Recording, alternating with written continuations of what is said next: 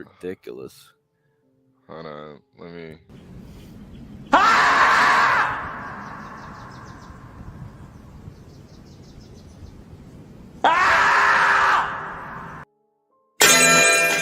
Can't argue with the numbers. The numbers are the numbers. Drake knows the business. It's all about the singles. Damn, what happened? Well, now you got me like in my Ja Rule kind of mode, Jungle. Like, just talk about like rap music. One of my favorite songs of Ja Rule was "Put It On Me." I die if you ain't with me. So baby girl, put it on me. What would I do without you? I only think about you. I tired and lonely. So baby girl, put it on me, on me. 10 more seconds in, Ja Rule get a screen for this. Keep going.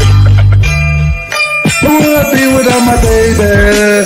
The style on my break, man. I don't wanna go crazy. So every thug needs a lady, lady. I think Ja Rule just got paid for that one.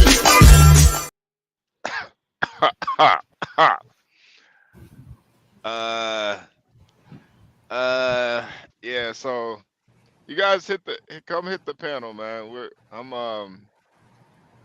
I just parked, so I'm yeah, I'm kind of God bless Black's daughter though, man. Jesus Christ. Yeah. Yeah, I couldn't even imagine getting trampled by a fucking horse, man. Oh, that happens. You know, I mean, I'm surprised that people still train like kids to learn how to ride horses these days. You know. Yeah, Most people don't anymore for that reason. Yeah, There's a risk. yeah. It's a huge risk. Unless you're an aristocrat. I guess Blacks is an aristocrat, right? Yeah. It's like a, you know, kind of comes through with the territory.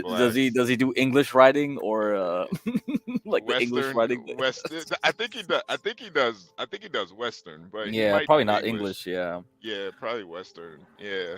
No, because when I was a kid, I actually used to ride horses. I used to go.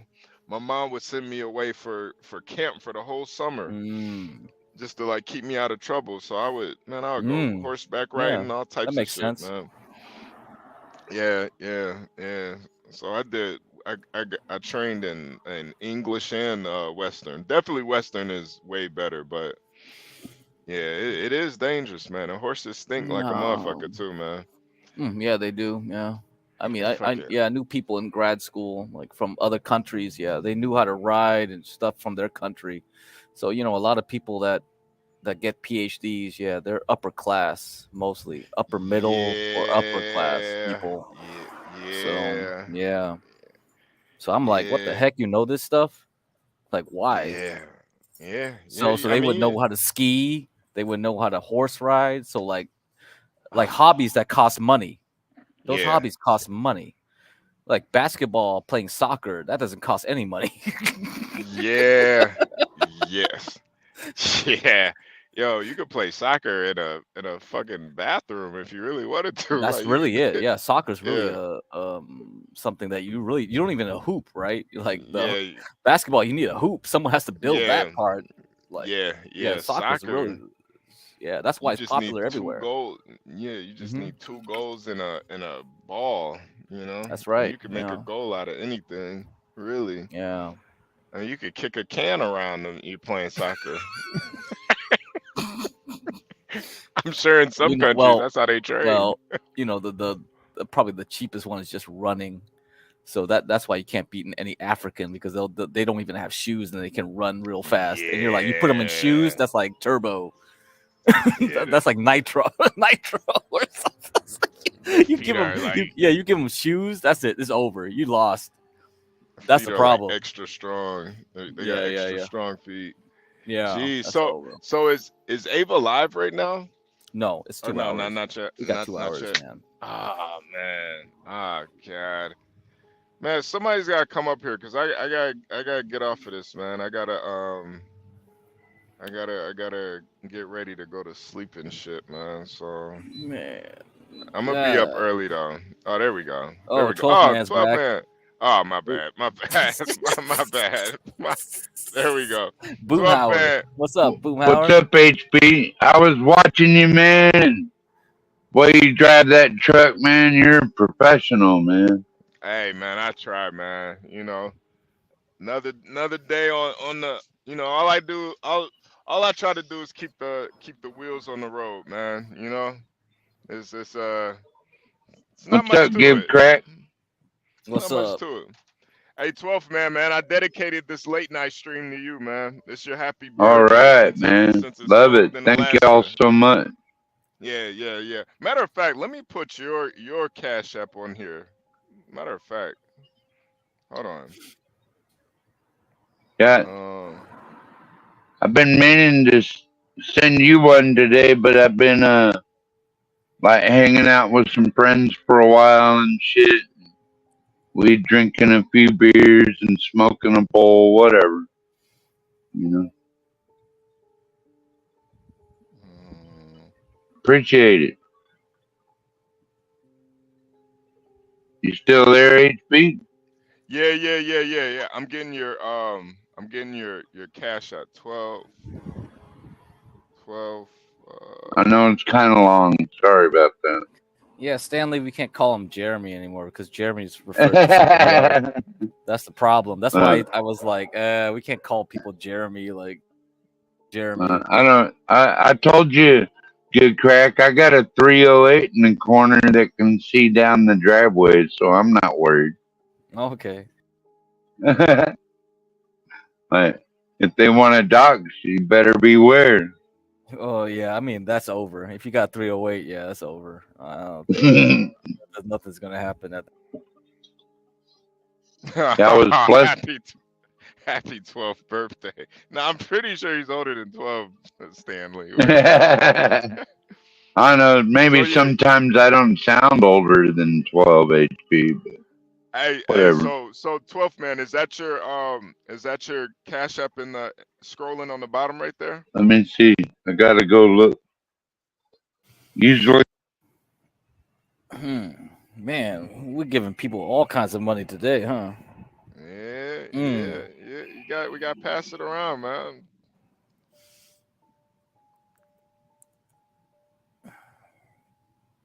I just want to make sure that's your Cash App right there.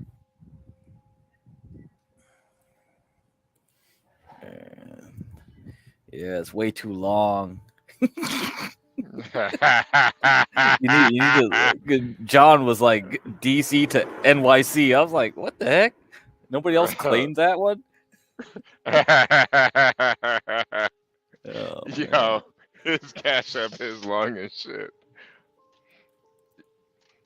Yo, 12th man, is that yours, man? Oh man. Well, happy birthday again, man. I'm gonna be listening in. I'm getting ready for bed. I'm about to eat something and take a shower. So I'm gonna be listening in though. All right.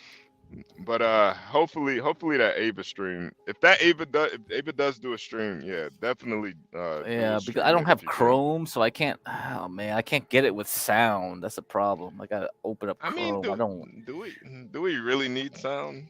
No, you don't really need it. But if she can come on panel while she's streaming. That's better. Yeah. Yeah, it was awesome stream today. Hey, Master Kim, what's up? Happy birthday, birthday. I would say boy, but I don't want to insult you. Birthday man. Happy birthday. It's okay. I'm still a boy in many ways. Aren't we all? I don't like how that sounded. You know what? That didn't sound right. Yeah. That's right. A boy in his box. A boy in his box. Stanley will always come up with something derogatory. That's what I've noticed about Stanley. Oh well, is that how you feel?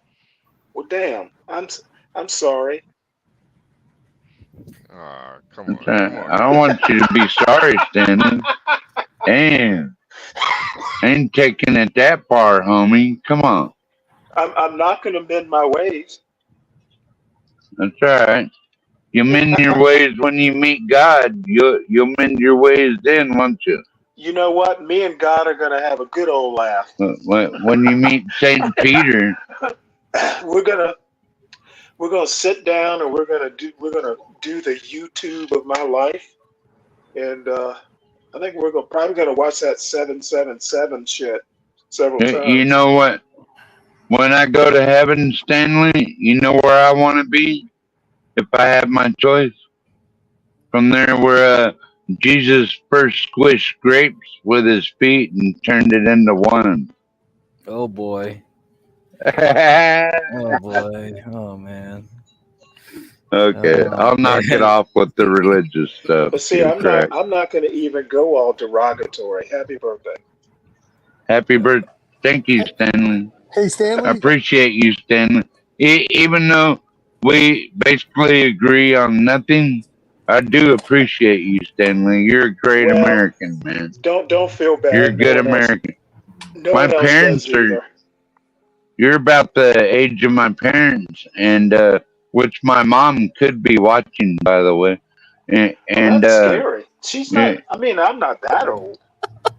I mean, I don't think I am. I mean, you're 50. You're 50 something, right? 53, Stanley. Thank you. Well, damn, I'm just 59. Oh, okay. You ain't old enough to be my daddy, there. Well, that's my point. I'm probably not as old as your mother. Oh is man! My point. Oh my God! Don't be talking about people's mama. Well, no, I'm saying going there. She didn't have you when she was 6, did she? No, she was 17 actually. Okay, 17 years old. She's older than I am. Well, you sound pretty old, Stanley. That's not an insult. I mean, I have an old soul. Yeah, hey, Stanley, me too, Stanley.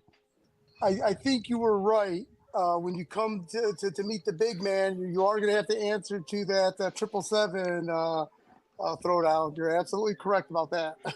Well, I am absolutely sure God has a sense of humor.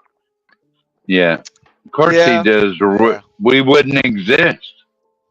Or if God didn't have a sense of humor. I mean, look in the mirror. Down syndrome wouldn't exist if he didn't have a sense of humor, man. Come on, man. Oh wow! Oh man! Oh. You know what? I have a feeling that you might have to account for that one. What's up, sir? Good to see you, sir. What's up, man? How you enjoying your birthday today, man? Pretty good. Chilling out with y'all, man. The same thing. Great I'm doing, birthday. Man. Watching a little bit of football, playing a little bit of football, just chilling. I was over on the Black Alpha Network a while ago, and he preaches some pretty good stuff. Like we can afford to treat these illegal immigrants or whatever in the fuck you want to call them, like royalty, but we can't afford reparations. What a fucking joke. I don't even. Yeah. Well, you're in Alaska, man. Are you guys getting an influx of immigrants up there? I doubt it. Yeah, you guys get Somalis, right? There's a African. I watched. Where are they from? Remind me. Somalia. I was shocked. Yeah, wow. I totally shocked. I'm like, how do they handle the cold? No way. Wait, so they're leaving Africa and going to Alaska? Yeah. Well, it's not. Wow. It's not even that. It's not up to them where they want to go. The government just plants them in different cities and stuff like that. But let me tell you something. Let me tell y'all something. That we are number one in fentanyl deaths per capita, and Alaska is also number one per capita in human and child smuggling. So what's that tell you? What's that tell you? Well, I think it tells me they're cold. Oh man. Oh man. Oh man. That's why they're ODing from fentanyl, because it's cold. Like it all comes from Mexico, or South America. Well, no, I was actually. How does it get into You're saying Alaska? people Through are Canada, smoking or? fentanyl because it's cold, Stanley? Well, Fuck is no, I'm wrong with saying you, man? no. You know what? This joke is going to go south, so I'm going to stop while I'm ahead.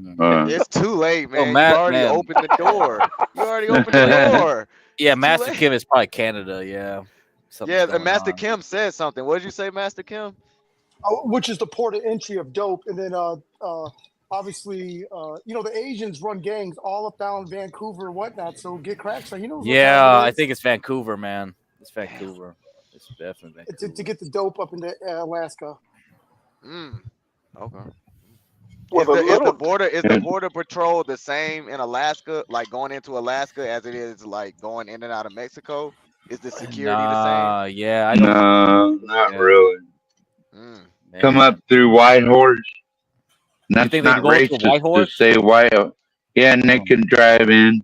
Yeah, we get a lot of over-the-road truckers here, and that's why I really appreciate HP's video, because it shows the trains and the freight liners and the tankers and everything that makes this world go around, and just what just truckers every day. do. Yeah. You know. I told HB I'm gonna Pilot. start doing the same thing when I'm driving. I'm gonna get a mount and I'm gonna face my camera out, and that way you can see me and HB and whoever else is driving facing out. Yeah. Momo. That'd be I'ma fucking do the same awesome, thing. man. Yeah, I'm gonna do the same thing. It's a good. Right on. Good idea. And I'm not like HB, so I'm in the South and I'm on back roads a lot. So you guys are gonna see like a lot of highway traffic with HB. With me, you're gonna see a lot of back roads. Nothing but woods, Okay. Yeah. 2-lane roads. Do you ever haul chickens or cattle? No, sir, but I heard hauling cattle is big money, but I also heard it's hard to get into it because it's kind of a private sector of Yeah. Interesting. It's a Them private cowboys kind of stick together, don't they? Yeah, it's big. Yeah, man, you gotta kind of know somebody to get into that, and that's big money. That's big money trucking, big money. Cattle, shit, yeah. But no, I've never done that. I've never done that. That's more of a Midwest thing, man. I'd say. Yeah. Okay. Kansas and Texas and Oklahoma, yeah. They have to pay you good, because that's a mighty boring country to drive through. I mean, it's not like seeing the Rocky Mountains and the Northwest, all that shit. It ain't just that, but it's the actual cattle, man. Those things cost money, man. I don't know what a cow cost, but if I was to ballpark, if a farmer wanted to sell me, I'd say a decent cow, an average cow, he'd probably want, I don't know what, $12,000-$13,000 for it, something like that. No, it ain't that much. It ain't that much? Okay. No. But we have a guy here that it's called the 14% Ranch on Facebook. If you guys want to look him up, and you can get like half a cow for, I think, $3,500, and then if you want the whole cow, and by the time you get it all butchered up and shit, you're paying about $11.50 a pound. But it's wagyu, man. The best beef you can get. It's the best beef you can sink your teeth in. And I think it's like 7,000, something like that, for like the whole cow all butchered up. So wait, what makes it Wagyu exactly? Is it the breed of cow, or is look it it up? Just look at the difference between Wagyu and regular Walmart beef. You'll be amazed. I thought they played classical music to the cows or something. Yeah, I was. He does. Maybe they give it us. He does give them crack. Certain things and something. Yeah, marbles or something, right? Yeah, they feed them a certain way. I think they massage them or something. Yeah. You said they massage. Yeah, and they play Mozart for them and everything. It's really Japanese though, right? It's really the originally. Yeah. Originally, yeah, John. It's American now. Real, American. Yeah, we brought it over here. We got our own now. We don't need Japan. We don't need Japan no more. Not at least for that. Now, I'm not gonna lie. I would say Japan probably feeds their cows better shit. I would say they probably feed them better shit. and they're which will make the Wagyu taste better in the long run. But it's to answer your question, 12. No, I've never hauled cattle because it's a private sector of trucking, and that's very hard to get into. It's kind of like government contracting. You I believe get it. into it. Yo, why is it so hard? I believe it. Say again. Why is it so hard? I believe it. Sorry. Like 12 man said, man, a lot of those ranchers, they keep it in house, man. They don't they not gonna just bring in new guys. You know what I'm saying? That's big money trucking, John, hauling cattle. So a lot of those guys, they either know the breeders, they know the farmers, they know the ranchers. And it's like I said, it's just a private sector, bro. They know the farmers too, because they haul hay and straw and all that. Yep. Too, and did you know, for everybody? Did you know farmers are legally allowed to drive commercial vehicles without a license? Really? I didn't know that either. Wow. Wow. Yeah. Farmers can drive the same shit HB was driving today without a license. Is that on their property or out on the commercial road? No, they can be out on the roads and all. Yeah. Yeah, and there's another secret that they can drive on the number 2 diesel instead of the number 1. Like they're allowed to haul red diesel instead of the regular shit. Yeah, I didn't. Man, I just read about that just the other day, that there's a difference between, was it red diesel and what's the other one? A dye diesel, like a ultra low sulfur. No, it's a high sulfur diesel. It's like a 46 cents difference. So yeah, there's a huge. So the state and federal taxes are not. What the heck? It. Yeah, but it's made for dozers, farm equipment, stuff like that. Oh my! So that's a huge savings. Huge savings. Oh, it's a huge savings. If Sir put that off-road diesel in his truck, he'd be fine big time. Yeah, they called it. Yeah. I would basically never have. I wouldn't say never have to stop to fuel up, but I would save expenses as far as fuel costs if I was able to do that. Man, it's colored or something, so they know that you got the wrong gas. Yeah. It's not even just that, John. You can't get it from any truck stop. John, you had to go there. Yeah, these are specific locations. Oh man, I'm reading about ridiculous, man. Yeah, they colored. So if you do go somewhere and put that shit in, they catch you, man. Like they'll fine you severely for that shit. Yeah, this is a racket, man. It's just it's everything. Everything's controlled. Get crack. It's all my controlled. god! It's all controlled. Give crack. What's up, man? It's the same gas, right? No. The number 2 diesel burns a lot slower, man. A lot slower. Yeah. And like he said, there's a 42 cents difference. That adds up, dude. That adds up. I'll bet. 42 cents on the dollar? Are you kidding me? Yeah, look at it this way, John. Today, I only drove about 6 hours today, but I spent about $207 in fuel. So if my load was paying me $18.50, I gotta take that fuel cost out. Now, if I had that number 2 diesel, I probably wouldn't have had to stop at all. I probably would have had to stop to get home, but I would have been able to get that load where it's going, bring the container back, pick up my load for Monday, and then get fuel on the way home. That would have only cost me maybe, and I'm probably not even gonna fill up then. It's probably smart to fill it, but that would probably cost me like $120, $130 to fill it up.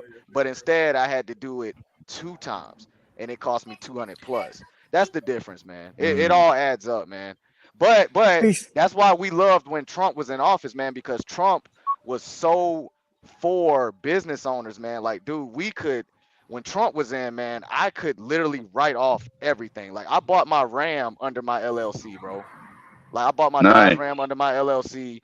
And I didn't get all the money back for spending that, and I gotta keep it at the location. But did you go with the diesel or the gas Ram? You went with the diesel, right? No, sir. I don't have anything to haul. I went with a V6 Ram. It's a beautiful Ram, but it will not race anybody.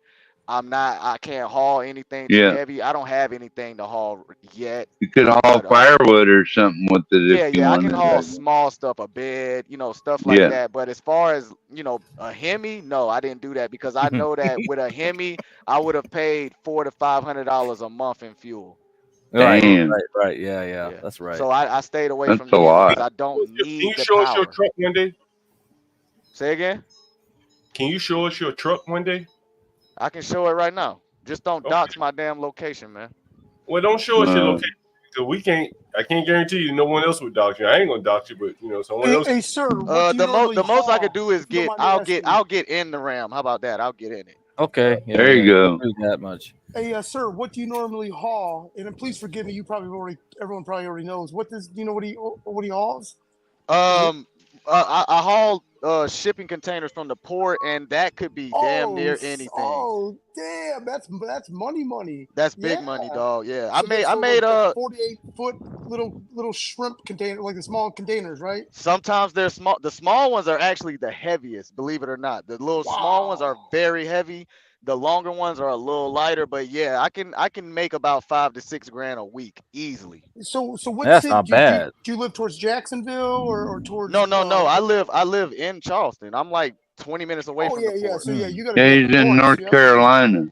Yeah, so I'm home every night, home on the weekends, and nice. I make about I'm making about I'd say about $1,850 to $2 grand a day doing this. Damn.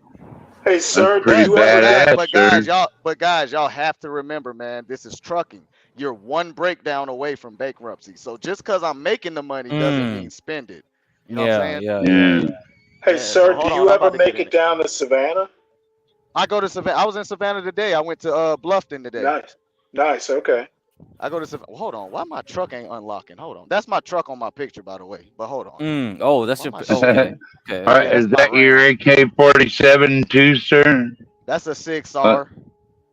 Nice. 6R. It's a assault rifle. It's a M4. It's a M4 styled assault rifle that shoots 7.62s. I bet Stanley is offended by that avatar. Why would I be offended? I am a weapon. I am a avid. But here you go, guys. Avid weapon. Hell, the last time I was home, my father, my son, me, and my father went pistol shooting. And of course, someone said that's very true. Those truck problems are very expensive. My neighbor outside, she got a fat ass. Go ahead. What'd you say, John? She got a fat ass. She said, "Let us look at it, sir. Come on, man. You ain't sharing. She got a. You ain't sharing, dude. Come on." Well, I couldn't show that, man. I don't need y'all doxing my neighborhood or somebody doxing my neighborhood. But no, and honestly, guys, that's not even a brand new Ram. That's a 19. And I'm honestly not paying shit for it, man. So I mean, it's a great truck. Hasn't given me problems yet. It's a V6, like I said, but it looks good. It drives good. It hauls what I needed to haul. Like I can take the whole family to the beach and carry all the tents and stuff like that. I can pull the camper without a problem. But that's my baby. Now, when I upgrade, I'll probably get a Hemi. But if I don't need a Hemi, I'm not paying for fuel when I'm not pulling nothing. Where do y'all go? Isle of Palms? Yeah, I go to Isle of Palms. How you know that? Dude, I'm from Savannah. I'm from Savannah, and I spent plenty of time. The naval base was open back in the early 90s. Yeah, it was. Hey, you ever went to Hunting Beach, Stanley? No, but I know about it. Yeah, I went to Hunting Beach like 2 weeks ago, and Hunting Beach, guys, is basically a camping site that's right on the beach down in Savannah. Like you're literally right on the beach. And me and my fiance's family, we buy tents and all that shit. Like when we go camping, we're in tents. We really camp. So other than that, then the only reason I bought a pickup truck is because I bought a house. And of course, you're gonna have to like haul stuff. Well, sir, you're half redneck if you bought a pickup truck, whether you know it or not. You're half redneck. My grandma's Norwegian, so I mean, it's right on. Yeah, awesome. My grandma's white. Her name's Judy. Yeah, we all mixed up in America. Yeah, and that's the sweetest woman I've ever met in my life. I love Judy. I need to go see her. I'll probably go tomorrow. Oh, she's still alive. Oh yeah, Judy. Yeah. Hell yeah. Oh. Hell yeah. That's good. Yeah, my grandma's still alive. She lives like 15 minutes away. I've got to go see her tomorrow. So right on. But yeah, that's what I do, guys. What I did is when I got out the military, I went into trucking. I went on the road for like a year and a half, damn near 2 years with J&R Shugel, stacked up some money, and then of course I was stacking my pension as well. And when I came out of trucking, that's when I bought my house, bought my rig. I had already got my letter of intent from Containerport, which is a company telling the bank, hey, he has guaranteed work. We're gonna be giving him the work, and I was able to buy my truck, and I've been doing that ever since. And it's damn good money, y'all. Yeah. It's very hard to not touch it. Very hard because it's so much, but you cannot touch it because a transmission alone is like. Yeah, I get that. You got a question on the screen, sir. You have a question on the screen. But does the number 2 fuel give less horsepower, and is the power less the gas mileage savings worth it? I don't think it gives less horsepower, man, because if it did, I don't think the farmers would use it. Because the farmers are hauling heavy shit too, bro. They're hauling heavy shit too. And plus they use that same fuel in their tractors, their bobcats. Right. They use that fuel in all their shit. Yeah. So You ever seen a combine on a truck trailer, like one of those big ass combines? No. Hey, sir, you got another question? Class B or Class A? A. You gotta be A. Gotta be. The difference between Class B and Class A, is the God damn it, it's the braking sulfur system. content. We use air pressure. Yeah, the air brakes. There you go, the air brakes. I'm sorry, I had a brain fart. It's the air brakes. So basically, the difference is a school bus would be a Class B vehicle, and a vehicle where you see those hoses going from the tractor to the trailer, that's automatically Class A. Automatically. Yeah. What do those hoses do? Yeah. Those are the air brakes, man. That's what that's what transports air from the tractor to the trailer, and that way I can pull one of the levers and it'll lock my trailer brakes, or I can pull the other lever, it'll lock my tractor brakes, or you can pull both and it'll lock all the brakes. It's your brakes. That's how you stop. You use it for parking, really. That's not how you stop. Hell no. I think y'all down with stop, I've heard. Yeah, well, we got newer trucks now. I would say like older guys, man, they probably still use a manual truck, so they would have to downshift and stuff. Yeah. But us newer guys, we're in automatic trucks. Right. And the engine has a J brake, and the J brake is basically the same thing as downshifting, but the engine does it itself. Yeah. You know what I'm saying? So automatic. Yeah. I hear the Jake brake almost on a daily basis where I live, sir. Well, honestly, the J brake is, in my opinion, is not that safe, man. But I mean, that's modern trucking, man. We're not. If you're coming down a hill too fast, you gotta hit it, man. Yeah. A lot of times,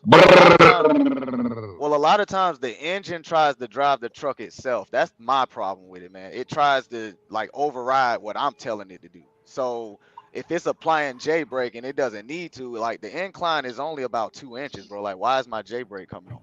Now, if it's like a 9-inch incline, okay, I get it. Like, we just dropped this about this much. Like, I get it. I'm carrying 80,000 pounds. I get it. But if it only dropped 1 inch to 2 inches, why is my J brake being applied? You know what I'm saying? And it applies in traffic. It automatically comes on, sir? Hell yeah.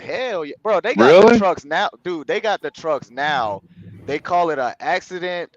I want to say an accident mitigation system, which is basically a system on your engine where I can cruise control my truck to 68, but if the car in front of me is doing 65, that truck is going to automatically go down to 64. Damn. Automatically.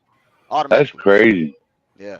So until that car is out of camera view, then it'll pick back up to where you had it set. But as long as there's a car in front of you going slower, that engine is gonna. So it's like now at this point we're just damn controlling the steering wheel, dude. Like it's almost like AI is controlling the vehicle. It is that, and it's crazy because the trucking insurance companies are the ones that want you to have this on your truck now. Yeah, Yeah. in my opinion, it controls a lot of different things, man. It controls your speed. It controls how many miles you can get in a certain amount of hour. It controls a lot of things. They're making money off putting these shits on the trucks, man. So, but do I Yeah, think we didn't the Tesla truck is coming, guys, but I think we still got like another 50, 60, 70 years before we see trucks driving by themselves. Even then, trust that there should one, still be sir. somebody in the truck. Somebody should be in it. Yeah. Yeah, That's coming, dude. It's coming. for safety reasons. Yeah, it's coming though. Like we all seen iRobot. It's coming, dude. We see the Teslas. It's coming, man. You know, Elon Musk wants to put a chip in your head, especially for paraplegics. That way they can control their computer from their brain, not Not only even that, have but to touch anything.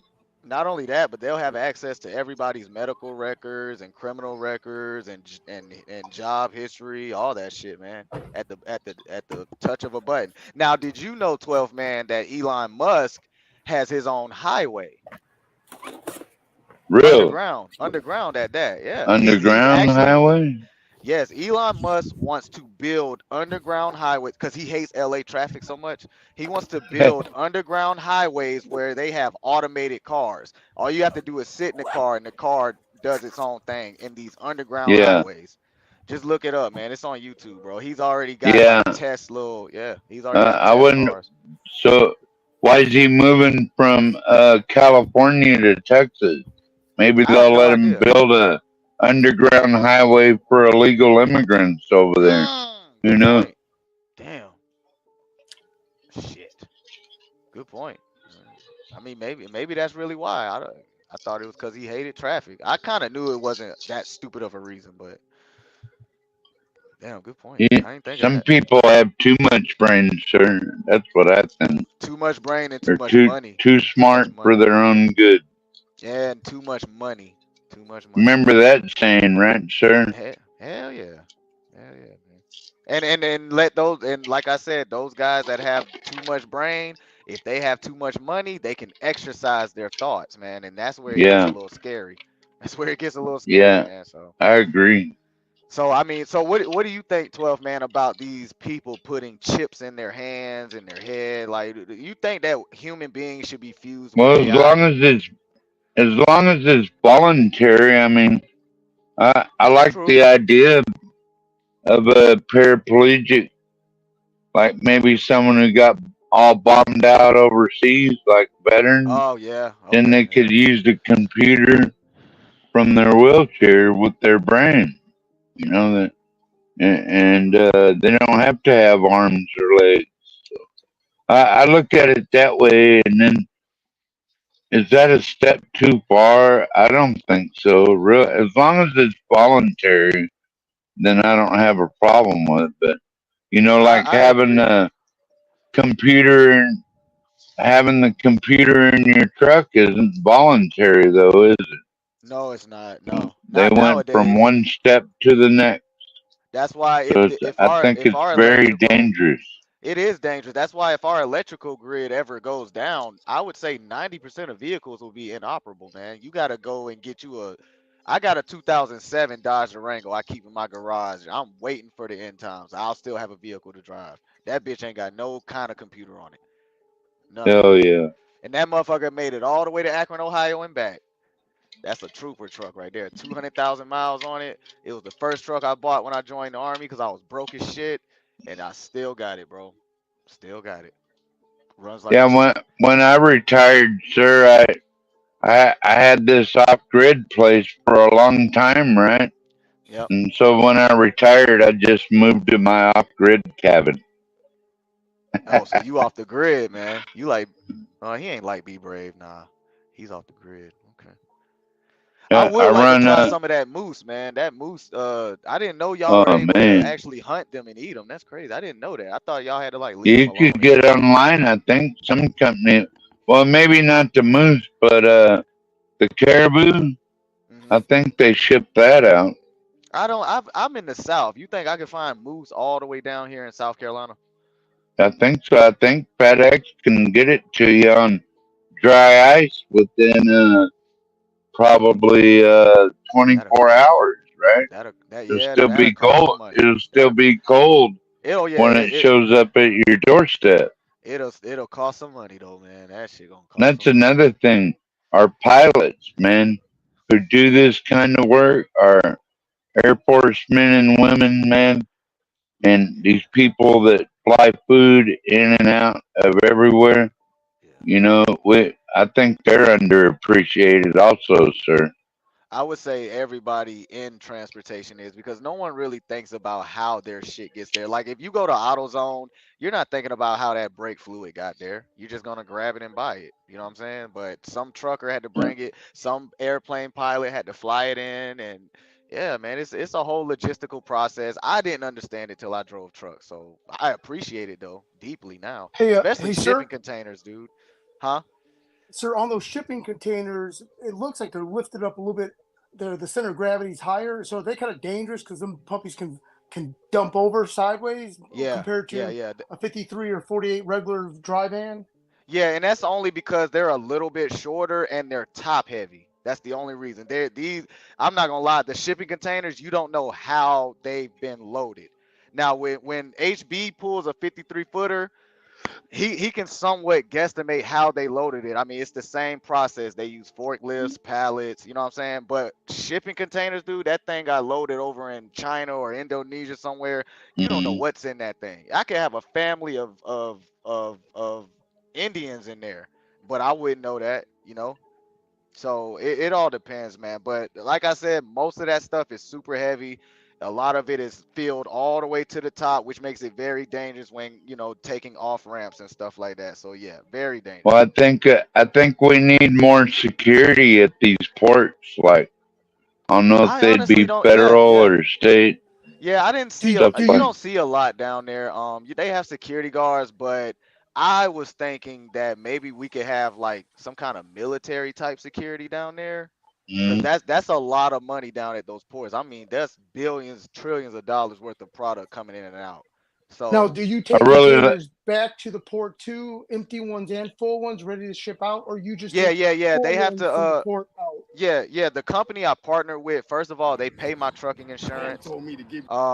And what they want you to do is take the load where it's going and bring the empty container back. So what they do is they pay you for loaded miles and they pay you for unloaded miles. So when I'm loaded, I'm getting paid $2.63 a mile. When I'm unloaded, I'm getting paid $1.63 a mile. So what they want you to bring that empty container back, and that way they can, you know, do what they do with it. But usually they sound like they're kind of milky for that, sir. Yeah, it kind of, you know. I mean, it's business, man. You know, everyone's gonna take a L somewhere, you know. But the good thing is that the company I'm with, they pay up to $400 in fuel every day. So at least one fuel stop is not on me every day. So yeah, when I take the load where it's going, it's a live unload every time. So that's when I'm in my sleeper talking to y'all, playing a game or something. And then when they're done, I'll bring that load back empty, leave it, and pick up another load. Like today, pick up another load that ain't due till Monday, take it to the truck stop right down the street from the house, and then I'm at home all weekend till Monday. Sir, how many miles can you drive with 2 full tanks of fuel? How far can you go? In my truck? Yes, sir. 2 full fuel tanks? Shit, man. That's my truck does well. It all depends on how fast you're driving. There's a lot of different variables in it, man. So if I was to guesstimate, let's say I'm going like 68 miles an hour the whole time, even though I don't. Average. Just average. Just the guesstimate, man. I can probably get on 2. I could probably get like 600 miles on 2 full tanks.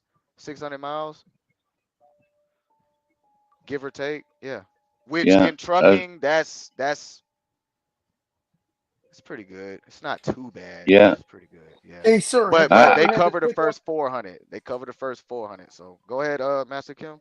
Yeah, have you ever had to pick up some containers like out of Atlanta or like from some Russian, like shady ass businesses, knowing that they're probably stolen Audis or stolen cars? Yeah, no, that's crazy. You bring that up, man. I did that Tuesday.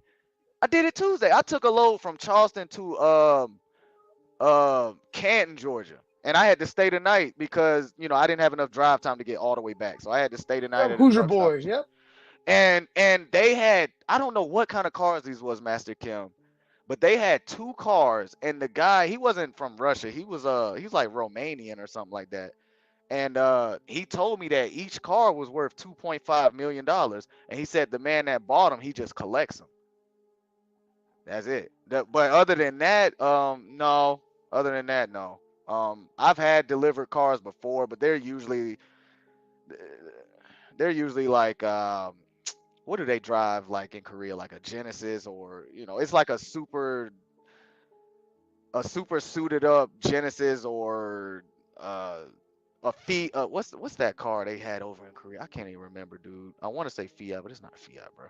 But yeah, I've had that Tuesday, man, and it was they looked like Lamborghinis, but they were not. I don't know what cars they were. They had the little foreign writing on them, foreign tags. They honestly, we don't know anything, Master Kim, man. They tell us on the bill of lading, it tells us where this load's going, what time it's supposed to be there, how heavy it is. It doesn't go into what's in there until you get to where you're going. And a lot of times I got to back into a dock. So whatever they are pulling out of there, I don't see it unless I want to go inside and watch these guys work, which I don't. I'll lay in my sleeper and play the game, you know, so. But yeah, I've definitely ran into that shady cars. Yeah, they usually got to pull those cars off with the big forklift, like the huge one. It's a huge forklift they use for those. Well, you know those unloaders I'm talking about, sir. Those big ones that pick the containers off the ship, and they all have Chinese cameras. So, like China's monitoring, they're monitoring everything. Anybody that offshores with us, they monitor all their loads. Yeah, they do. They do. Oh, I got it. They know exactly where they're I have company. I gotta run, y'all. I appreciate it. Maybe I'll see y'all later. Take care. Happy birthday, man. Happy birthday, dude. Thank you, Master Kim. God bless y'all.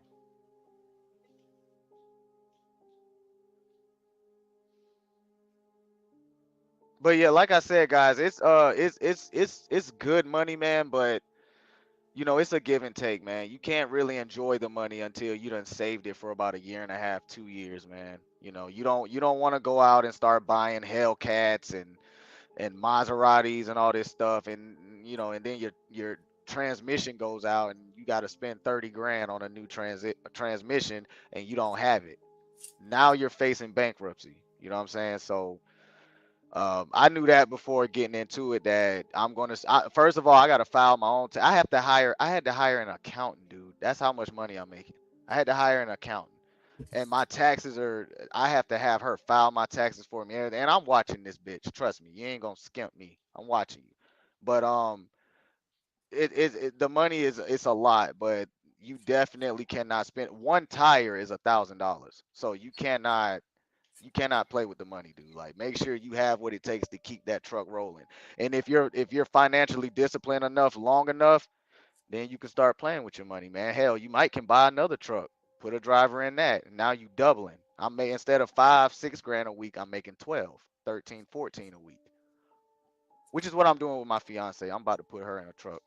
Well, she can start driving. No, she's been driving for like 1.5 years at a local company. She has her experience now, so she qualifies to come into the company I'm partnered with in a separate truck or in my truck. But it doesn't make sense to drive my truck. She needs to get a separate one. That way we're not splitting the pay. You know what I'm saying? She gets her pay, I get mine. But if we did share the truck, I mean, in that aspect, now I'm only working 2 days a week. Hey, sir, what do they call it when you partner with somebody so the truck is keep running? Oh, that's called team driving. Team driving. You ever thought about doing team driving with her? With my fiance, no, because we have a 3-year-old. That's not even. Oh, okay. And my 3-year-old, he's in like speech therapy and all this other stuff, so he needs us. So no, we can't do that. That's not an option. So. Oh, okay. But that's big money too, man. That's huge money. You making money while you sleeping doing that. Yeah. I heard some people that they do it. They just rotate. Yep, that's it. Them wheels don't stop turning, man. They Yeah. don't. And as long as them wheels are turning, you getting paid. So yeah, you get 12 hours a day where you getting paid to sleep, beat off, play the game, whatever the fuck, So, but no, I've never done that where we can't do it. We have a kid. Yeah, HB was mentioning this, that get into some of these niches, like whether the low boy trailers or what you're doing, the containers, that those make the money. And again, that's why you're staying in there, because they don't want to mess with people unless they got experience, whereas you're already there making good money. So you're in a very good situation doing those containers. Containers, yeah. And not only that, I live near the port, so I'm not burning any gas to get home. So yeah, it's very, and like I said, man, like y'all saw how HB was driving for maybe 8-9 hours today, dude. I probably drive on average 5 to 6 hours a day, and I'm still bringing in about $5,000 a week. So I mean, it's big money, dude. It's big money, but like I said, it's your truck, bro. So if something happens, don't look at the company like, hey man, they're gonna be like, hey dude, that's your truck, man, get it fixed. So yeah, just make sure you have the money to keep it rolling, dude. Because I guarantee any breakdown is probably at minimum $10,000, bro. Off the flap, $10,000. So, but my Freightliner, man, I've had it for 2.5 years now. I haven't had to have any major fixes yet. It's been a good bitch for me. And I stay in my prayer. I try to do the right thing. I try to be right by people, and life kind of returns that for me, man. Honestly, so is your Freightliner like a day cab, or do you got a sleeper on it as well, like a little condo in back? Yeah, I got a double sleeper in there. I just like the double because I like the double because it's like a little room in there, and I like that because I just like the space. And like I said, it's always a live unload. So, and these guys can take however the hell long they want to unload you. So you want to have that space and comfortability for when you're being unloaded. Oh, and they also pay you. My partner in company also pays me.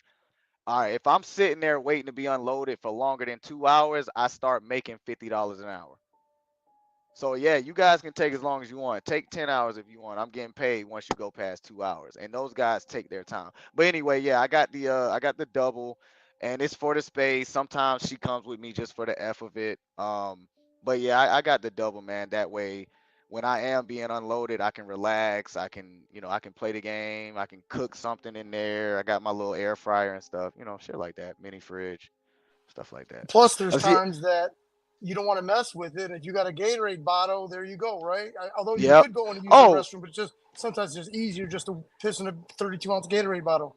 Master Kim, let me show you something that I invested in, man, because I don't have the best stomach. So, and that sucks for truck drivers because it's very hard to get to a toilet sometimes.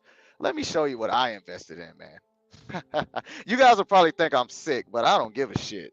Because if I got a shit, I got a shit, right? Show you what I invested in. Hold on. It's in my garage. Where is it? Where did my fiance put my damn... Her and her sister cleaned my whole... Oh, there it is. Oh, man. Guys, don't laugh at me for this, but I be needing this. Better show us a pamper or something? Nah, man, nah. I think it's a lot better than that. Good one, John. A lot better than that, man. Is it like HB's Home Depot bucket and Kroger bags? Nah, I'm a little richer than HB, man. I got this right here. No slide of HB. See that? Oh, damn. My grandma had one of them shits. Yeah. See that? This comes out. I can go right in my sleeper and take a shit. I can pull over to the side of the road and go right there in my sleeper and take a shit. Now, what I do with the doo-doo is, that's my business, But yeah, my fiance actually bought it for me because I have to shit all the time. So yeah, she bought me that. What is that? What is that called? A portable toilet, or? Yeah, it's like a portable toilet. Yeah, you put like a trash bag in it, and I put a couple and a bunch of napkins and stuff. But yeah, it's basically a portable toilet. That way, if you can't make it to a truck stop, man, just pull over, go back in the sleeper, pull them curtains closed, and you good. That's my little portable toilet. We learn something new every day here, guys.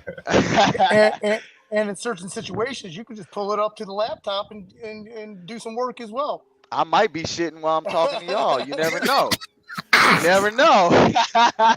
You never know. If I'm cammed down, you know what I'm doing. I'm just talking. Oh man. But guys, yeah, it was, I honestly, I only got into trucking. My uncle, like I said, my uncle was 22 years Air Force, and he put me on game, dude. So I'm trying to get where he's at, kind of. I can tell he stresses a lot. He has an Air Force contract with Shaw Air Force Base out in Sumter, South Carolina, where he hauls jet fuel. Well, his company brings, and he brings them jet fuel and stuff. And like I said earlier, man, he has like 7 trucks. He makes a little over $2 million a year, but he told me it's very stressful, like extremely stressful, to the point where he doesn't want to do it no more. So, maybe I'll expand to like a second truck and leave it there. I don't think I'll go up to like 7, dude. And then CKJ was talking to me about the government contracting. That's really my end goal. That's what I'm trying to get to. But I have to run a successful company for up to 2 years before I can even qualify for any secure bonds and SB loans and stuff like that. So I'm working towards it, man. I think I will be rich one day. How long you been in business for? Say again? How long you been in business for? Right now, 2.5. No, man. You right now, but no, you can get in now, sir, man. I can get it now. All you need hey, you know what's crazy, CKJ? All you need is one contract. I have a homeboy. Yeah. Once you get your foot in the door, that's over. It's over. a wrap, You're man. I'm telling you, man. Now I got a homeboy that was in the Navy for 10 years. I don't know what he did exactly, but he knows how to he knows how to bid for those contracts. There you go. He knows how to write up the bidding. So I'm gonna have him come in and he's gonna be bidding. Every state, I can't think of the name. I have it for you next time. But it's pretty much is like a free organization. They do all the paperwork for you. Get your it'll get your because you need in the cage. Is it a cage code? It's a number that you need in order to start filling out for the when you go on SAMS.gov. It's a number, but they'll walk you through the whole process for free, man. Now, I can't think of the name. It's every state. Every state. Now, is it true that these loan officers, not loan officers, I'm sorry, these contract officers, are they really like how the military is, man? Like the shit got to be a certain font, it's got to be spaced a certain way, it's got to be spaced from the everything man. in that. No, I'm telling you, man. It's just if you look up like SAMS.gov, just go on there, you just fill out the application, man. It's just an application, but you need it's a number.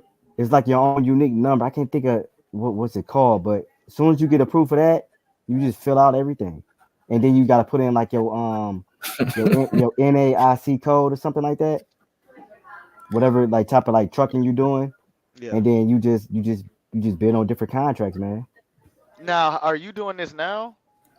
No, I just know about it. You just know I want to get into doing it, but like I don't have like a niche that I can do with the government quite yet. But I know how to Yeah, I looked at some of those. Navigate it. I looked at some of the contracts on SAM.gov, and I like how they're they have contracts where they will buy you more trucks. It's the government will buy you more trucks, so it's you two can different fulfill ones. the You got contract. state and you got federal, so you can just do your state or you can do federal. I'm probably gonna just do state because I saw some of the federal contracts, man. They want you to deliver plants inside of a refrigerated trailer and take it out to Vegas, and I'm like, what are these plants? And why they got to be refrigerated? What am I hauling? You remember that truck driver got in that wreck and he had all them monkeys with the disease in it? Oh yeah. Y'all gonna have me hauling some shit that can end the world? It's a lot of money, man. It's a lot of money. I know it's big money, but goddamn, am I breaking morals to do this? Like, I'm not trying to haul prison refugees. Like I don't, you know what I'm saying? Like I'm just saying, bro. Like when you get into government, when you get into government hauling, bro, they got you hauling some shit. I know that might be some of the alien bodies, man. bro, sometimes they have you delivering to caves, and they have towers that chop your cell phone signal. That way you can't do nothing. Yeah, bro, it gets weird when you get into that, bro. But they pay you a lot of money. Pay you a lot of money, dude. A lot of money. That you get up to $1 million contracts when it gets to that, bro. They paying money for that, and they only want you maybe 2-3 times a month, dude. That's it. It ain't, the workload ain't even heavy, huh? You celebrate John your birthday that quick, 12th man? Still a little bit, but I wanted to touch on what Sir was saying, John. Cause they're not called invasive species for nothing, right? You get caught hauling invasive species, then they're gonna throw the book at you, John. That's just how it is. You're gonna throw it at John, I don't think that driver that day, I don't think he knew what he was hauling, man. When the monkeys got loose and they all had like a virus or something, I don't think he knew what he was hauling, man. Now I'm sure the trailer had some kind of air pockets or something like that for them to breathe and stuff, but like I said, they don't tell you what's in those things. It's none of your business. And as a matter of fact, I spoke to a guy at a truck stop one time, and he told me that he was in the government contracting. He told me that he had to haul a load one time from Texas all the way to North Carolina. And not only did he have to have state troopers follow him the whole way there, he had to have a white guy in a black suit and shades riding him hell nah. The whole way there. And that guy did not sleep unless he was asleep. When he was up, that guy is up. The guy the guy never spoke to him. He didn't say his name. He never spoke to him. He just sat there. And I was like, bro, what? I would just haul tanks and stuff. I don't want to get into that shit where I might get killed because I seen some shit. Just let me haul tanks. You got to be careful for sure, sir. What about all those, you know where the CIA gets all their money from, right? Since Congress cut their funding, they get it by human and drug trafficking for their black ops. Because Congress told them, well, if you want to raise money for your operations, then you have to do it yourself. So now that's been going on since the 80s, and the Kraken flew into black neighborhoods. That's all done by the CIA, and then pulling men out of family homes, particularly black homes, pulling all the men away from the family, gave them another industry, right? That's the prison industry. Sorry, John. No. Oh, you all right, 12th man? John, what's that strain you got there, my boy? Oh, let me look and see what they just brought me. I ain't gonna lie. If I wasn't a truck driver, man, boy, I'm gonna get there though. You see, I'm working hard the way I do, John. That way, I can be 40 years old and just smoke weed all day. You know? Yeah, you that's ain't what got I want. This is I'm well on my way.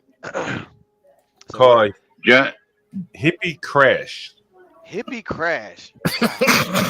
What the fuck? Hippie Crash. That's not good. Wow. If I was there, I'd hit it with you, John. I was expecting like Fruity Pebbles or ice cream. That nigga said Hippie Crash. Fruity Pebbles? Where do you get Fruity Pebbles from? This is the brand that's like a real high profile DC brand that I get delivered to me from time to time. John, I'm not gonna lie, man. When I first got out, I think I took about a year off, and I was smoking heavy, but I knew that I wanted to drive trucks, and I knew I had to put it down, man. You can't be doing that if you're gonna be driving trucks. You can't smoke. Man, look, man, you know, as an owner operator, guys, we get DOT drug tests us. You see the company drivers, they get drug tested by the company randomly. DOT requires 3 from us a year. And it's random. And it's random. I used to love smoking weed. I love smoking weed so much, right? Then when I was on probation, right? I've been on probation several times. Oh Lord. Jesus. So, I tell the motherfucker, like, you know, one time I was on, I said, you know what?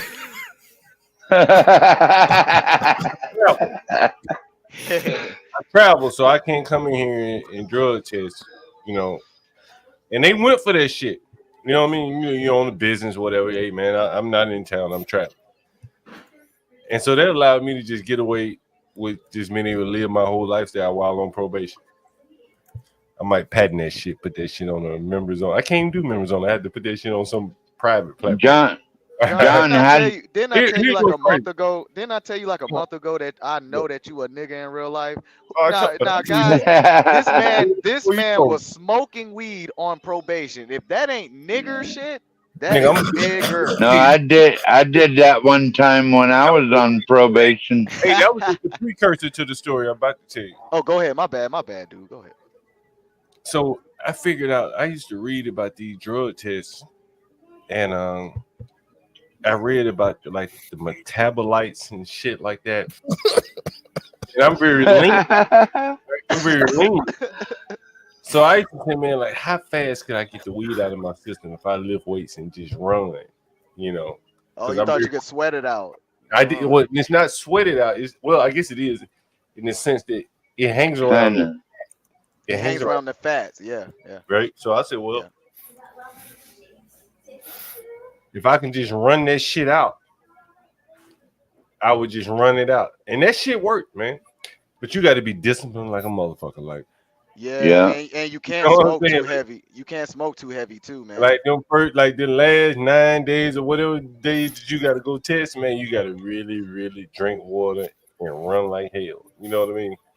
That don't work no more, John, because they take a hair follicle, even from your beard. They can tell when you did it and what you did and everything with a hair follicle. Right. Yeah, that's what they do with me. That's what they do with me. Because you see, I got to go through the Department of Homeland Security just to have access to the port.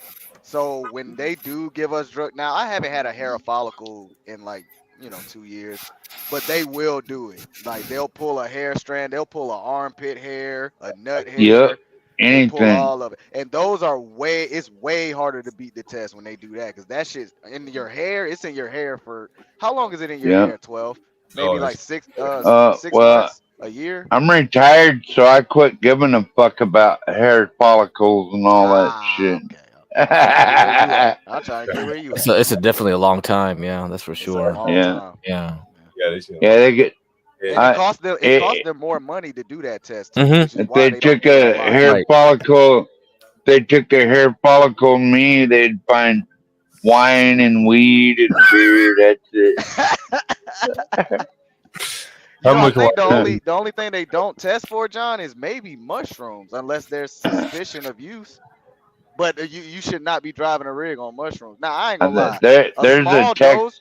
A small dose of mushrooms could be like a bump of coke. But if you do too much mushrooms, you start seeing visual. You laid out. Yeah, don't do that. So I'd say just stay away from shrooms while you drive. I used to do that shit back in the day, but not anymore, man. I'm too old for LSD and mushrooms. You used to microdose, or you used to do shrooms? Well, we used to say peace pot microdot back in the day. Oh shit! So I said, someone said, DG says, when does John eat and when does he ever sleep? The man is like I nap, man, like get cracked. You know, as I said, man. Hey, I did the same thing, man. When I got home, I took like an hour and a half nap, and now I'm talking to y'all. There's a light that never goes out, DG, man. I hate going to sleep. Man, I feel like I'm missing out on something, you know, to be honest with you. And it's been that way all my life, man. Like, I've never had an alarm clock ever in my life. Never needed one. I get up, and when I have had, been around one, I got to get up early or something. Like, I can't sleep sleepy. Like if I got a flight at 5 in the morning, I can't sleep. I got That's because we sleep whenever we want, John.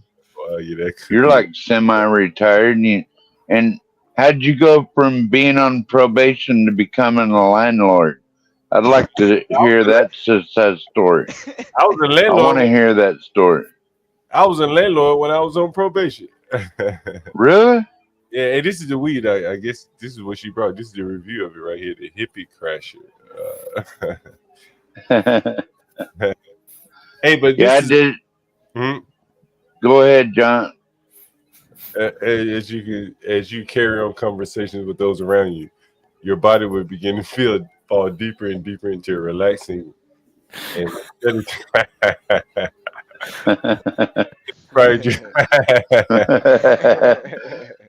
some of us know. I feel for our brothers behind the wheel though, because they can't smoke, but we can. So let's take a puff for them, John. Let's take a puff for them, man. Yeah, we drink. It's necessary. It's a necessary sacrifice. Hey, at what I'm doing, I'm gonna sacrifice the weed for now. That way, I can put myself in position to where I can, be sitting somewhere, my feet kicked up with a cold Corona next to me, maybe a cute woman on the other side, and I'm on an island somewhere, and I'm making money sitting there, and then I'm gonna be smoking my weed. Couple of them. That's what I'm talking about. So in my opinion, sacrifice your youth so that you can relax in your golden years. My granddad always told me that. Hey, let me share weed brand real popular here in DC. John, y'all got the dispensaries all over DC, or is it just like, bro, the dispensaries? I was walking from Union Station the other day, and I cut my camera on. I think I was on HB, and I may have passed 2 dispensaries just walking down the street. They like everywhere, bro. They're everywhere. Can you see this right here? This is like the the best brand if you're really looking to smoke in DC. It's called Alt Soul. I don't have any connection with these people, so don't think I'm selling you anything. And so they release their brands, their strains to like certain distributors, stuff like that. It's always fire. Some of the best stuff some of the best weed you'll find. Can I show this on YouTube? Probably not. I mean, every day is always something. But anyway, Alt Soul, if you're ever in DC, I think they're in West Virginia too. The very best you can find. But if you we'll never have that down here in South Carolina, John. This is a red state, it's a Christian state, it's an old school state, which I don't blame them shit. Hey man, there's some good things that go along with that, to be honest with you. I tell you guys, I was walking to the Row Hotel. I had some time to blow while I was in New York City the other day, and I was let's say between 41st and 42nd on 7th Avenue. So it's right in the heart of Times Square. And I saw he's some migrant. Let's just say he's Venezuelan. So this dude had a table, chair. He had his weed, pre-rolls, all set up on the corner, like he was a store, man, like straight selling weed on the street, on the sidewalk, right? Like that's how it is up here. You can see that all over the places, like in DC, I guess in New York too. I see multiple places in New York. I see on Nostrand Avenue, anywhere from New York, where Nostrand Avenue is. Well, at least we don't have to hide it anymore, John. Yeah. There is that too. You don't have to hide it, but there's a balancing act. Like, damn, do you want to see it like right out in your face? Yo, John, you know what I saw the other day when you was doing street interviews? Yeah. I saw when you was sitting with the little Dominican chick, right? Oh. And y'all started puffing one of the joints. She was a very pretty lady, by the way. Yeah. Man. She liked you too. She did. But you gave her the raw cone, and when she puffed it, a family walked by, and she exhaled, and all that smoke went right at. It was a white man, a white woman, and 2 little kids, and really? All that smoke. Yes, bro. Go back and look at it. All that smoke hit that whole family, and the mom had to like pull the girl, and I was like, see, that is kind of where it's a problem to be. Yeah, you know, that is. yeah. I agree, sir. Yeah, because that was bad. I was like, whoa, sir, if you was walking through a cloud of smoke like that, then it would get in your system, and if you was tested by the DOT, they could take your job just like that. It's possible, yeah, doing it like that, yeah. I don't think just walking by and me just. I don't know, man. They got pretty sophisticated tests even for urine nowadays. Well, I mean, like I said, dude, with when you're dealing with the shipping containers and the ports, it's Department of Homeland Security, which is federal. Yeah. So we're getting treated the most, you know, it's very strict where I'm at. That's why they got the weigh stations outside of every port, man. They know these loads are heavy, but they trying to catch guys coming through trying to skimp a couple extra 1,000 pounds, which is illegal. Some people think they got to go after that extra dollar, right? Hey, they can't just do it honest. They want to go for that extra dollar, then so they get paid off. What I'm saying is the brokers are paying that extra money, so it's kind of like a corrupt thing. You know what I'm saying? They're like, hey, if you make it, man, hey, here. If you don't, it's on you. You know what I'm saying? It's kind of like that. So. Hey, I'll give you $10,000 if you haul these 20 immigrants over here from Siberia or whatever. Man, we don't know what's in the container. Like, yes, if there is 20 immigrants in there, we wouldn't know it. And honestly, so it's the head of the trucking tanks, right? Huh? It's the head of the trucking company that's getting paid off, not the actual over-the-road drivers, right? Well, I would say somebody getting something. I would say the head of the company is in cahoots with probably the board that's over the port, and they're in cahoots with whoever are owning the ships that haul the containers. They're in cahoots with whoever's in control of offshoring from China. It's like a whole, if you want to say a cabal, I guess, but it's not an evil cabal. It's like an industry all on its own, and it's a logistical being transported across America. But it's a necessary industry too. I think that's unnecessary. It's unacceptable. Well, it's necessary, man. We got to get our groceries and stuff, you know, fuel. Hey guys, let me ask you guys this question. I gotta get my fried chicken. Oh, go ahead. I was gonna say, sir, you mentioned that pretty as Dominican. I said, damn, let me go back and take a look at her. She was pretty, yeah, I tell you. Yeah, she was. She was 33 years old, man. You asked her about the lace dress. I don't remember this lady right here. She looks like she's on drugs. Abstract art that was not showing the strong I do want to see her. I was hoping I was hoping she would be manned in Germany. Yeah. Well, there is like an edited. Do it on the StreamYard side. But I would definitely do that. But yeah, we gotta figure out something. There she go. We gotta figure out a way to do that. What I've been doing, I've been adding into the details, but I think after the stream starts, you can only do it from YouTube. I think she's coming up. Yeah. No, that's a fact. Well, you can actually type in the comments the timestamps. I just don't have YouTube channel, so I don't do that, or I can't do that rather. Yeah, we need it more in the description, so when people. So right now, I'm on a Franklin Ave in front of a bar called Crown Inn. Damn, where is this? Yeah. I'm waiting on the girl with got me for. Should have given her a $10 bill. Gave her a 20. That was just probably too good of an opportunity to take. Yeah. You was waiting on her. It's $20 in New York, though, man. That's like $1. 20 in New York is like $1. No, it's more like 50 cents. Yeah, right. Right. Yeah, $20 in Houston is like $1, man. Yeah. Someone said you have to put the at something in front. There you go. I knew you got something like a frappe or something like that. Yours is just ice. Oh yeah, nah. We got to get the interview now, John. You got to sit her down. Yeah, man. Mm-hmm. Tell her to center that seat a little bit too, so she's not off to the side. No, I took the I can roll. Yeah, tell her to move the chair to the left. Yo, Gary, I literally just said that. Man. Come on, Gary. Pretty, I ain't gonna lie. Come on, bro. We're on live. She was. Put it full screen, John, so those of us on our phones can we just see want it. to interview, Brooklyn. Thank you. Resident. We already interviewed him. and we just interviewing Brooklyn residents. Tell us about, you know, most of the people here don't live in New York. Many of them may have never been in New York, definitely never lived here, so they want to see what it's like or talk to someone who lives in New York. And there you go. I talked you into it. All right, fair enough. Hey, John, tell her to move over just a little bit to the left. Give me 1 second. Hey, she is pretty, right? You got it. Oof. And she let that hair She's down. kind of cute, I guess. I ain't gonna lie, John. Hold on, John. Okay. Yeah.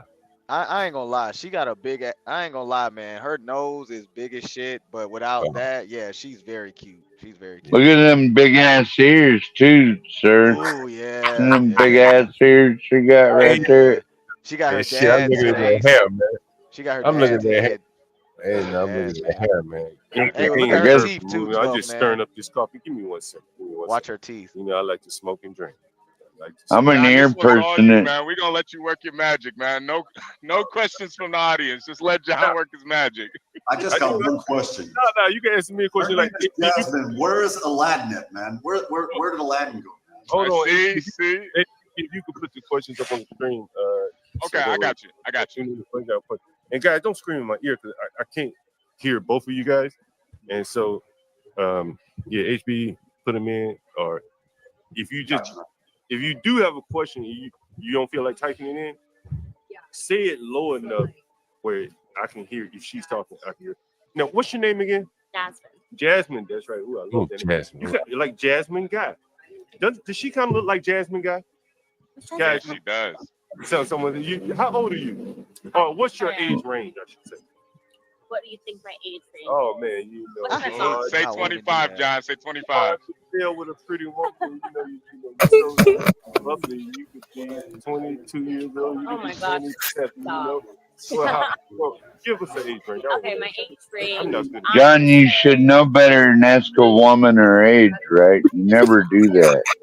That's why I asked her the range. It's 2024. You can ask them that, I was 30 to 35, but I understand the old custom. See what it is. Now, where you from? Women want to be men now anyway. Might as well ask them. Really? What part?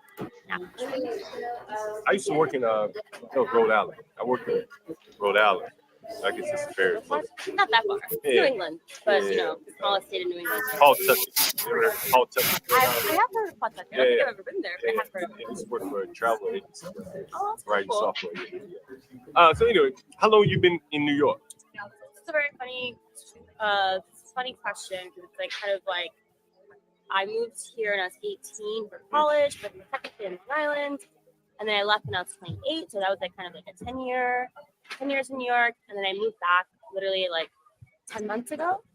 So the second iteration of my 10 months. And where did you go to college in Long Island? Hofstra. Oh, it's in Long Island. I didn't know that. I thought it was in Jersey. It's in Hempstead. Okay. It's a little bit in the hood. Not too far. It's like off see the LIR into the city all the time. So yeah, I used to work in I forget what part of Long Island. Yeah, but I've been all over. A lot of places. Yeah, I've had a million jobs. Hey, you know what? Is that like lingerie that you have on? It almost looks like lingerie. Oh, okay. I was like, damn, that looks like you're very walking out on these Brooklyn streets, huh? Anything goes in Brooklyn. Anyway. Yes, that is true. It goes both ways. John, I think you asked that question very good, man. That was good timing, good delivery, So let me ask everything. you, what's it like being? I'm assuming you're single. Are you single? John trying to hit it. That's what John doing. What's it like being single in New York City? Are you living that Sex in the City type lifestyle? I mean, listen, I love Sex and the City. I love that show. I've been watching reruns for the past 3 months. It's my comfort show. But funny enough, I actually wasn't single up until a few months ago when I was in a long distance relationship. That was like really, really hard, and that really was working with me. So I've only been a newly single. And honestly, it's just been fun because I've just been kind of like more open and just more.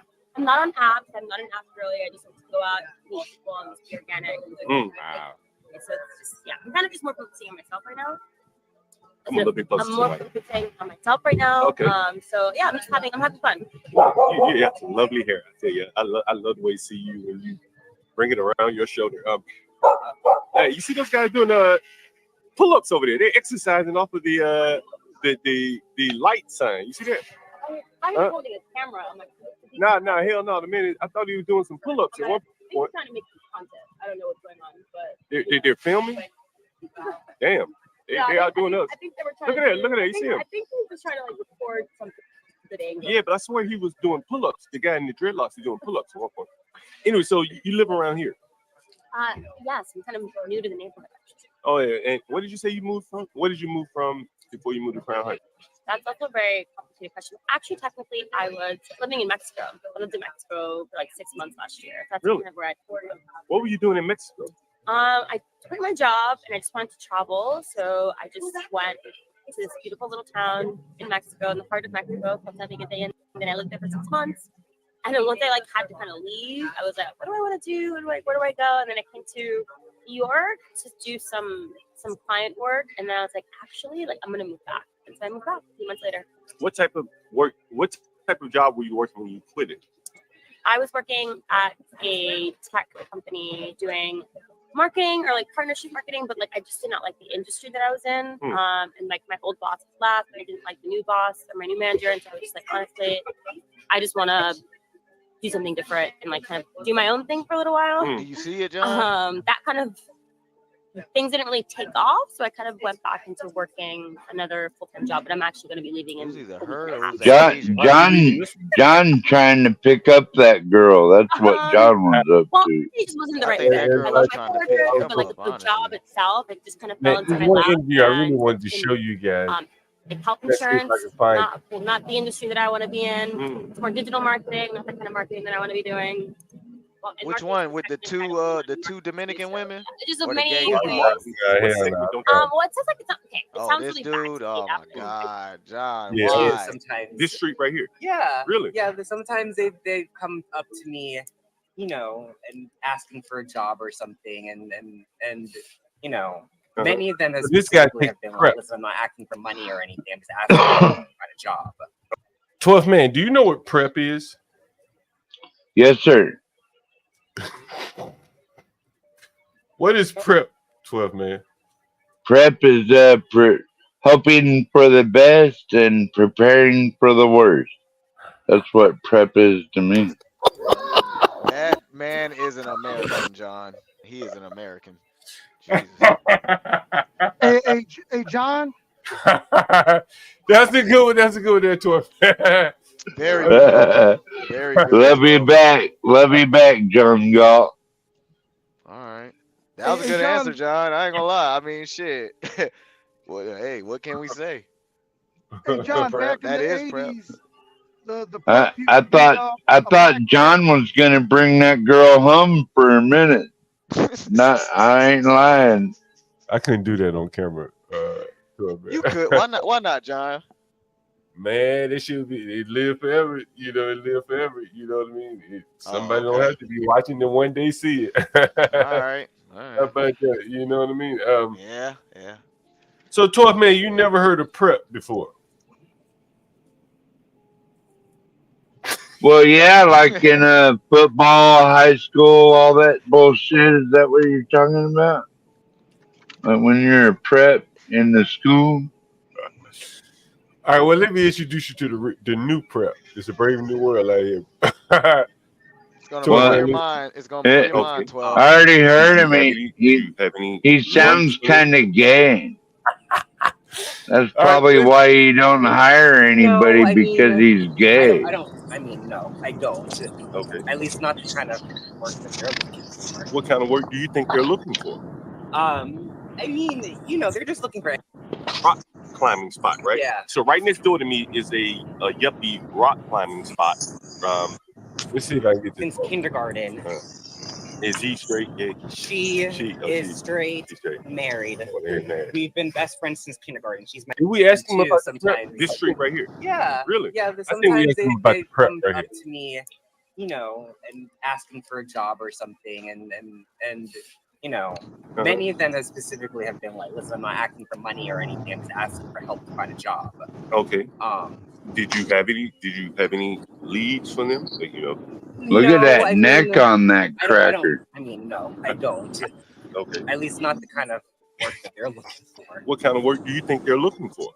I I mean, they're just looking for anything to get them on their feet. I mean, they're kind of more willing to do like the blue collar work that the rest of us don't want to do in this country or city. So is that right? You think that Americans don't want to do blue collar work?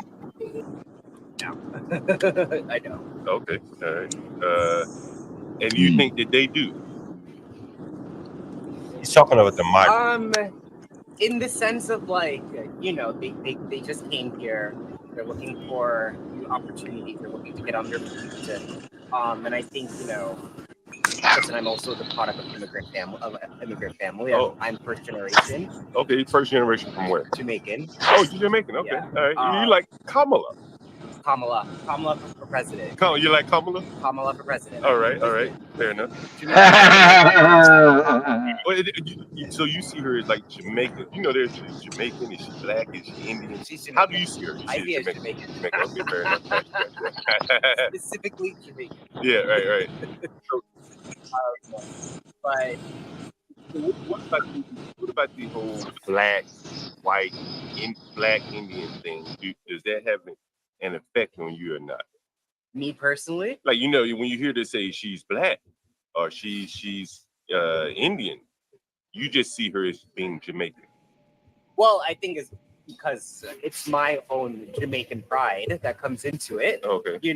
I am Jamaican, and I hear someone that is Jamaican. So of course, to me, you are Jamaican. Fucking Canadian, it figures. So she's Jamaican to me, and I'm excited to have a Jamaican president. Now, are you typically fairly liberal in your politics? I am. Yes. Yeah. Okay. What is like your what is your issue in terms of liberalism? Democrat politics? Are you like what's your driving agenda? Is it LGBT? Is it Palestine, Israel? A multitude of those. It's a little bit of everything. Yeah. I'm currently at war with the economy. Oh yeah. Well, why are you? You say you're a publicist. I'm a publicist. You must be doing pretty well for yourself. I am doing. I am fortunate to say that I am doing well for myself. Yeah. Not many people. So why are you at war with the economy? Because I would like to see my dollar go farther. You like, your dollar go farther. I am doing well for myself, but the money is not going as far as I would like it to. How much, if you don't mind me asking, like, could you give us a range of like what a typical New Yorker like yourself makes? Or like, what's a good salary? You say you're doing because not many people in the chat are from New York. Okay. And so New York is like a different beast, and most people don't understand the cost of living, things like that. So, what would you say is like a decent living, a salary in New York for yourself? I mean, I think it also depends on what your personal situation is like. Like in your personal situation, what's doing pretty well for yourself in your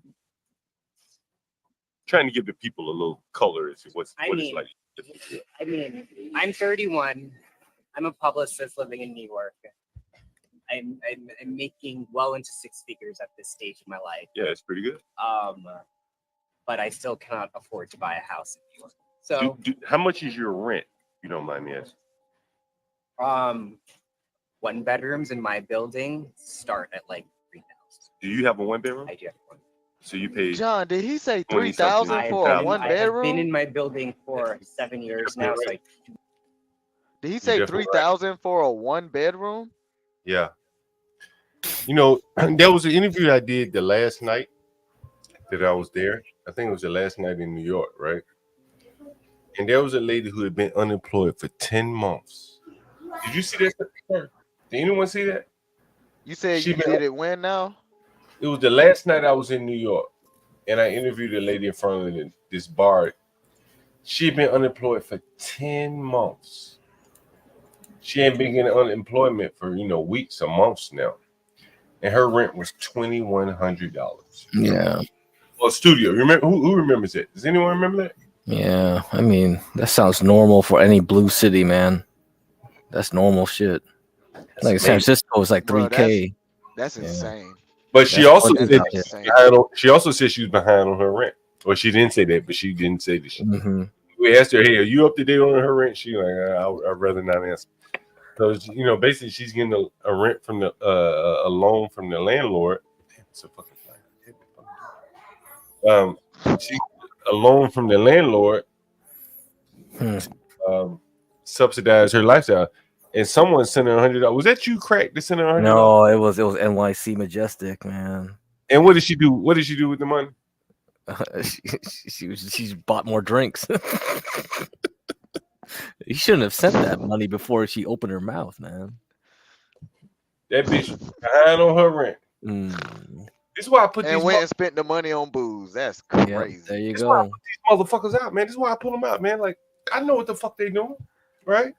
They having the time of their life, but not paying me shit on that. Man. I ain't going for that. Hey man, you sit and shit, you start to smell like it, so you better check crack You know, your ass, man. I'm so glad that she did what she did, because all these motherfuckers that think about these slumlords and shit, that bitch that proved it. The real problem is. She could have sent that fucking $100 to the landlord, right? I put a fucking cash app up. Help this bitch pay her rent. That bitch went out and started drinking some more. Black woman. Yeah. Tether. I think they would call her. Oh, she was a tether? Oh, okay. It was two tethers, sir. Yeah. Wow. One of them looked really fine. That Egyptian, like Nubian one. Oh man. Oh. You know, I went to Egypt one time, right? And I was in what's the main city? Cairo? Yeah, Cairo, yeah. And so there are a lot of what they call them expats. And you know how it is, like in a foreign country. Excise tax. I can think of all kinds of taxes. Hey, John, you never told him what prep is, John. Damn, you're right. That was that dude from Canada that he believes in Kamala. Yeah, he's a Canadian. Let me update you on the latest in pharmaceuticals, 12 man. You don't pay the max. I don't pay the max. But if you were to move in today, if I was to move in today, I it'd be would 3,000. I would be looking at 3. What's up? Hey, John, just for the record, the prep was a 1980s, like late 80s house music black dance called the prep. You never heard of that? I think I remember Google it. Yeah, it's a side to side. It's the first dance you teach white boys, side to side. Master Kim is wild, bro. Yeah.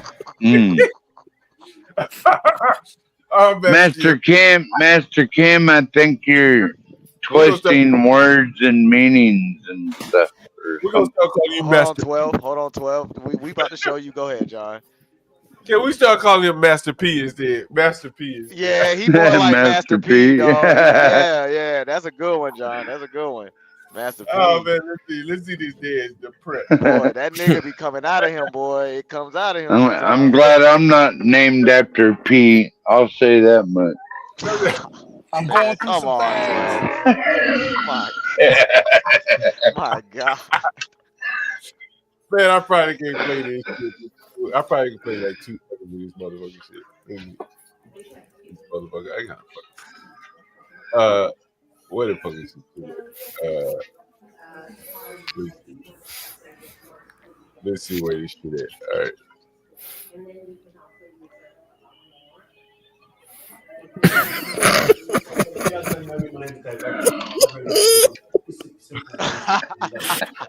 Let's do it.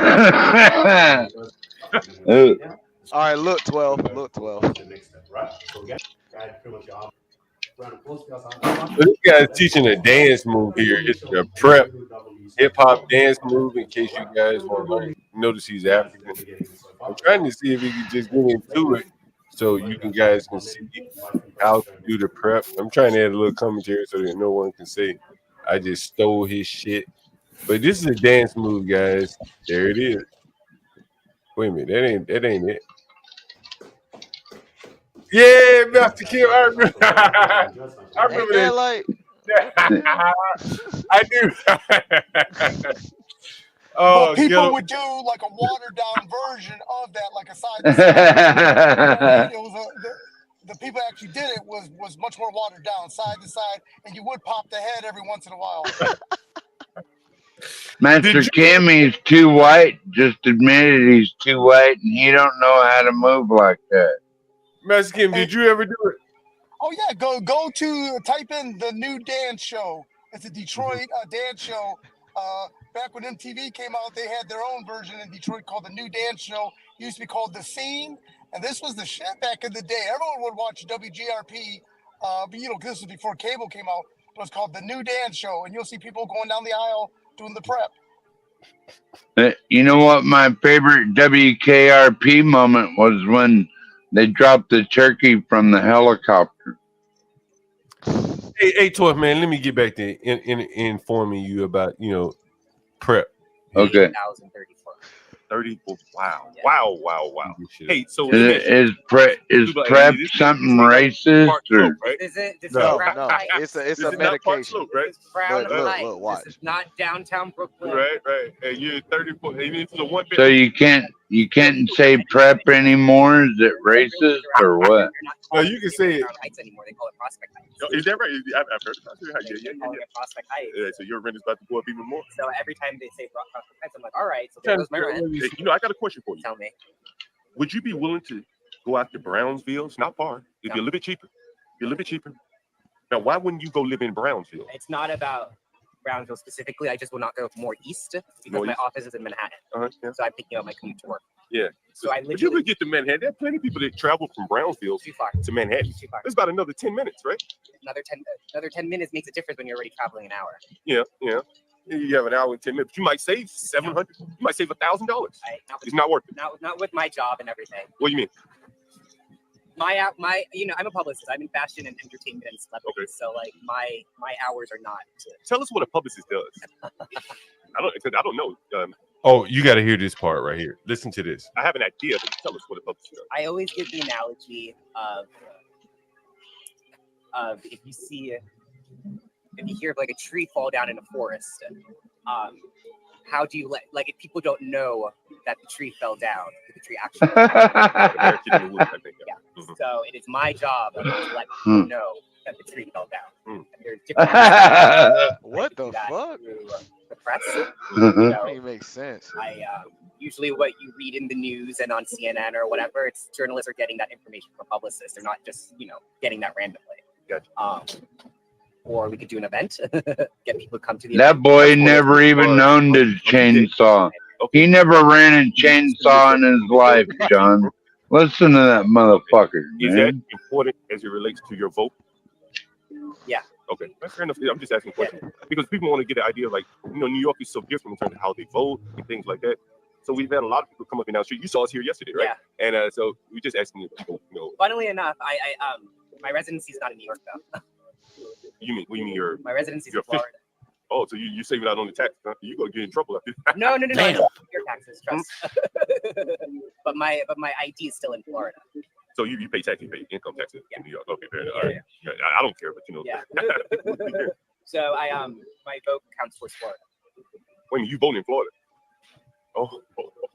I refuse because so I grew up here, but when I was 15, we moved to Florida. So I finished high school in Florida. Mm-hmm. So my license has always been Florida. I've never changed it since.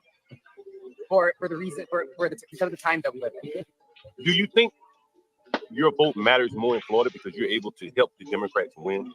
Yeah, that makes sense. Even though Florida has been solidly red the last couple of elections, but yeah, the last couple. But in the counties and things, do you vote in the general, the non-national election? Yeah. Okay. So yeah, you can definitely your vote does matter a little bit more in Florida than it does as being another Democrat here in New York. Yeah. I mean, Any questions, guys? However, I do need it. This is where it's coming. Possibly in New York. I'd like to buy a condo. John, how much do you think a condo would cost you? We have a question coming in. What do you think? Have you started looking I at? live on Franklin, St. Mark's, right there. Okay, I live on St. Mark's, but in the ghetto. Where in St. Mark's are you? Put questions in the chat. Put questions in the chat. I'll put them on the screen so John can read them. Hey, hold on. Hey, hold on. I live where he said he don't want to go a block east. You don't want to go anywhere near where I live, right? Not that I have a problem. I understand. It's just my commute to get into the I get it. Okay, yeah, HB, that's a good thing. Oh, man. Oh, this is a good question. yesterday we had a white guy. Yeah. Well, you may know him. His name is Tim. Yeah. You know Tim? No. I mean, I know a lot of Tims. That's a very common white name. And so he was talking about he takes PrEP. Okay. You ever heard of PrEP? Yes, of course. I'm a gay man. Okay. I never heard of PrEP. Oh, right. Well, you're not a gay man. Right. Well, actually, I heard of. You hear that? You hear that, 12 man? You hear that, 12? Yeah, and that's how you get a tree out of the road to that little pussy from Canada. What a cunt that guy is.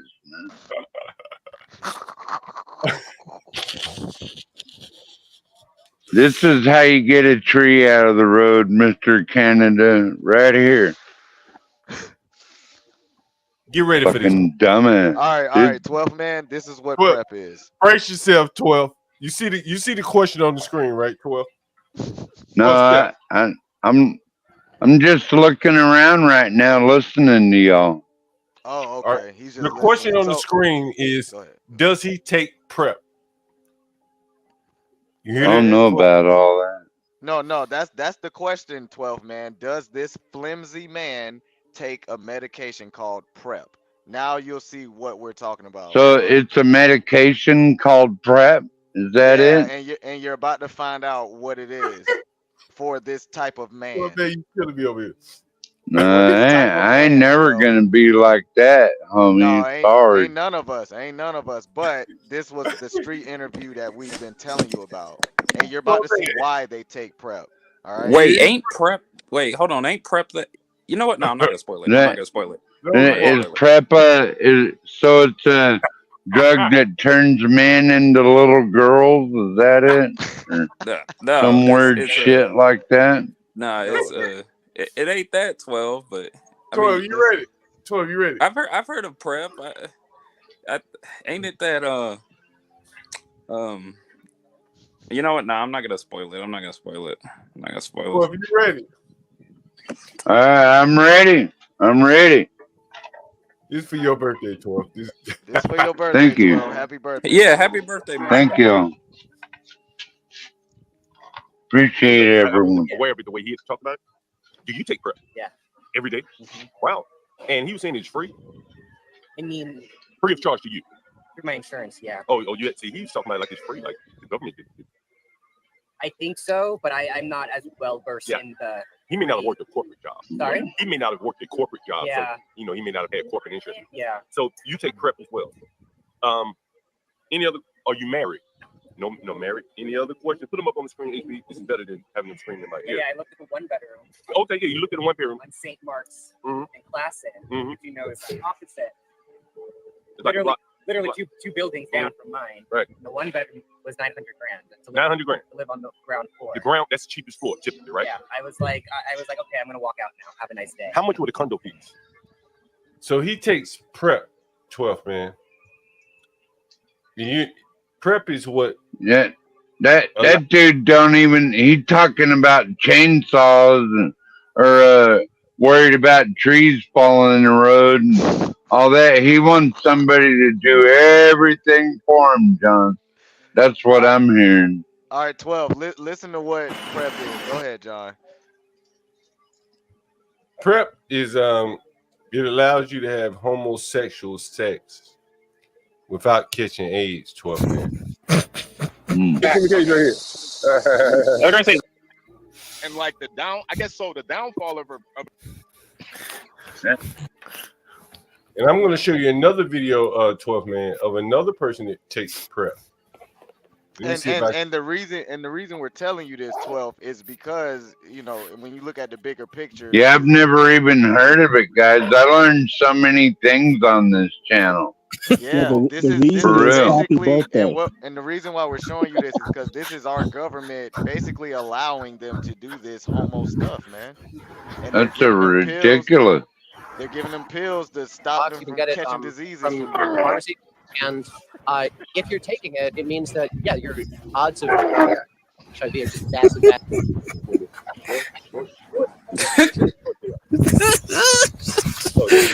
Here comes again, 12, man. I think he should go back to Canada with the rest of them snowflakes. That's what I think. Tough man, do you approve of government-sanctioned booty sex? No. How we know they all from Canada? They all from Canada? I don't know why. What John was saying earlier, that you said John asked him where he's from. He said, "I'm from Canada." He said no. So I have Jamaica guy. Yeah.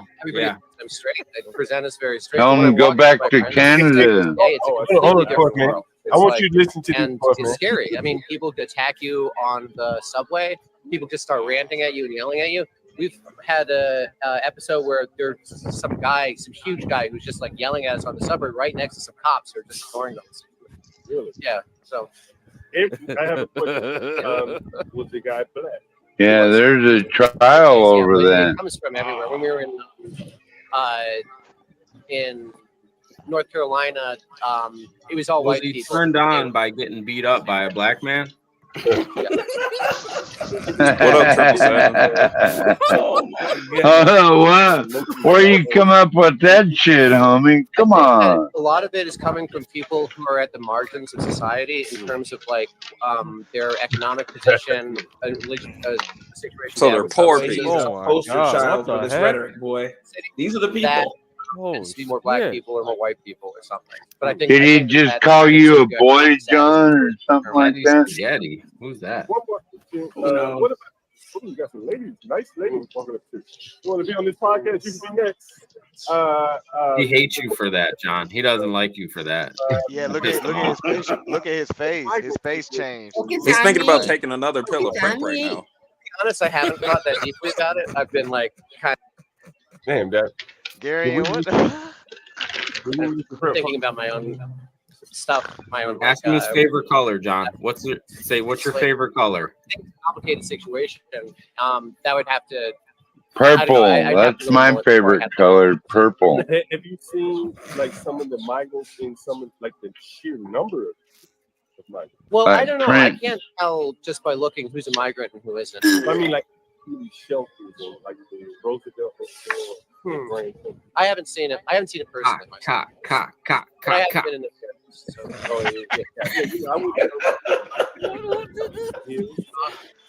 and it is amazing. But He's disgusting. I cannot stand gay people. This is sick. He's just a disgrace. He's just a disgrace to mankind. He is. He's a disgrace to mankind.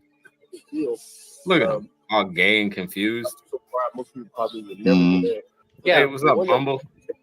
Stanley, radio foreman. But real men don't act like that. Real men don't act like that. Yeah, what do you? Oh, hey, girls. I'm trying to figure out what the hell. Is it? Can you count them on 10 fingers? Oh yeah. Listen to this. The 12th man. We asked him how many times how many men he had sex with this year. Listen to this. This year,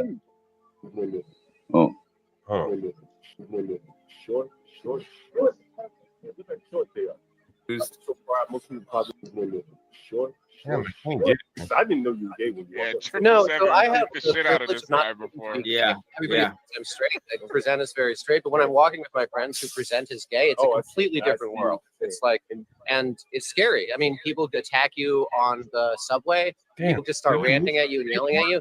We've had a episode where there's some guy, some huge guy, who's just like yelling at us on the subway right next to some cops who are just ignoring them. Yeah, so that's terrible. Was the guy black?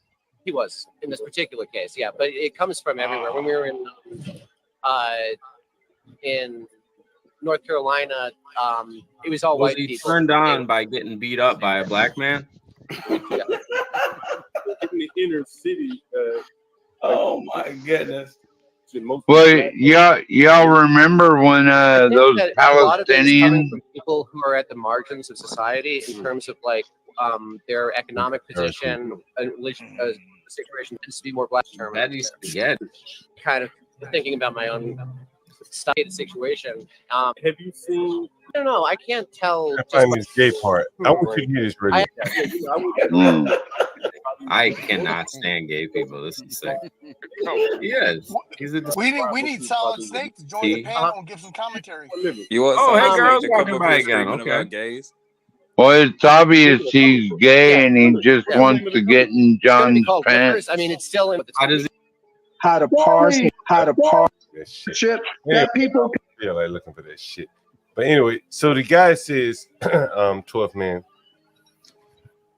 there's something called PrEP, where it prevents you from catching HIV. We asked him, said, how many men have you had sex with this year? And he said, I don't know, more than 10. And there's apparently another drug that the guy mentioned called DiPep or something that prevents you from catching chlamydia and other STDs. That's crazy. That's crazy. I like to keep my dick in my pants. I keep my dick in my pants for someone special. I don't just throw it around, man. That's how you catch diseases. It's not fucking rocket science, John. Hey, 12th man, you haven't accidentally fucked a guy by accident? What's that? What's that, Master Kim? You haven't accidentally fucked a guy by accident? What do you mean? Oh, my bad. Oh, never mind. Nobody falling down around here, my brother. What's up? 12 man.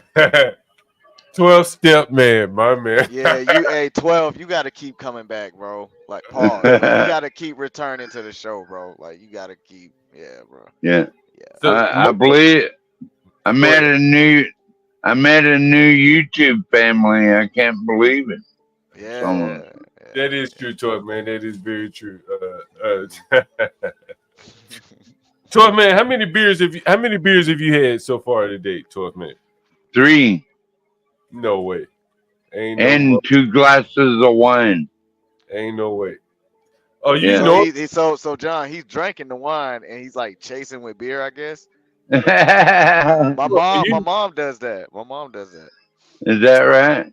I said 12 been celebrating his birthday all year. Trope said that. Just for a couple. Cheers, brother. Happy birthday. Cheers, y'all, and cheers to all the truckers and pilots and transporters out there, y'all. Don't forget, officers, don't forget the landlord. Hey, don't forget the landlord, 12 man, because The landlords, they go make their money. They got to come home to me, 12 man. That's If right. They, go off the house, they got to come home to me, 12 Yeah, landlord. Well, until they figure out how to buy their own property and bulldoze it and cut up all the wood and build their own roads and shit like that.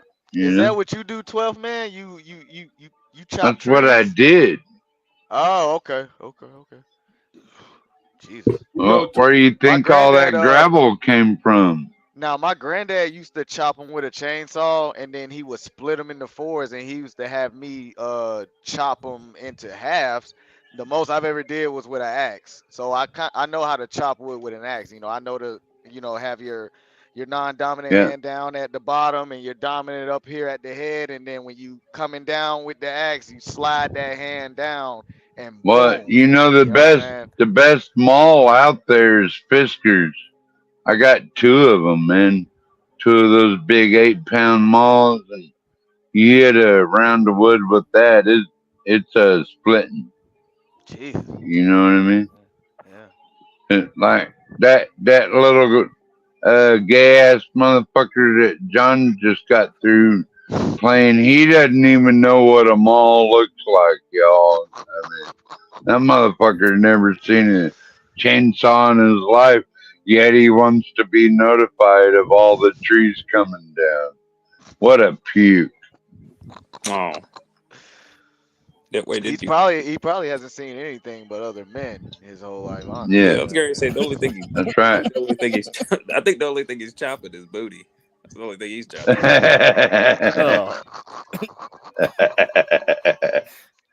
Do you guys think that those guys maybe talked like a little fruity earlier on, but yet as they got older, they just went all in and almost like like you could fake a country voice, and before you know it, you're talking country is all heck. You know what I mean?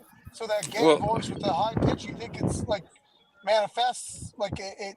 No country for old men. No. No, I think remember that movie. Master Kim. I think they started talking out normal, and then over time, as they became gay, as they realized their sexuality or whatever, they started leaning in more into the fruity accent. Sound like he grew up on too many lollipops or something. Lollipops. Didn't he sound like a little kid through his whole spiel there? That's normal though, bro. Even like people that ain't gay, they sound like that now. I don't know. I think it's all the soy in the water. It's all the plastic in their balls. That's what it is. Food, hey, I want to ask the panel something. Did you have to swish your mouth out with fluoride when you was in school? I never. Didn't they wonder what the fuck is wrong with everybody? I think it's most certainly cultural, because if you look in the Middle East, there's no gay people, so it's most certainly cultural. Well, yeah, it's because they beat them to death. I know. Or throw them off buildings like in Iraq. They just throw them off a damn building over there. So 12th man, are you planning on having a party, or is this it on the panel? Yeah, y'all are my party homies. What's up? Did you get my cash app? Did you get my cash app? Inuit women. No, I didn't, but I'll look in a while. Check. I'm actually just walking around in the woods right now. Hey, 12th man, do ugly Inuit women just look like ugly Mexican fat girls, or what do they look like? I prefer the beautiful Native American girls myself. I mean, they're so brave yet so delicate, you know? And plus, if you piss them off, they'll stab you to death. Wait, I thought you wanted sister. You'll take a Native American over sister? Okay. I don't know. Mixed is okay. I mean, we're all a mixed nation anyway. I mean, why limit yourself?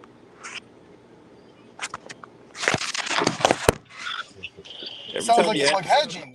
Every time you ask him about a girl, he always brings up how they can potentially kick you, or stab you, or hit you. Every time. What are you talking about?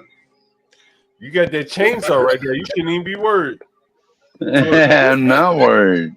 The only reason I'm showing you all my chainsaws is because I'd get John Galt in trouble if I showed my 308. So I just thought I'd throw my chainsaw out y'all there. Can hear me? You know? Yeah, we can hear you. Oh, okay. My bad. I had got a phone call, man. So whatever just happened, I missed it. Damn. And then Crack's laughing. To be honest so I know with something you. was funny. What's up? I was going to say, Kim, oh shit! What's up, Garion? What's up, Gary? I ain't know if you was here or if you was playing on the vid. I was like, no, I wasn't on the vid. I wasn't on the panel. Yeah, I heard you say happy birthday. I was like, oh, Gary's here. What's up, man? What's up? What's up? All right. Master Kim, like what I was saying is I've seen a lot of Inuit women, and sometimes they look like Asians, especially if they're mixed with white. Well, I've been through all the reservations, guys, and I think that Sioux women are the most beautiful.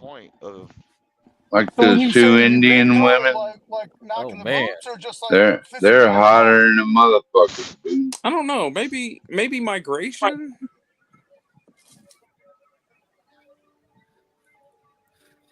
I don't know. Unless Get Crack decided to go up to Alaska and hit up every strip club. I don't know, man. Not half the population looks like them. Pull the Genghis Khan.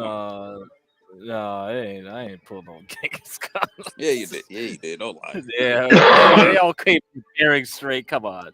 That's how you got your startup money for stocks.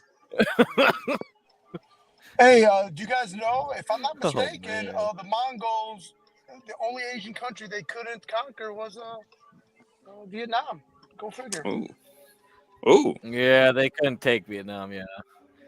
Yeah, Now, we now did I the want Poochie to. sticks on them. That's the same thing we did. Yeah. I want to throw y'all a That's the same boomerang trick we because did.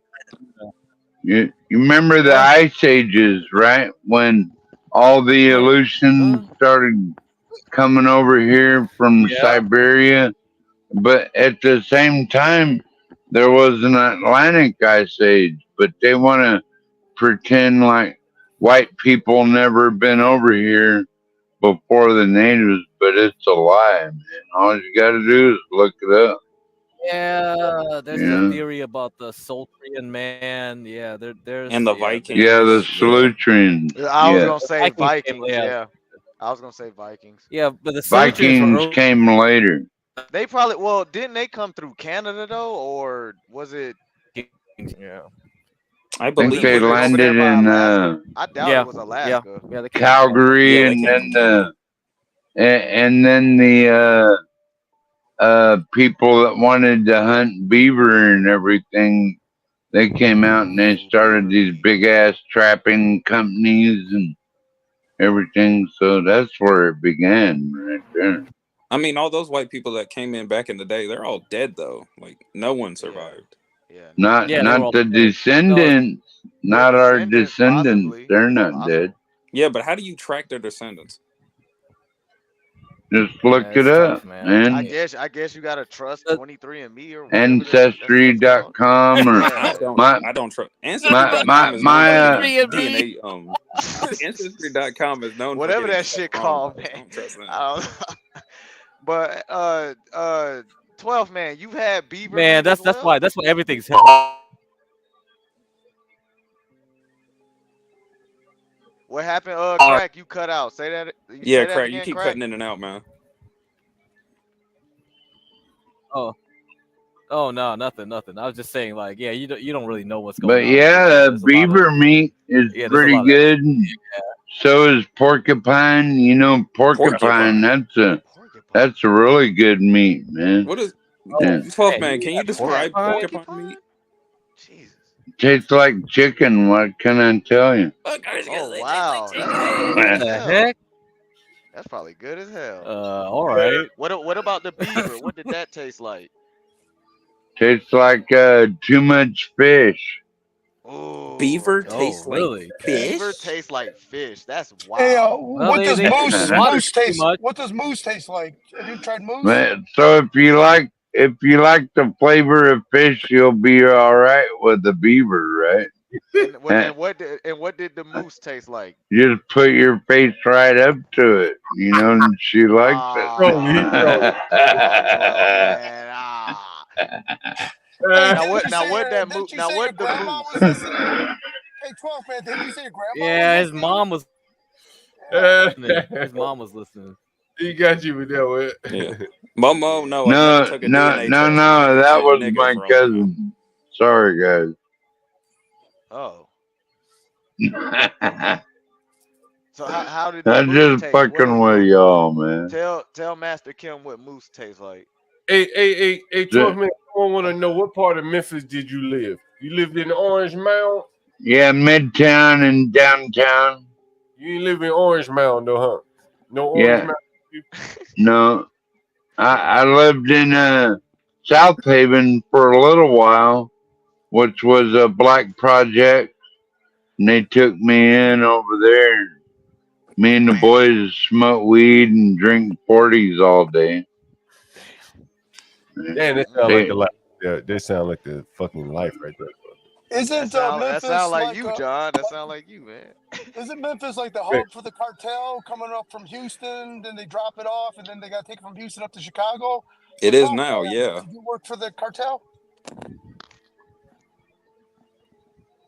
I don't think anyone here works for the cartel, Master Kim. He's straight up Soja. Good job. Hey. You said it right. Yeah, you said it right. I got you. Okay. One of these days, sir, I'm going to take you around. He definitely said it right. Is that I'm why about to get a GoPro. What'd you say, John?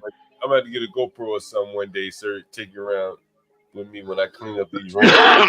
Hey man, yeah. I'm with it, dog. I'm with it, dog. But yeah, I want to see John. any y'all are welcome up here anytime, John. He's gonna throw their stuff at him. Tell him to get To out. Alaska? Well, thanks, man. 12 man, did you listen to Project Pat when you were in Memphis?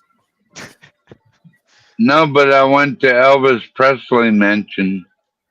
Did you really? And I've been to BB King's, and then one night when they blocked the whole street off and everybody black, white, and everything was dancing in the street, and then BB King showed up and played a 1 hour set at BB King's on Bill Street, and that's one of my best memories ever.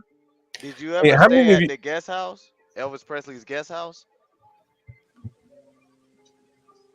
12? No, it's a club. BB King has his own club on Bill Street. No, 12. Elvis Presley. Have you ever stayed at the guest house? No. Oh, okay. I just went to the mansion. Oh, okay. That's. Hey, how many of you guys have ever heard of a Chuck Brown Go-Go? I haven't. You have not? No. Anyway, he's like a DC legend. He has some song, maybe Doing It in the Park, Rock Creek Park. I can't remember. But he has one song that was probably domestically popular. But he's like a DC legend. And one day I was at work. I said, "Damn, Chuck Brown's going to be performing in New York. Out of all places, the BB King Lounge." And so I took the train up. I like left for work, DC. You know, you can catch a train up. Maybe I caught the 6 o'clock train, got there at 9 o'clock. BB King used to have a lounge like at 42nd Street in Manhattan, somewhere, give or take 42nd, 44th, wherever. And I went there and I saw Chuck Brown performing, and then shortly thereafter he died. Damn. And then I was in Germany when BB King died, and I remember, I remember I bought a newspaper. It was like I can't remember, Dusseldorf Times or whatever it was, and it was BB King on the front page of the German newspaper. I can't remember whatever name of it was. BB King was on the German news. Yeah, on the front page of the newspaper. BB King was worldwide. Everybody loved that guy from around the world. And then I remember reading about BB King and watching some videos about him.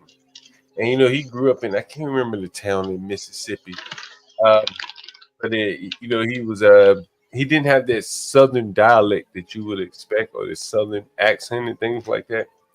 And I want to say he had John, the Mississippi does run from Chicago all the way to Louisiana. So we got all kind of dialects, John. Yeah, I want to say BB King had at least 15 children, at least. Yeah. Damn. Yeah. Damn. How many women? Let me see. What's the mama to baby ratio, John? I mean, you gotta ask that with his 15 kids. I hope he didn't do that. I mean, he's like that one. He's like that one guy you interviewed with 19 kids. Did y'all see that? Did y'all see that the guy that had 19 children? Yeah, I saw that, man. I saw it. You didn't play it, but I saw it. BB King had 15 children that he knew about. Wow. I didn't know that, John. Yeah. There it is right there. Let's see. Can you see that? How many girls, how many boys, John? Let me see. Oh, you already looked at this post.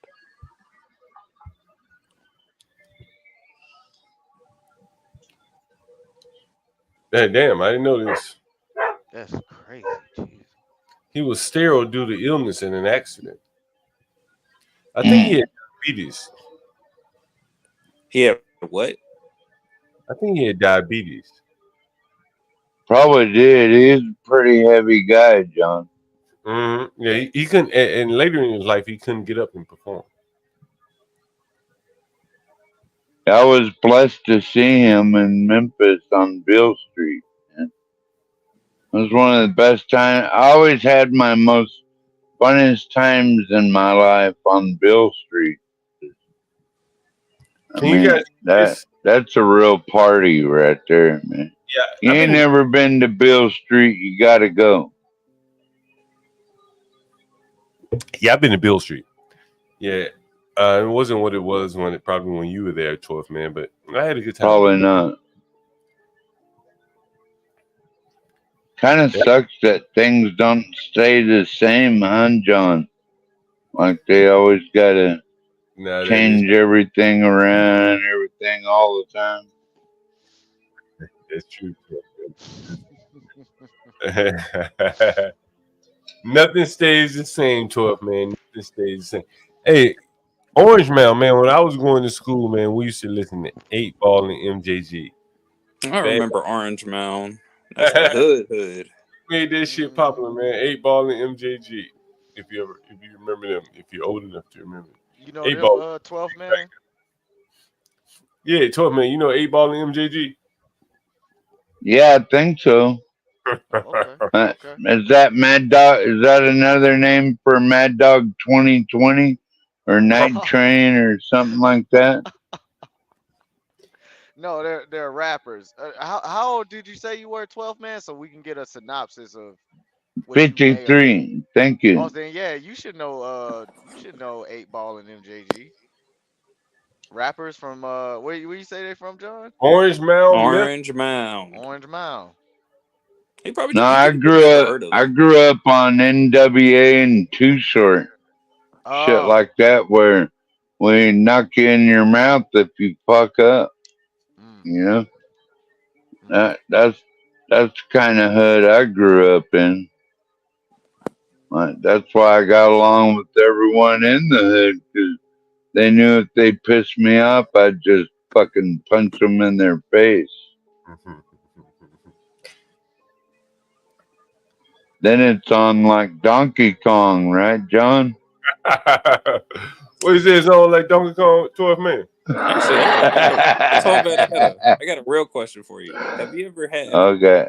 Have you ever gotten to a moment with a nigga, with a black guy? I'm pretty No, sure. never been gay, dude. No, not that moment. Violent moment, violent physical moment. Yeah. Oh yeah, I had to fight some of them. Yeah.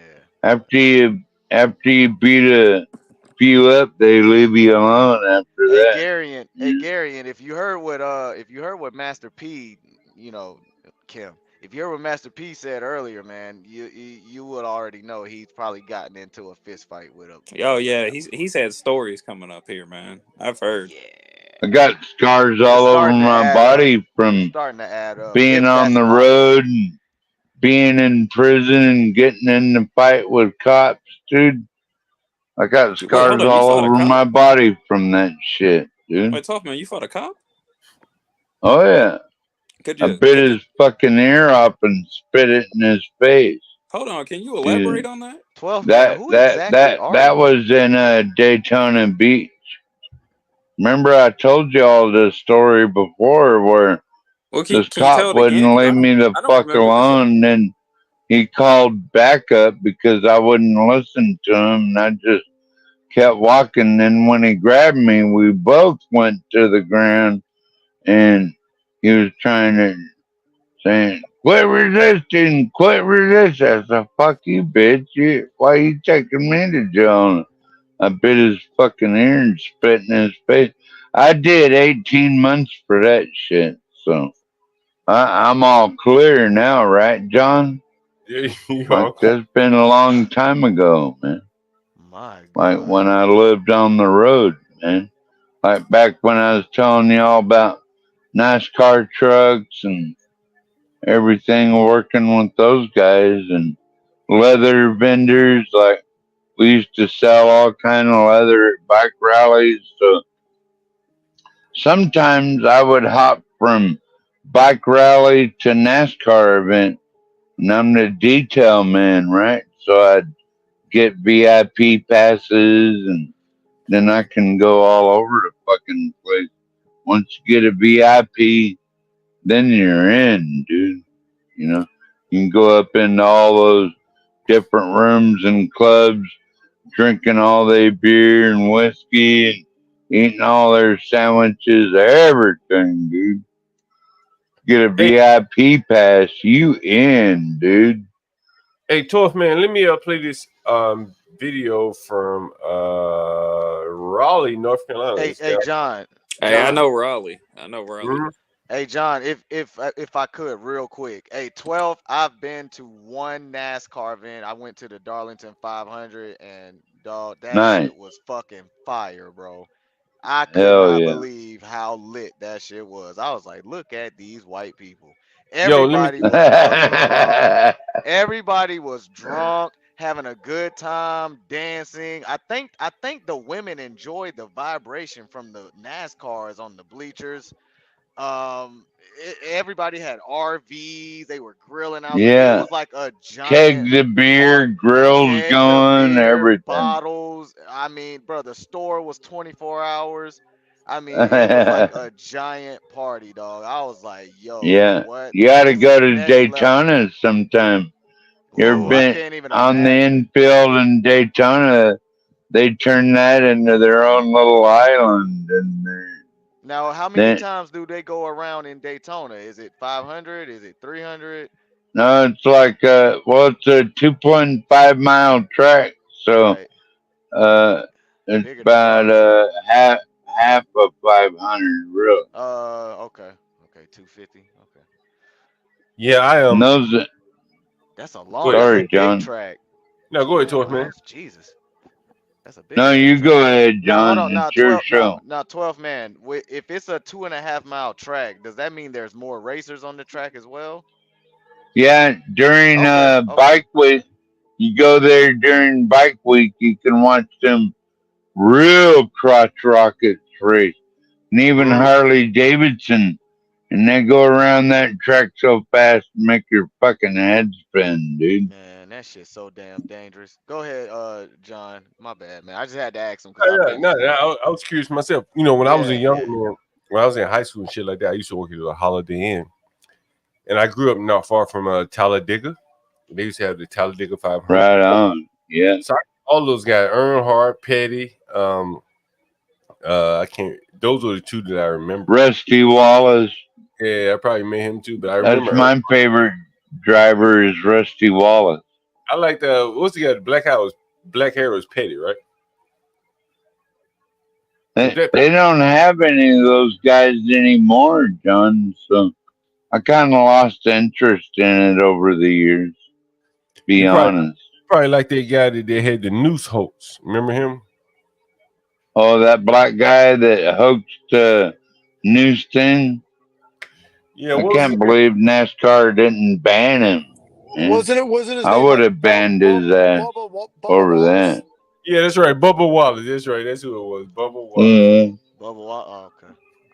Not related to Rusty Wallace, by the way. And Ben Wallace. Not related to Ben Wallace either, guys. Man, you know, over the years, man, you know, I've had so many people, you know, like, you know, why do you do what you do? You know, Mexican probably can chime in on this too. And so I'll get articles like this from people that, you know, I guess they have my best interest at heart. And they'll send me something like this. And, you know, man, it just goes in one ear, out of the other. But early on, probably in my career, I'll be like, oh, man, that's crazy. You know what I mean? Like, but I was young. I probably, you know, I was a little bit riskier, willing to take a little bit more risk. John, she looks like that corn star. I can't think of her name. I can find it real quick though. Go ahead though. My bad. I went to the NASCAR Hall of Fame in Charlotte. It's amazing. Nice. Hey, you know, with John Galt and the urban landlord, who's calling? Oh, you got a caller. Hey, what's up, man? Hey, man, this is her. Hey, man, that's only panel talking now. You got what? You got? That nigga hung up on us. All right. He ain't got nothing. That's all I heard too, man. That's it. Yeah, John. Mm. Do you hear me? Yeah, loud and clear. Yeah, I went to the NASCAR Hall of Fame. Mm. in Charlotte. Oh yeah. I never been to that one. I'm jealous, Me dude. either. Me either. Me either. It's crazy. It's real nice. Yeah. I've been. Yeah. Is Gary, is you've been, there right? Yeah, it's do, real nice. Yeah, do bro. they have a Nice. Rusty Wallace? Do they have a Rusty Wallace monument? Of course they do. Do you guys realize the start of how NASCAR started? I don't. Oh yeah, I do. NASCAR started during Prohibition. Yeah, came out of the gangsters. Like a lot of the guys wanted to get out and just race cars, and they were trying to get out of the gangs. And No. No, it was more. Hold on, It was 12th like man. moonshine. Hold on, 12th man. It sounds like a good story, but it's not. It's a moonshine. How NASCAR started was they were running liquor. Remember Prohibition? Remember it was during Prohibition. They were running liquor, and in order to run away from the police, because having liquor at that time was illegal, they had to soup up their cars. And that's what prohibition meant, right? That's how prohibiting of alcohol. That's what that word means. Well, that in American history, maybe the first time we learned prohibition, because they had prohibited alcohol, but they were trying to outrun the police because they needed to run their alcohol. That's how NASCAR began. NASCAR started. Yeah, that's what I was saying, dude. Well, you were saying gangsters and all of that. That's not quite it. That's where it came from. Who do you think were hauling liquors? Mr. Nice Guy across the street, like Al Capone and Frankie and all those guys. That's where NASCAR came from, was the gangsters running moonshine during a prohibition. Yes. So that's where it came from. Yes, 12th man. But then I'm saying is, I would employ everyone to check out the NASCAR Hall of Fame. It's actually pretty cool. Like it sounds like a dream vacation almost. Sounds like some redneck bullshit. Oh my God. Oh man. Come on, Stanley. Stanley. There you go, Stanley. Excuse me. Stanley McWater. Can you relax one moment, please? McWater? Did you call him McWater? Stanley McWater. No. Stanley knows what that means. Yeah, if you guys don't know, Stanley knows. That's a low blow. Yeah, is that a low blow, Stanley? It's like Stanley. That's worse than calling you an Uncle Tom or something, ain't it? You know what? Damn Skippy, it is. Stanley is a Navy veteran, so I salute you, Stanley. He's a good guy. Don't be picking on Stanley, y'all. Yeah, Stanley's funny, man. He's funny, though. Hey, let me play this. Listen, right? Hold on. Here's the thing. Who understands the Stanley McWater reference besides him and I? Got it. Is that like a Fresh Prince or something like that? Remember that show, Fresh Prince, right? Stanley, do you want to take back your "you're a plumber and you should be quiet" reference? No, Do you want to take that back? I could think of worse things to be. You could be calling me Thomas Sowell. No. But the whole thing is, right? Here's the thing. You notice how I know that you're a McWater type, and everyone else is like, I don't really get it. So wait a minute. What is a McWater type? Hold on a second. Because we got to explain this shit, right? Yeah, Stanley. You can't just call someone a name without explaining what you're calling them. No, John McWhorter's not one of my favorite people. No, he's not. But unfortunately, there's similarities. At least some people think so. So I found Stanley, how far are you guys away from one another? Really? Quite a bit, actually. No, Stanley, it's not. You're just trying to separate yourself, but you are McWhorter. No. Like McWhorter. I still don't understand what a McWater is or whatever. You don't. It's all right. It's almost, McDonald's. As a matter of fact, it's worse than an Uncle Tom. Well, 12th man. Let me tell you something. This is between Stanley and I, because Stanley knows why I call him. Is that another way of telling me to shut the fuck up? No. It's I'll just shut the fuck up if y'all want me to. No. It's just sort of like an inside joke between Stanley and I. Not really. Those who know, but Stanley knows why I call him John McWhorter. It's a secret. It's a secret between you two. That sounds almost romantic. No, it's not. Like, it's actually here's the thing. It's actually a battle of intellectuals. Yeah. If anyone wants to really get into I'm no match with y'all. I'm just a hillbilly in the woods. No, but Stanley, listen, Stanley. You know what? You've made me a believer over the last week, to be honest. Of what? In you, because, well, I didn't hate you, but I was just like, Stanley's super dishonest, you know. Obviously, I can't hate you because I don't know you personally. So to hate you would just be stupid. How long have you known Stanley? Can I ask that question? Since we've been on the internet together, and when was that? When was that? I don't know, months now. I mean, mostly through CT, actually. Yeah, months now, CT. and so.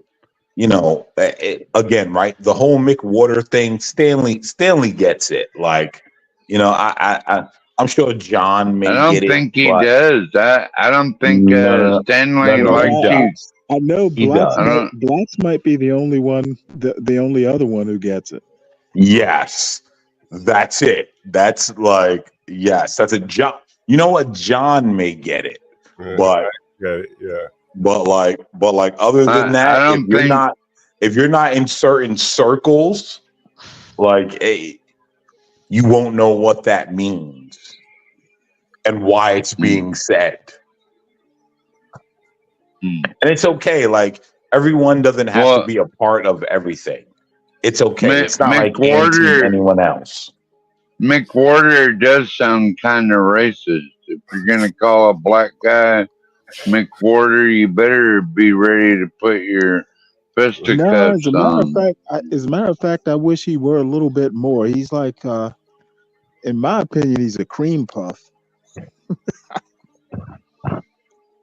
That's why you and him, and Stanley, that's why you and him are the same.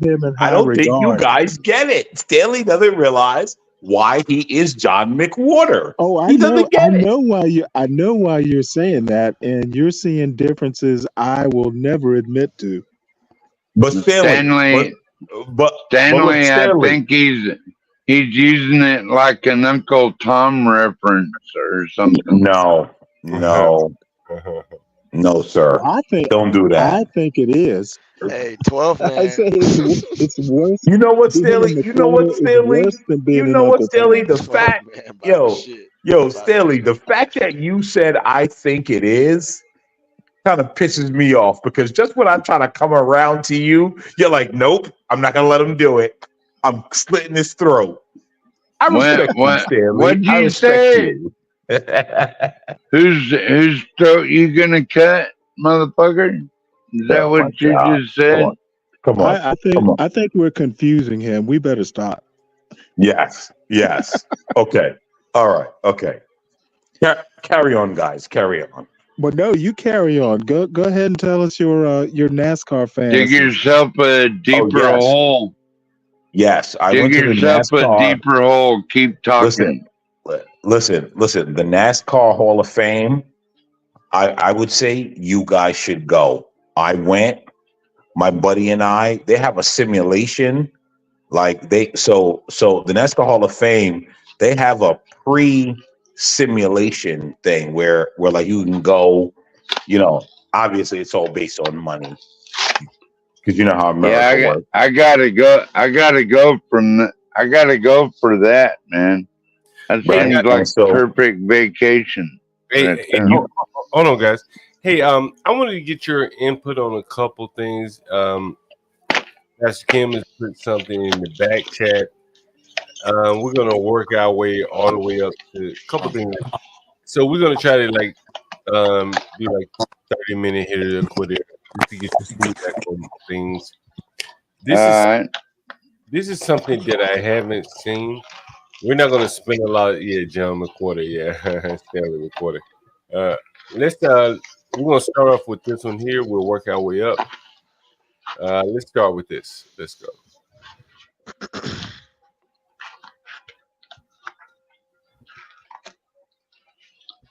Killed his landlord and injured the landlord's wife. A reserve Wake County deputy on Friday could get the death penalty if convicted. 46-year-old Julius Wilcox faced a judge for the first time today. CBS 17's Haley Fixler was there. Haley, what was it like? Well, Wilcox is going to be. This guy's accused of killing his landlord. I think he hurt his wife as well. This is in Raleigh, North Carolina, down by Sir and Gary in here. Gary's not here but not right now, but Sir, I think, is here. Getting a capital defender just because of how serious these charges are. He's currently being held in jail right now without bond after police say he intentionally shot 2 people. Damn. Sitting in the front row of a Wake County courtroom Monday, a Wake County deputy and people who love 51-year-old Sharice McLean and his wife, Yolanda Moore McLean, all there to face the man who Raleigh police say shot them. Good afternoon, Mr. Wilcox. 46-year-old. Like some of the dreadlocks I pulled out of a drain. Julius Wilcox is charged with first-degree murder and assault with a dangerous weapon with intent to kill. Court documents show investigators believe he used a 9mm handgun to kill Sharice McLean and to injure Moore McLean on Friday. We got 1 male unconscious, ineffective breathing. He's got 1 GSW to his left abdomen. We got another female saying she shot under injuries. Police were called to this Walnut Creek neighborhood just before 10 o'clock in the morning after dispatchers got this call. Caller's son has shot the landlord. Be advised he still has his 1030 in his hand. Son has a red shirt on, sweatpants. We now know Wilcox was living in this home owned by a group called Healing Interventions. It's a mental health services organization owned and run by Moore McLean. Moore McLean was a deputy with the Wake County Sheriff's Office for 11 years. And when she left in 2009, she began Healing Interventions. Investigators say this was a targeted attack, but are keeping tight-lipped as they continue to figure out why this happened. And there were several Wake County Sheriff's deputies at the court appearance today showing their support. A representative from the Wake County Sheriff's Office says that they are going to be honoring the family's wishes for privacy at this time. Live in Raleigh, Haley. You know, when I heard this, this is my first time watching this. You'll notice that there was some organization called Healing Interventions. And that company likely gets government funding to house people like that. Is that like an NGO, right, John? That's an NGO doing that. Down more on the local level, where you may be housing people with mental illness, people that getting SSDI checks or things like that, where you take control of their checks in exchange for providing them housing. And these people are oftentimes unstable, but the money's good if you can find a few good people, but I've never known anyone that has made it work. And in the most extreme cases, this is what you'll see: the guy will delete the people, and I mean, it's just one of those risks you see from landlording that people get very desperate when they see a risk of losing their housing, and they'll do things like this. It's very interesting. Blacks, you have any thoughts about that? I'm sorry, American Man. American Man may not be here. Skip me. I'm like doing stuff with food right now, so go ahead, skip me. Not a problem. You making some hot dogs, American Man, or what? I think he may have a mouthful of food here. Hey, here's an interesting article.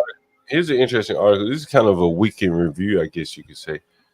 Something I saw in New York just the other day. In New York, I've been in and out of New York, so these things interest me. And before I show this interview, I'm going to pull up Randall's Island. Give me 1 second. Randall's Island. And let's see a map of where it is. There you go. And let's close that. Let's zoom out a little bit. Close that. All right, so the first thing I want to show you is this video here. Let's go.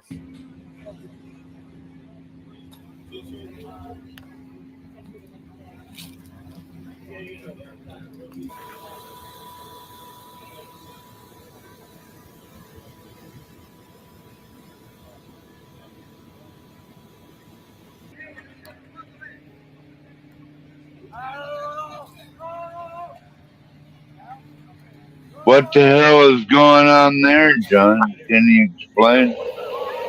Well, yeah, we will in a minute.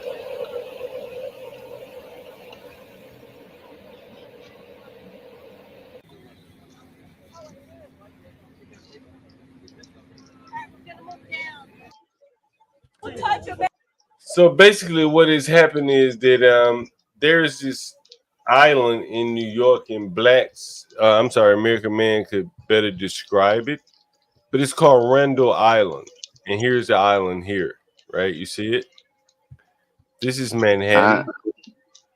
Does it look anything like Long Island? I can picture it, John. You know, I'm not in front of my camera right now. All right, John, you said that's a little island right there in Manhattan? Well, 278 right there? It's to the west of, yeah, right here. This is Randall's Island, right? There's nothing on that island. It's just a highway going through there.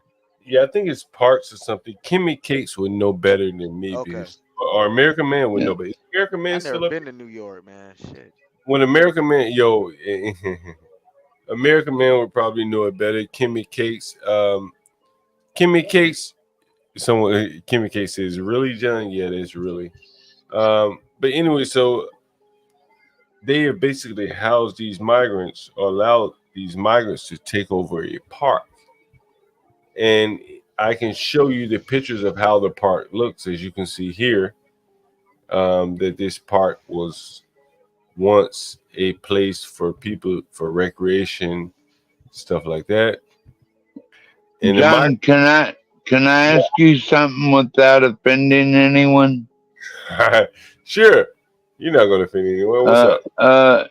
Well, you remember when the Puerto Ricans took over Brooklyn and all it, like they came in, they displaced black families all over.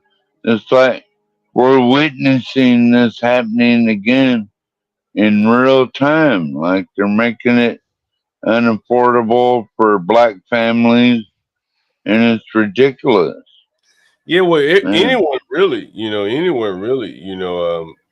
Remember during the 80s, though, right, John, when they were hauling everybody over here that could come from Puerto Rico or Cuba or Haiti, everything, that they took over Harlem, man. now you don't see hardly any black people in Harlem. You know what I'm saying? It's all these immigrant offspring. Have you heard about Dr. Umar and Kamala Harris? Has anyone heard about her?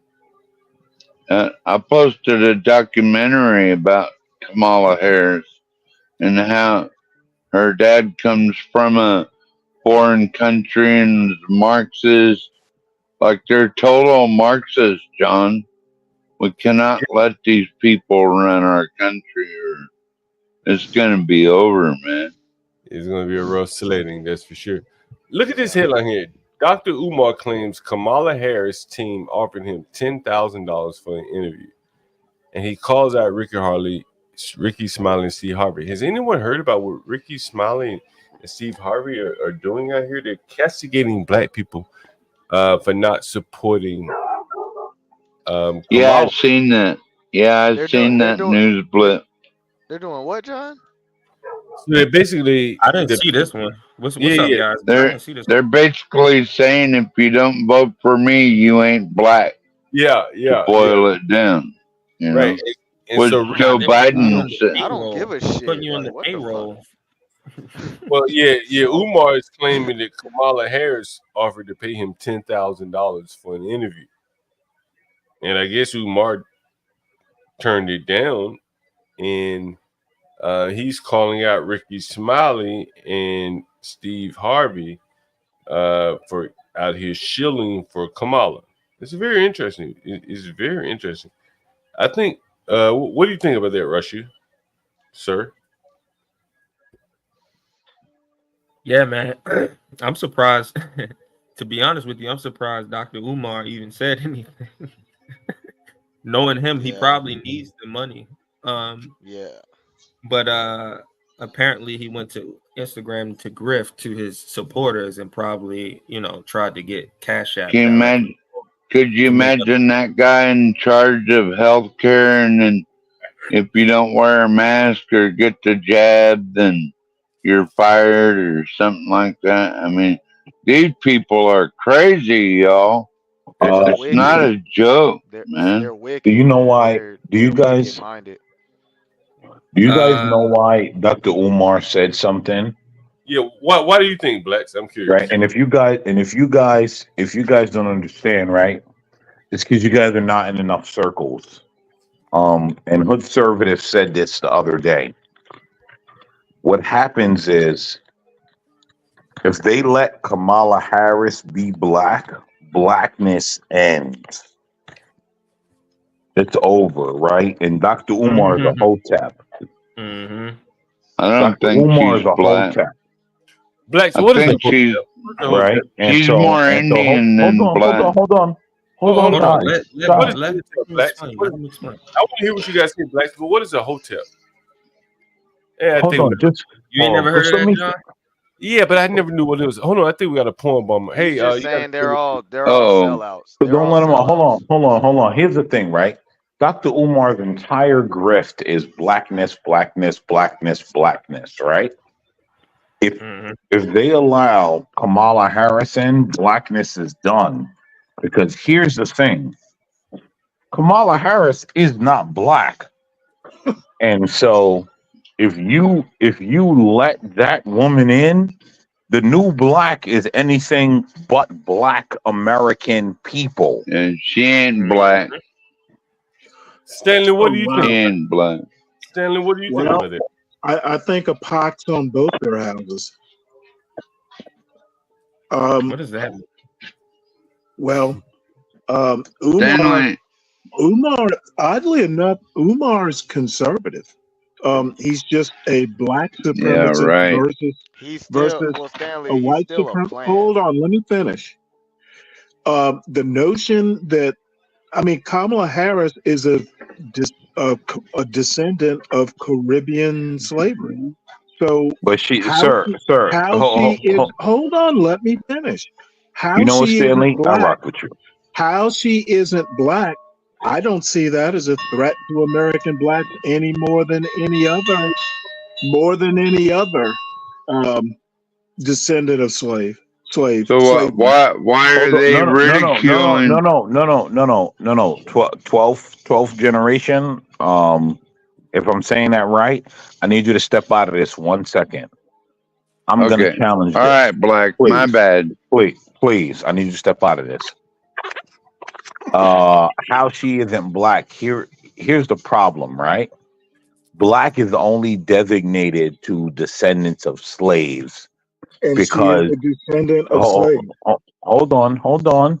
Black is only African designated to descendants of slaves. She is a descendant of slaves. No, she's not. African No, she's not, slavery. Stanley. Yes, she No, is. she's Her not. father is a descendant of her father. of slavery in Jamaica. No. Let me tell you Therefore, something, his right? daughter, Jamaicans. His daughter is a descendant of African slavery in the Caribbean. I'm gonna let you finish, Stanley. Stanley. I'm gonna let you. Hold on. How much? I am done. I'm gonna let you guys, Stanley. I'm gonna let you finish, and then you have to be quiet. As I'm gonna be quiet to let you speak. I am done. Okay. Here's the thing, right? Jamaicans, all those people, they do not consider themselves black people or descendants of slaves. Who cares? Do you want to know why?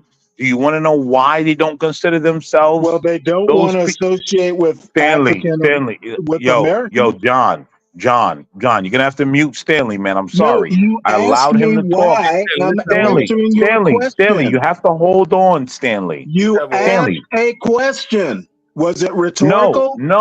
No, Stanley, I did not ask a question. I was speaking. You absolutely just did. No, I did not, Stanley. No, I did not. You know why? Stanley, no, I did not ask a question, Stanley. Did. No, I did not. You know what? No, I did not. Go ahead. Stanley, I did not ask a question, Stanley. Stanley, I did not ask a question. Finish your flow. I did not. All right, so be quiet, Stanley. And then I will throw it to you. Stanley, I will throw it to you when I'm done. Be quiet, please. Be polite. Stanley, I'm trying to be your friend, Stanley. I will throw it to you when I'm done. Quiet, please. Here's the thing, right? Jamaicans, Caribbean, all those Caribbean peoples, Trinidadians, all of them people, they do not consider themselves Black Americans. You know why they do not consider themselves Black? Because then they don't get hold on. Oh my God. They don't get reparations then. I'm not asking a question. Descendants of black slaves and they don't get reparations.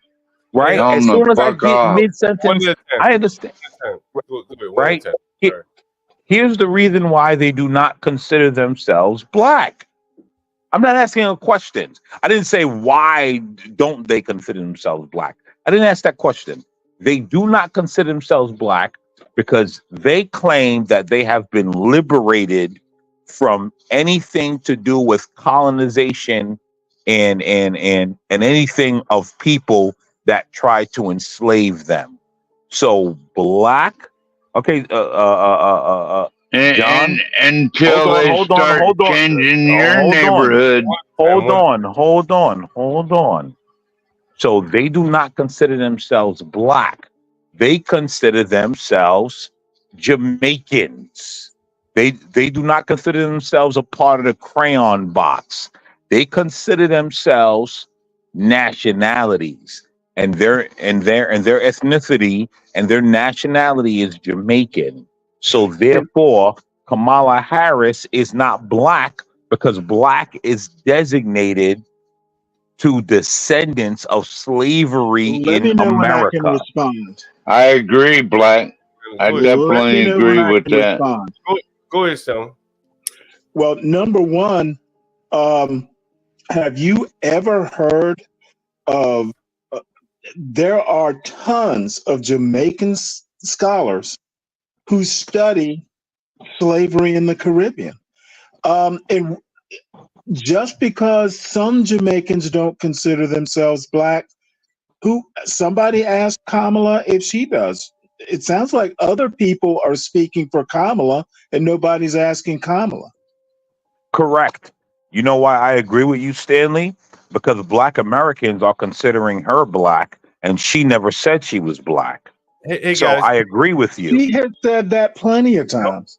Hold on, guys. Let's switch gears. We're gonna do like a couple hot topics here. Let me share with you the screen here. Let me make sure I have it. Zero Hedge.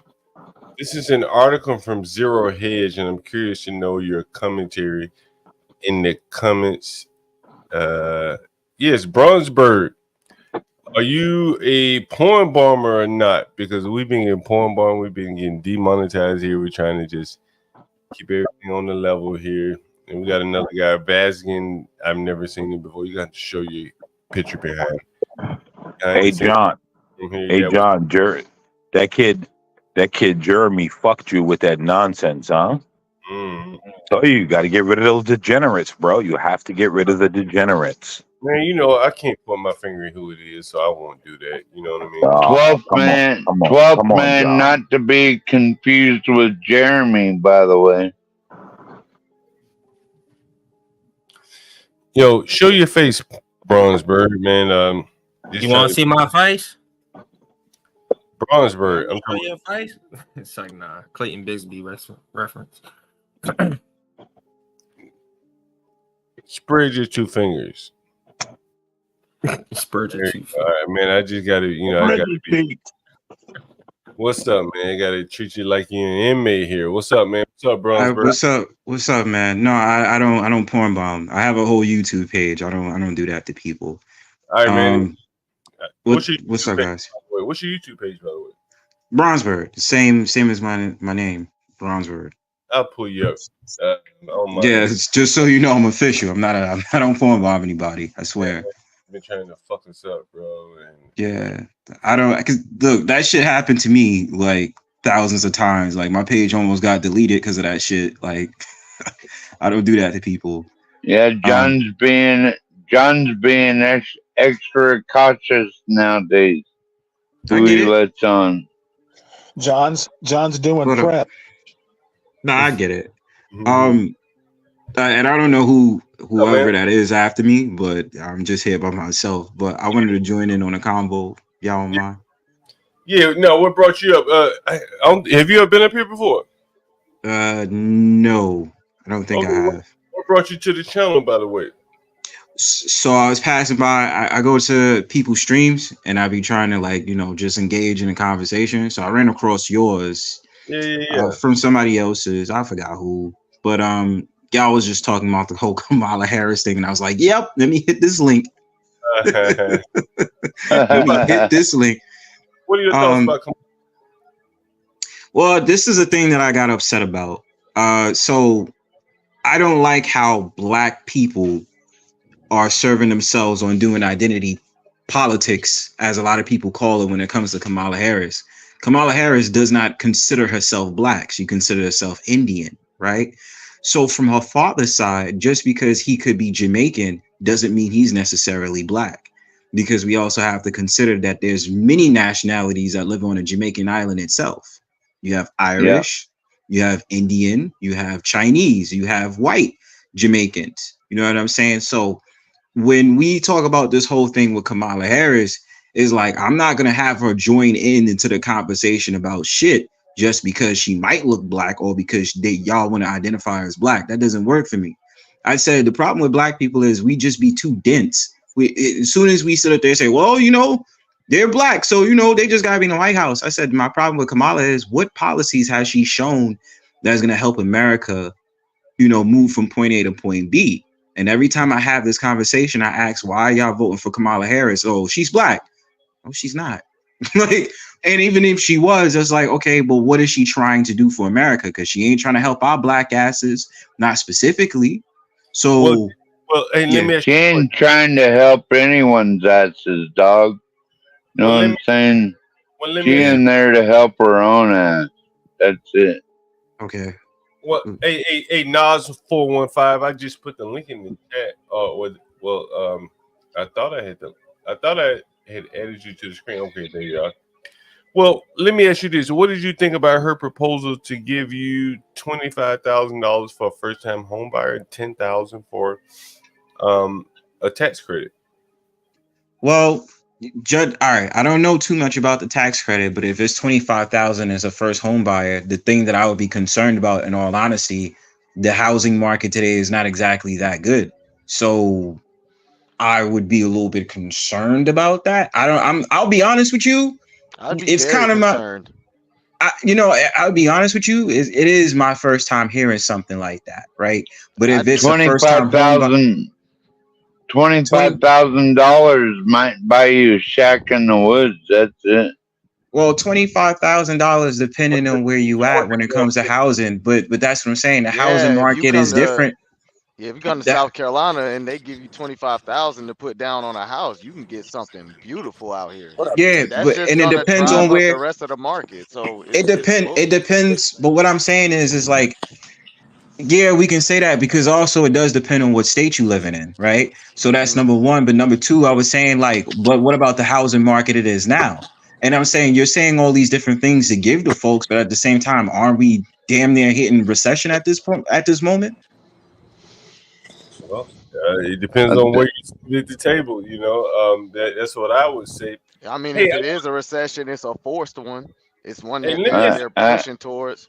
And inflation, dude. Let me ask you a question. I'm looking at your stream, Bronzeberg. You live in Brooklyn? I chill in Brooklyn a lot. Okay, yeah, I was just in Brooklyn. Where you was at in Brooklyn, bro? Oh man, you didn't see my live. You should have seen my live streams from Brooklyn. Let me see. Yeah, where you was at in Brooklyn? If you don't mind me asking. No, I was. I'm gonna pull it up and show it to you. I was just showing some people, but I'm gonna show it to you since you're new to the stream here. Let me see. I used to chill in Bushwick a lot. Yeah. Now I used to live in Fort Greene, but okay, you know the goods, fam. I was just gonna go out there last weekend. And then I lived in Bed-Stuy, right? Right. Then I lived in Crown Heights. So okay, yeah. The interviews I did were in Crown Heights for the most part. Well, yeah, the interviews were in Crown Heights. Crown Heights is kind of where it's at. Yeah. Let me share this interview with you. I did this on Franklin Avenue. You guys. Nothing. Yeah. What's your name again? My name is John. Yeah. Nice meeting you. Nice meeting you. I'm rewinding a few seconds.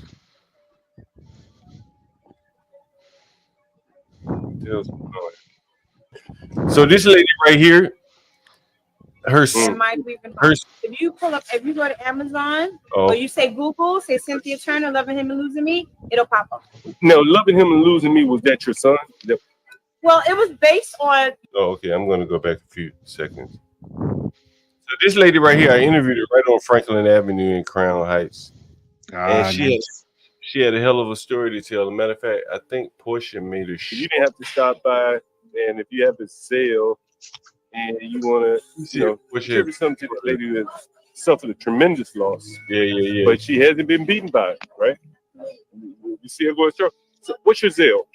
It's Cynthia Turner. CYNTHIATU. All based on true events. Then the other first one is called Loving Him. Okay. I want you to hear this. Very interesting. Okay. I have a bi-weekly show in the chat. It's a YouTube stream. Mom and Verizon. Oh, okay. All over. Okay. So I've been writing books. I wrote 3. Okay. The second one is called. The other one is called My Murder My Son. Part of the perpetrator getting caught after he Facebooked me. Oh shit! This is it. How God turned tragedy events, but this one is based on the murder of my son and how God turned tragedy into triumph. And I was an innocent part of the perpetrator getting caught after he Facebooked me, confessing and killing my son. Wait. So he Facebooked you confessing to killing your son? Well, this is what happened. I made a fake page, right? Because I didn't know the guy. You made a fake page. I made a fake page. Okay. He finally befriended me, and he committed to killing my son. He didn't know he was talking to the mother of the man he had just murdered. Oh shit! So now that made me a witness in my own son's murder trial because now I have evidence. Right. So I sent it to the DA, and he got life indefinitely for malice murder. Now, where did this murder happen? In Georgia. Oh, in Georgia. My son moved out. He graduated in 2007. He became a phlebotomist after doing so long. He got tired of it. Yeah. So 2009, he moved to Georgia. He bought a house, raising his daughter. In 2011, he got killed. Now, what were the circumstances surrounding? I don't know. You don't know? I know that he was living in my son's house. And more than likely, my son wanted him the out. man was living in your son's house. He was living in my son's house. And so he was renting or something from your son. He wasn't renting anything. But my he was son living was there. allowing him to live Allowed there him to live there, because okay. he didn't have a job. He didn't have a job. He was pretty much homeless. He just came from out of jail. I didn't even know that. And he's from the New York area? And he lived in Philly. Okay, so So my son allowed him to live in his house. He Right. needs my son to sleep in his bed. Oh. My granddaughter's calling you uncle. Oh. So they had some type of relationship. I never met the guy. You never met him. That was my son's girlfriend's brother. And whatever took place, altercation happened, and he stabbed my son. He catches the killing. My son died. Yes. Man, I'm really sorry. So those books, I have two sons. I have an older son. So my books are based on motivation, encouragement through tragedy, right? You know, it was an amazing story, man. I was out on Franklin Avenue, and this woman was wild. Yeah, the woman told us her story about her son being killed. And she thinks that her son's girlfriend was a part of it because her son's girlfriend's brother. No, like that. So wait, I'm sorry. So it was his girlfriend's brother that killed him. Yeah, his girlfriend's brother that killed him. Wow. And she went on to say, matter of fact, let me play a little bit more of it. I want you to hear her say this. Let me say it. I think I know I asked her. Yeah. Damn, I fucked it up. Wow. But anyway, she went on to say how she thought that her girlfriend's I think I have it. Got some food. Okay. And I'm on my way home. Where you pick up some food? You know, people. We have about 30 fruit from melon. Resiliency. Get crack. Put that in the right now. We just podcasting. No, Naz415 is cool. Let me add him to this scene. I've seen him before. What's up, Naz? What's going on, John? How you doing, brother? What's up, man? Hey, you know what? You never been up, man. I don't think you ever been up before, right? No, I know. I've been on a bunch of panels, but I've been in your chat from day one. What's up, man? What's going on? What's going on, brother? So can I tell you about Kamala from San Francisco point of view? Sure. Are you in San Francisco? I'm I'm Armenian. I'm an Armenian refugee, but I've been in San Francisco for 30 years. Damn, you're not even a refugee anymore, are you? I'm not no. I own this city now. No. Man, I need to put you and Get Crack up there together. So Give Crack went to my he went to a high school, my rival high school, right? Oh, is that right? Yeah. How do you know that? Get Crack told you that? We talked in the chat. Oh, okay, go ahead. Yeah, so I'll tell you about Kamala, right? So when she dated with Willie, and I saw Willie about 2 weeks ago. He's 91 years old, and he still looks great. Motherfucker looks great, man. Still alive. He looks like he's a 40 years older version of John, bro. He's like a motherfucker. Yeah. He got adrenochrome. He's got that adrenochrome. No, he does. He's like he had a dark blue suit. He motherfucker walks like there's no. Hey, hold on for 1 second. Bronzeberry, don't leave. We're gonna come back to you, man. I want to talk to you about Brooklyn. Yeah, come back, bro. Go ahead. Now, I'm just telling. Don't leave, man. Go ahead. Go ahead. Let's go ahead. All right. So it was like now. So I'll tell you. So I moved to America in '92, right? In '92, when I moved to America, I live in Tenderloin, and Give Crack will tell you what Tenderloin is. I've been to Tenderloin, so I know. Tenderloin. Chappelle will tell you there's nothing tender about that loin, right? That's what Chappelle will tell you. That's what Chappelle will tell you about that Tenderloin, right? So when I moved in '92, there were 20 hookers on every block. Yeah. And then they all disappeared. They all disappeared when Willie Brown came to town. And then I was like, what the fuck happened? Like, how did they disappear? I was an 11-year-old kid. I didn't know what the fuck happened. And then all the Vietnamese and Chinese kids that I went to middle school and high school with, they told me later they paid off fucking Willie Brown, so they opened massage parlors and stuff. So they got rid of the hookers in San Francisco, right? So that's what happened. So that was originally. So then that was gone. I'm talking about Willie Brown.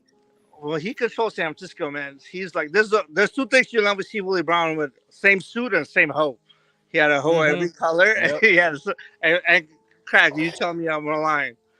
You're not lying. You're not lying. Willie There's Brown two always things Willie Brown never had. He never had the same suit on, or he never had the same hoe. He had a blonde chick, Asian chick, or black chick every night of the week. Yep. Damn, downtown Willie Brown. Downtown Willie Brown, He's a Freemason, man. He's a Freemason. He's a Freemason, but he's a Black Prince Freemason or whatever. Yeah. So and John, I want you to pull up a picture of Gavin Newsom and the Shrimpboy. Can you pull up an image of the Gavin Newsom? Man, I heard of Shrimpboy now. You ever heard of Shrimpboy? Yeah, I heard of Shrimpboy. So I tell you what Shrimpboy is, man. Shrimpboy is John Gotti of San Francisco. Yeah, I heard of it. So I'll tell you what happened. Why all the hookers disappeared in the fucking downtown San Francisco? It was because Shrimpboy opened all the massage parlors, right? So that was back then. And Willie Brown just like he cleared all that shit out. He did all his thing, whatever. When Shrimpboy got locked up, and Gavin Newsom, and you look at the picture with him and Gavin Newsom. That's when the death penalty in California disappeared all of a sudden. Shrimpboy got over 200 bodies in California. He killed over 200 bodies. That's when the death penalty disappeared in California. That's like whatever. But and I hear a lot of people say Kamala locked up. She locked up 1,600 fucking men for weed, right? And most of them are black men. I was locked up in 2019. Don't ask me why. I was locked up in 2019. What were you locked up for? Man, I was out of control for a minute, man. I was doing a lot of powder, and I was doing a lot of crazy stuff. So I was out of control for a minute, man. Okay. But so I was locked up with a lot of dudes. So like, she put away, right? The reason she put away 1,600 men for weed, and most of them are black, is because the licensing that had to come there. Most of the weed licensing they had to go to Asians, and Shrimpboy controlled most of that, even from jail. So all the black men that grew weed, they got busted just because so Asians can control it. So she arrested man because Gavin Newsom had to fucking give Shrimpboy his living, man.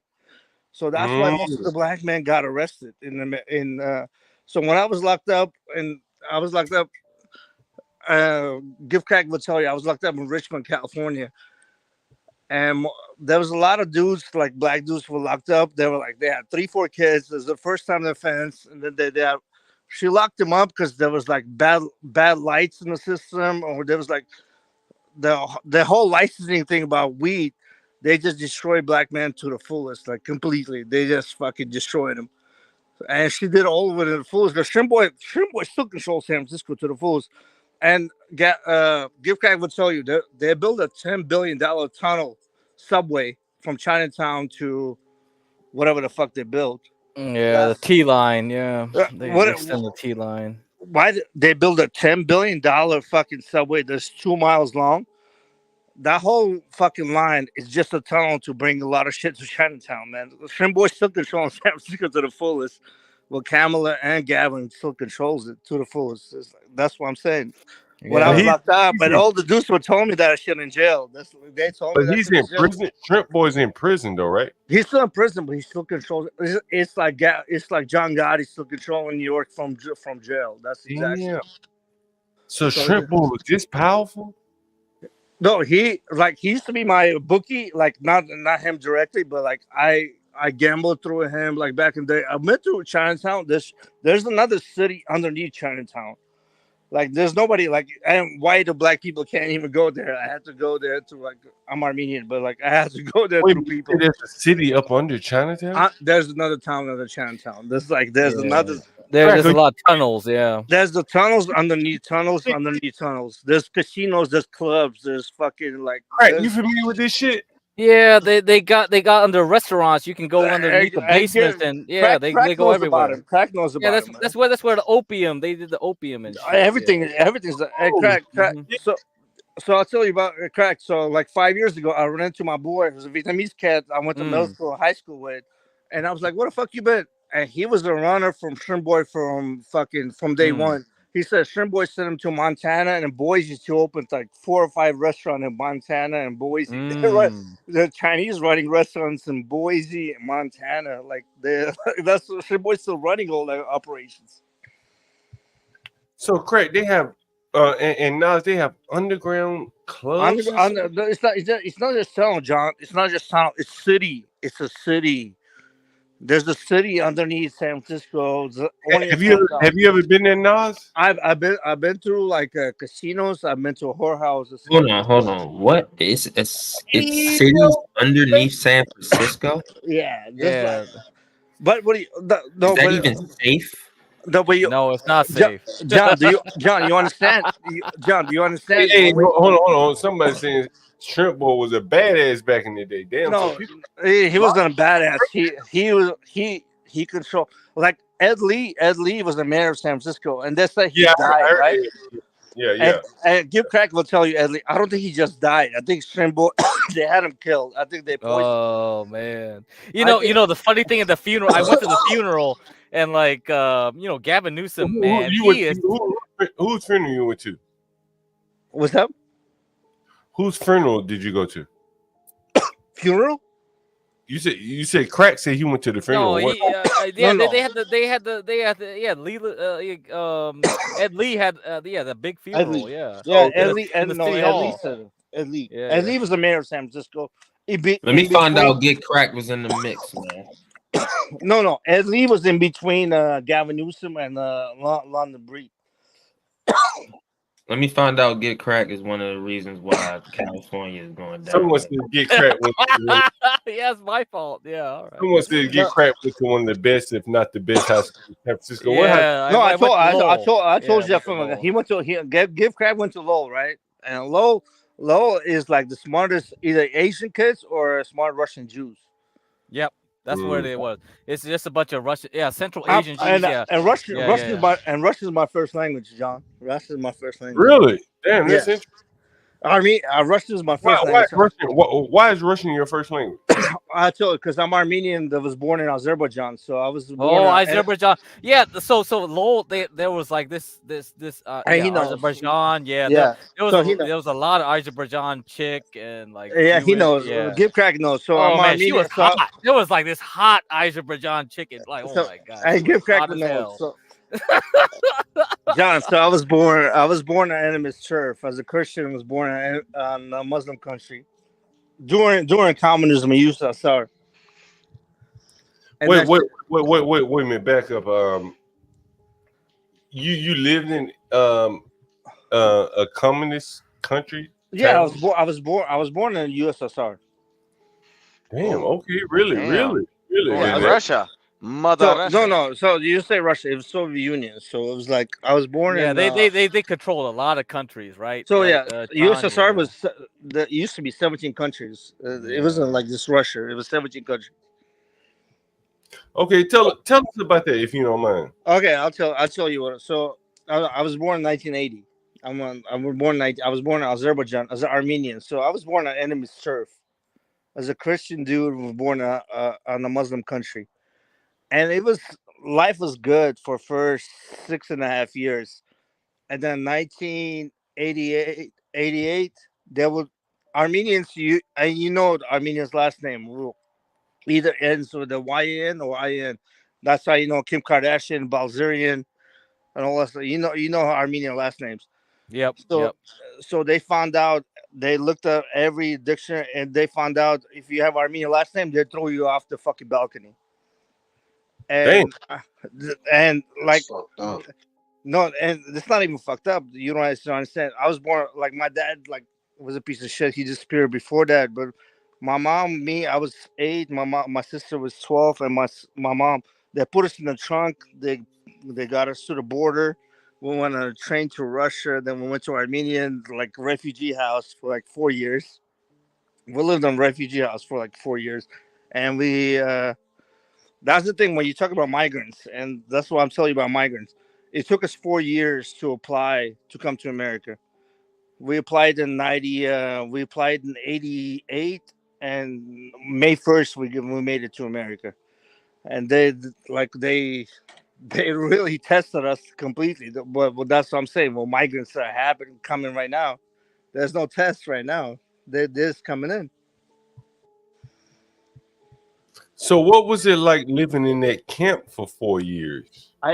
So I'll tell you what it was like, and you don't understand. It was like the worst time. They were talking about going off the grid today in the morning, and I was like, dude, like there was 2 months we had no electricity. We ate every other, like we ate one day, then 2 days we were hungry, and then outside of that, it was just insanity. We lived in the coldest part of fucking Russia. It was like we live in Minnesota, like negative 30, no electricity or nothing. We showered once a month, and I was 9-10 years old that time, just like whatever. But so it was intense, man. And I saw what the craziest part I saw in my life. I was 9 years old.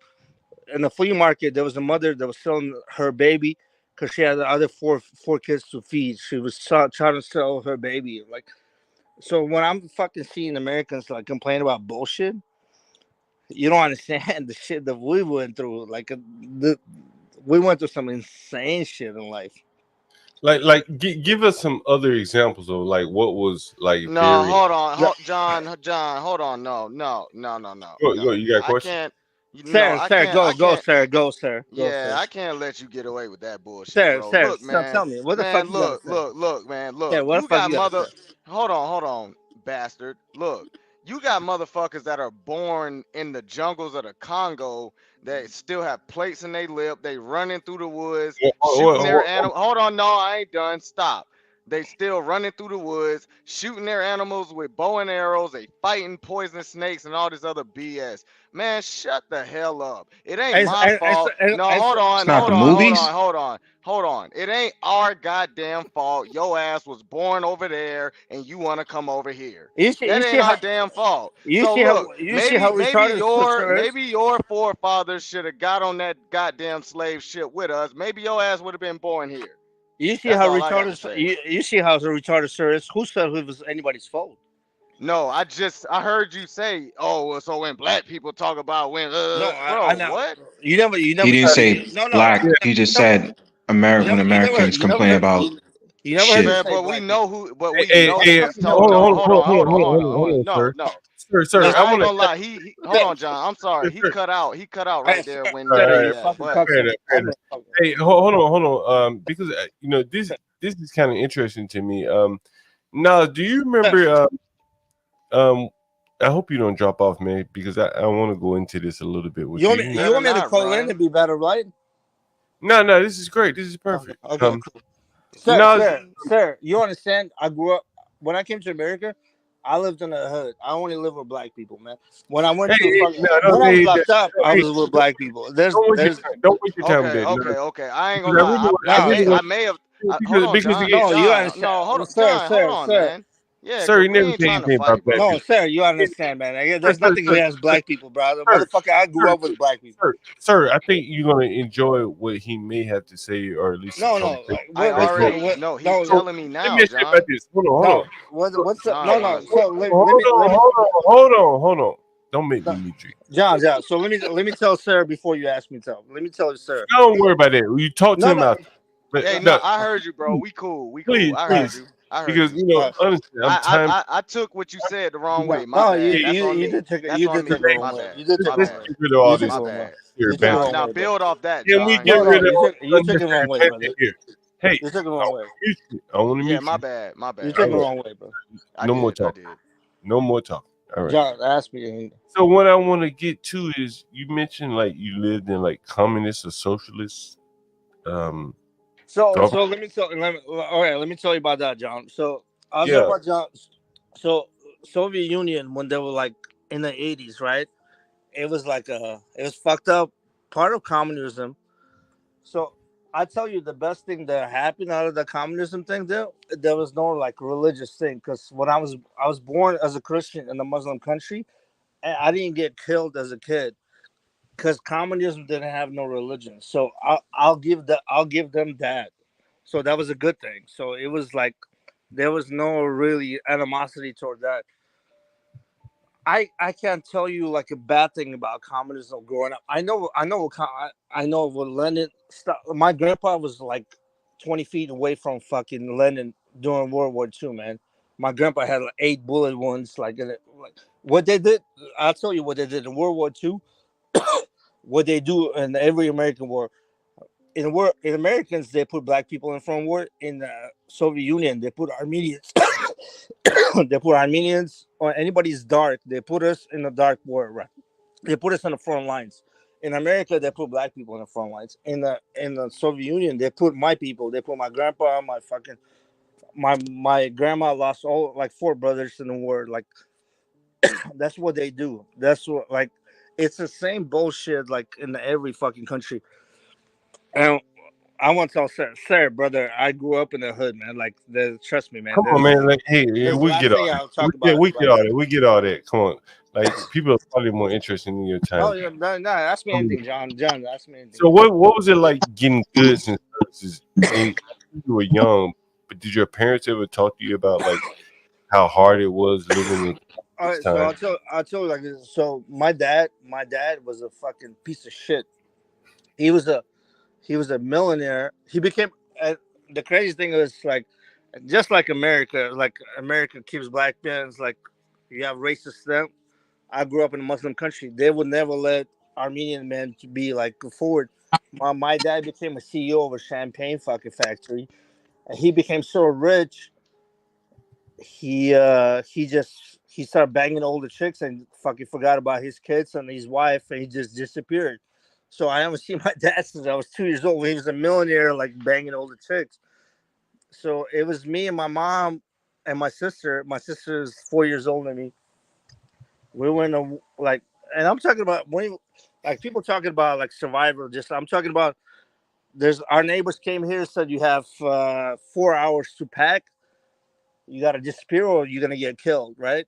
Damn. So they put us in the trunk, and me, my mom, my sister, and they took us to a train station. We went to Russia with no money, no clothes, no nothing. And we went on a train to Russia because there was no direct line to Armenia. We couldn't go to Armenia.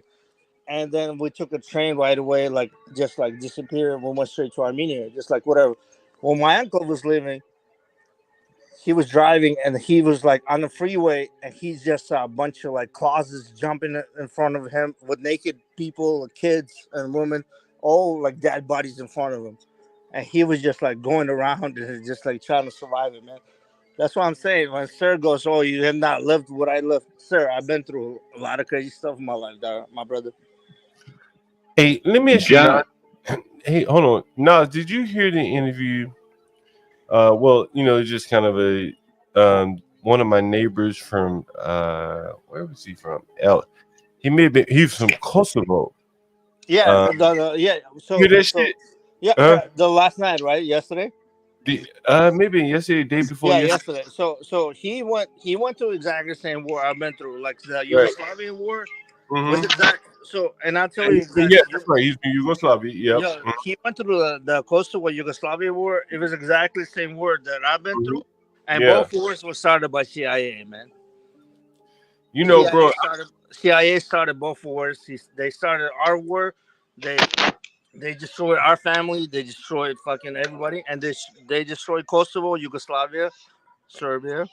Because like I know a bunch of Croatians, I know Serbians, I know. Wait a minute. So you heard of like who's it? Yeltsin and Slobodan Milosevic? How Milosevic? So Milosevic was a piece of shit. Like he was like a war fucking like he went insane. But the thing is, like, Americans just paid him to be that fucking animal.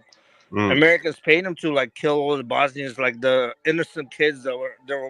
You understand? Yugoslavia was like if you want to, and if you can review it on your show, one of the greatest shows is Once We Were Brothers. Once we were brothers, there was Vladi Divac and Drazen Petrovic. And Drazen Petrovic is one of my favorite basketball players, right?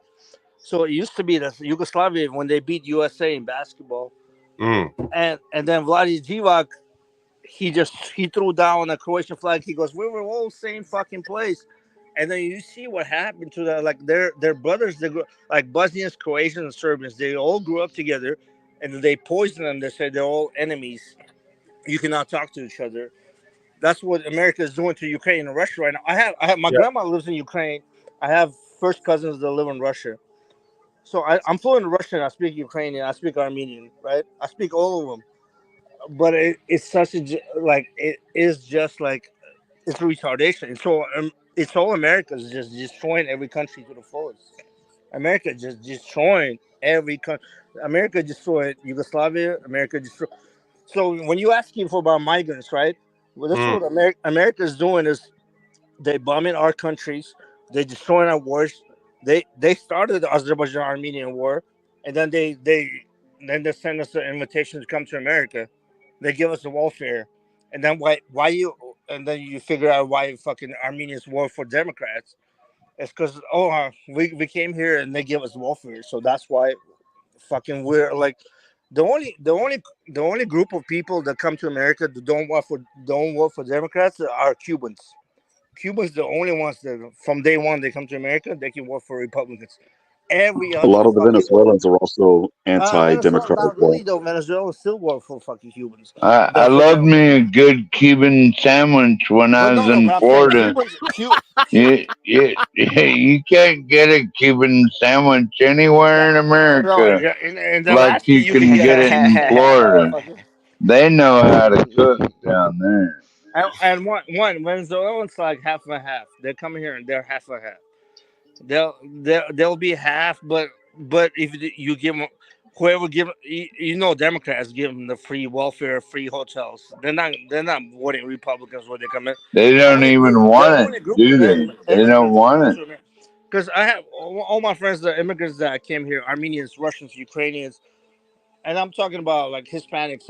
I grew up with all the Mexicans, Salvadorians, and all of them. 80% of them, they're still gonna vote for Kamala, man. They're still gonna vote for Kamala today. That's why I'm like I don't really. You said 80%. I think 80% is still gonna vote for Kamala. Yeah, but that's what you're talking about. Mexico and Central America, Venezuela. They've been socialist since circa 2000 down there, American man. That's a dictator. But you're talking about social. I'm not talking about when they're coming back there, what's going on there. I'm talking when they come to America, who they're gonna vote for. That's what I'm also talking about. I didn't get a chance to finish what I was trying to say.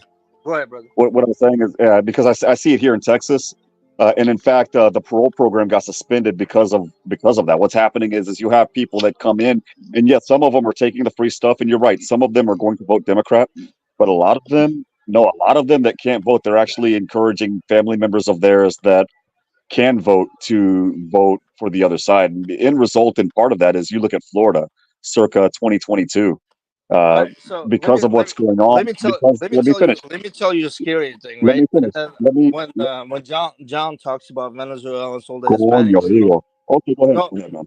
No, so let me tell you about the scary things. When people like when John he showed the Hispanics and all that stuff. That stuff they just show us to a face of our. So like a month ago, I was in San Francisco. I'm in San Francisco, like I'm outside of it, but like when I go there, I met a bunch of dudes from Chechnya, from Kazakhstan. Like they're all fluent Russian, but they're Muslims. But I'm not talking about the Chechens. I'm not talking about the Kazakhs. I'm talking about the I'm talking about the Venezuelans.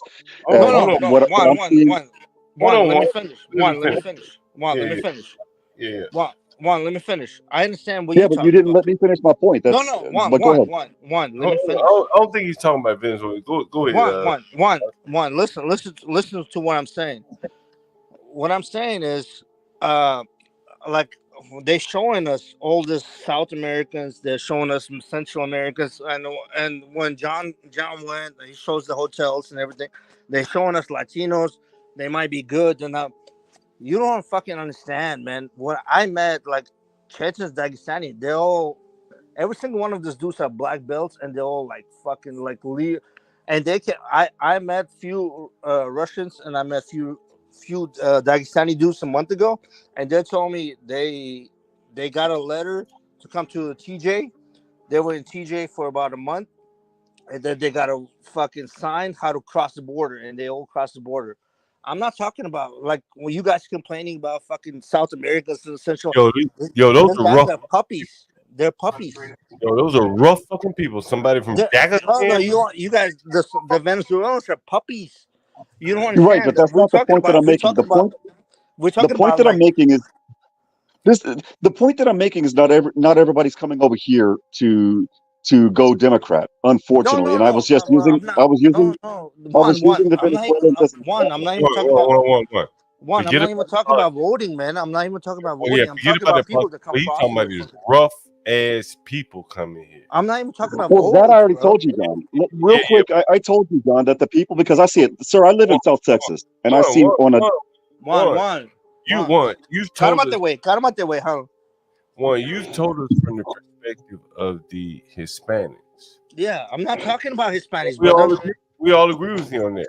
And what I'm not just talking about the Hispanics, though. I also said that there are other people. I mentioned the people from Africa. One. Stop, brother. Stop. I'm talking about Khabib. Hold on, Naz. I'm talking about. Go ahead, brother. Naz, hold on for a second. Let me clear the table here. One, he's really agreeing with you, but he's agreeing with you from another demographic group. He's saying that these people, just like the Venezuelans and the people that you speak of that are different, that are built different. He's talking about motherfuckers coming here with black belt from rough ass countries. And so he's agreeing with you, but he's agreeing with you from a different demographic perspective. Go ahead, no. So I'm and I'm not just saying that. So not only Dagestani Chechens I met recently that came here, and I swear to God, like Chechens and Dagestanis, you know about Boston marathon bombing. That was Chechens on, right? Mm-hmm. They all coming through. Some of them they're coming through Mexican border. They go to TJ, but and a lot of the Mexican border, right? Tijuana is Mexican. But most of the border that they're talking about, that's just a distraction for American people. Most of the most dangerous people coming in from Canadian border. I'd be afraid to get locked up down there. Stop it, brother. Yeah, is anyone in the audience familiar with the Dagestan and Chechen people? Anyone in the audience familiar with those people? You understand? If I'm not mistaken, Khabib is from. Isn't Khabib from Dagestan? I know that Hasbullah, the short guy's from Dagestan. Yeah. No, I'm talking about like Dagestan. So who's from Dagestan? The best fighter. Khabib, if I'm not mistaken. And there's a shit from Dagestan as well. From Afghanistan, motherfucker. Your signal's breaking Dagestan. up. It's in Russia already. Dagestan. But like, you know, like I think when Russia wants to really terrorize people, I mean the Chechens, right? The Chechens are like the people. So, John, do you know how Chechen became part of Russia? No, I don't. Well, I think I did. I vaguely do because I remember reading it. I tell you, if you look up Chechen president, his name is Dagirov, right? And the Mike Tyson, Floyd Mayweather, and like a bunch of boxers, they worship him because when they go there. Well, whatever happened to Bob Marley? One love, one world. Come on, dog.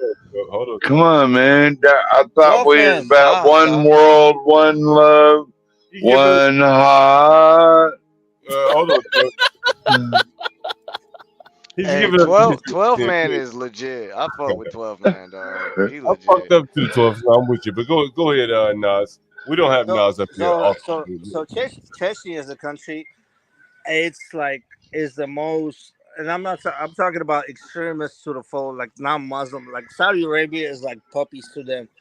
If you don't have black belt and anything, like I'm talking about any type of either boxing, jiu-jitsu, not jiu-jitsu, they do sambo or any kind of self-defense, any kind of combat self-defense. If you don't have it, you get deported. And John, if you pull up Dagirov, when when he talks about gay people, he said we ship them to go over to Canada. We cannot have no gay people in my country. And but they kill them. They kill them. Damn, that's They kill them terrible. like publicly. They kill them in public. Any homosexual, they kill them in public. Wait, hold Should on, hold on, hold invite on. them and invite 12 man them to stop. church. 12 man stop. Wait a minute, hold on, 12 man. Don't make Well, 12 man has a Christian perspective, so No, okay, 12 Yeah, man has I'd 12 man invite has them. AAA perspective. I'd invite them to church for a potluck.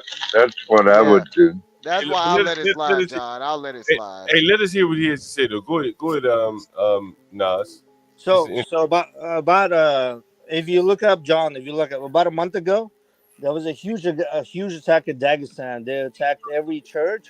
There was like 3 churches and 2 synagogues in Dagestan, and they attacked and killed every priest and everything. That was about a month ago, right? And Khabib, like, they put Khabib responsible for that. Khabib had nothing to do with it. It was insane. But I'm Khabib talking wasn't even about in the this. country when it happened, right? No, Khabib, he was there, but the dudes that did all the damage, they went to his gym, but Khabib had nothing to do with that. Like, it had nothing to do I with was it. gonna say I thought Khabib was in England when all of that went down. No, he was like he was there, but like he had nothing to do with it. Like Khabib today, he paid $3.5 million to Putin because Putin taxed him for a lot of stuff, for a lot of reasons. Like it was some crazy stuff. But I'm saying, like most of those dudes, they're coming to America, and they told me, like, and I'm telling you, I talked to a lot of the Russian dudes and like Chechen dudes. They said they get a letter from like Mexican dudes that tell them the day you can arrive to TJ, you'll be here for like a month or 2 weeks, and then cross the border. We're worrying about like Guatemalans, Nicaraguans, and yes, they're taking $600 a month, but there's like assassins coming through the border right now, like real. And I'm not talking about assassins. real serious Motherfuckers people. are really that hate. So they're Americans. People that hate basically Americans. taking over, right? They're taking over. Christ. Is that what you're saying? There's going to be Alaska. They're going to take every fish in Alaska in 2 days. Yes. Well, I posted a video link in the chat because I talked about this on CT's channel and I talked about this on my channel on Rumble. There's a guy from Azerbaijan. He got caught 12 hours west of me, actually in Arizona. And he said, and I kid you not, if you were smart, you would know who I am, but you are not smart, so you won't know, but soon you will. And it turned out that dude had just gotten released. I was born in Azerbaijan, right? And Azerbaijan about to destroy my country in about probably. You know what crazy? The craziest thing, give crack. You still on the thing? Is give crack on there? Yeah, I'm on here. What's up? Man, I remember when you fucking said, Palantir fucking said Azerbaijan attacking Armenia, right? Yeah, I mean that the drone war was like a prelude. It was a You know the craziest thing is Palantir. So the craziest thing, Palantir. So he met the Palantir CEO. Like he met Aliyev in like 90 in the 18 or 17, and then they attacked Armenia like a year and a half right after. Well, then he met Palantir, which is fucking insane. 40 of my cousins are homeless now. Like my sister just flew out yesterday, like to meet my cousins to Armenia. Which is Southern Europe has always been a clusterfuck. Shut the fuck up, Jesus. Southern Europe has always been a clusterfuck. Since Bosnia. Just get rid of them. Hey, what was the connection with Palantir and the Armenian War? So remember being the technological war. So, and I'm John. So it was crazy. And I knew some of it, but like when Give Craig was talking about Palantir, Armenia, Azerbaijan war, and I was just looking her up. Our Palantir CEO met Aliyev, Azerbaijan president, a year before they attacked Armenia and destroyed half of our country. And they did all the drones and just like, which is insane. And I think Ukraine is sending right now just because of Palantir, because I think they're using a lot of their weapons right now too, the drones. Yeah, we talked about that. Kimmy Cakes, you're 100% right. That was the guy that he had just been released from an Azerbaijan prison for terrorism charges. And literally 3 months later, he ended up here. Wow, I was born in Azerbaijan, man. I know about all this shit. All y'all know we fund both sides of the war, right? We fund both sides. That way you never 12 lose man, 12 man, 12 if man. you Come on. fund 12 both man. sides of the war. No, You don't want to listen to me. Fuck No, him. Nobody no, wants. we Come on. listen to you. We listen to 12 man. No, you're Armenian. Grew up in I'm Armenian. Yeah, I'm Armenian to the full. But you grew up. You Christian, right? So here's the thing. When you say I'm Christian, it's like we're born. So a lot of people in the chat and all the like true Christians, they're gonna say Ethiopia was the start of Christianity. Armenia started. We started this gangster shit. That's the motherfucking thanks we get. Armenia is the first country that started Christianity, right? Yeah, you guys were Coptic Yep. Christians, weren't you? Yep. No, they were the Armenia first was the Christians. first. We Where was the Armenian Well, and man, shut the fuck NWA? NWA? What? I didn't see no Armenian and NWA, motherfucker. What? What? Suck on it. Lord have mercy, man. The NWA? Oh man, oh shit. John, what's up? Ask me, John. Yeah, go ahead, Naz. You were saying something. No. You asked me. Like, no. I'm talking about. So here's the thing about. And the crazy thing about like Armenians, like we started Christianity. Like the thing when I go to church, it's just community work. It's nothing to do with a religion, man. I don't know anything about. I never read a Bible in my life. I'm not like a Bible thumper. I don't know. And I know we started Christian. I know 1.5 of my fucking ancestors got killed because of fucking Christianity. By Ottoman Empire, the church is like destroyed. Yeah. But I'm not even like I'm not the dude who's gonna tell you, oh, Christianity is the great. Because I'm not that dude. Like I'm not gonna tell you like Christianity is great just because I've seen a lot of murder in front of me. I've seen kids killed in front of me because of religion. So I'm not gonna even say anything about religion. I'm not gonna like. I will never because my best friend, like I have best friends when I came to San Francisco, Russian Jews. I have best friends who are Vietnamese and give crack. Well, I tell them all about them, like Chinese, Mexicans, like black. I grew up I went to every project in San Francisco. Like I can tell you about every single project, and I'll tell you why all the projects in San Francisco are about to go broke in a minute. Especially Oakland. I think Oakland's going to be a parking lot in about 5 years. Shit, it's already about broke. Hey, Naz, crack. Can you guys do like a segment on the San Fran underground cities? Man, I think I would know. You know, the crazy thing about it is like. Can you do it right now? You know, the crazy thing about it is Give Crack is like a smartest motherfucker probably on YouTube. He's so educated. He's so smart, and he knows everything about like. He knows about money. He knows about what's really going on in life. Come on, guys. I know a lot of what happened. I know a lot of underground and criminal stuff. Can I ask you a question, John? Fact, man. Hey, hold on. Crack I like that criminal shit. John. So I tell you, my boy used to sell Gavin do some coke right while he was in the man. Right? No, it's not. Oh my God! Here we go. Here we go. No, listen. Well, Gavin Newsom banked his best friend's wife in his office. Oh, he did that. Yep, he did.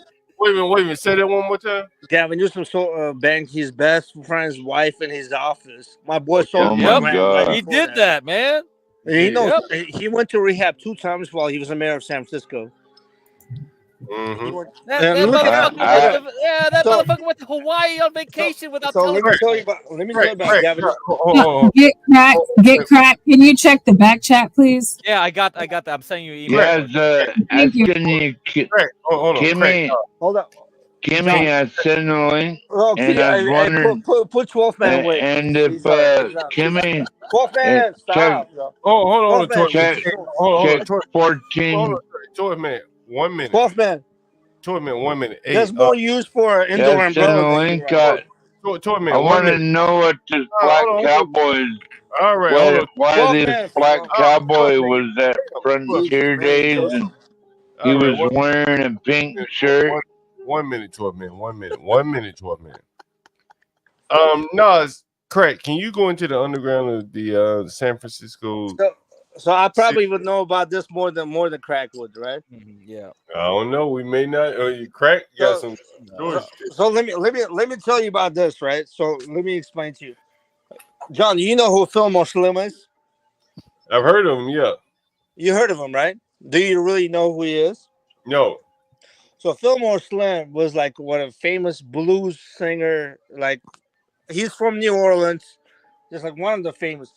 And then while he was on the tour doing blues, a couple of chicks approached him, just whatever. He became the biggest pimp in the world.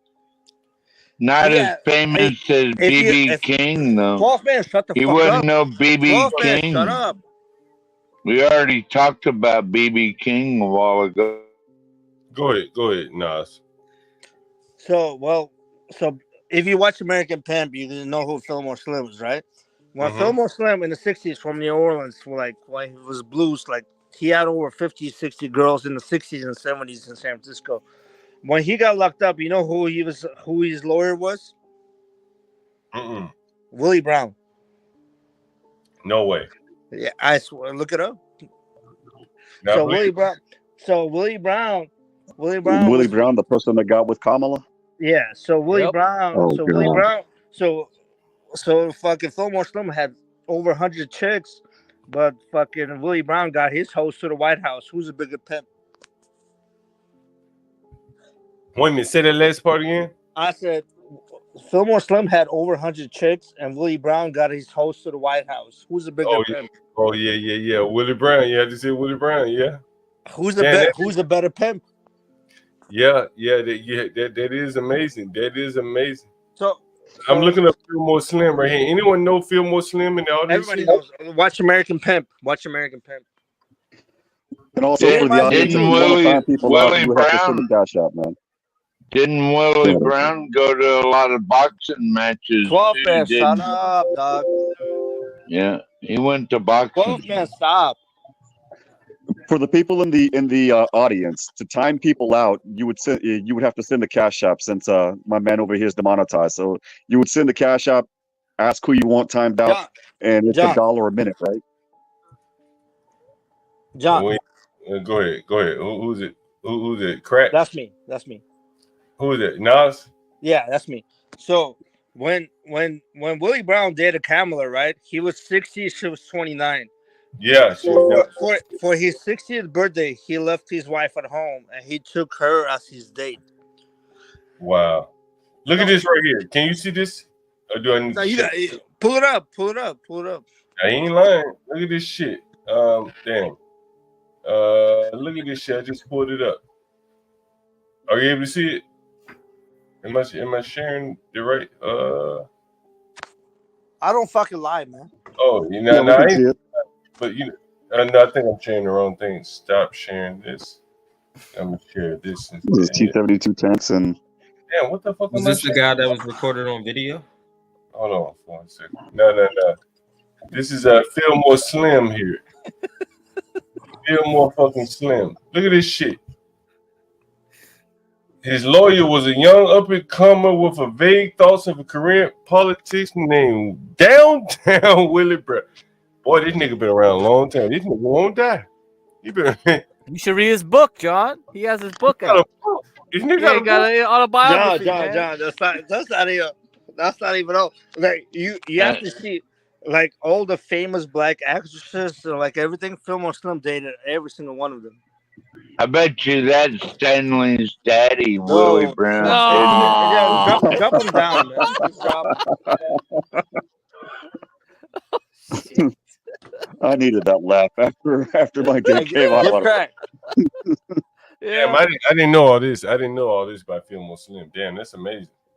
Someone says it's hard out there for a pimp. Damn, that is.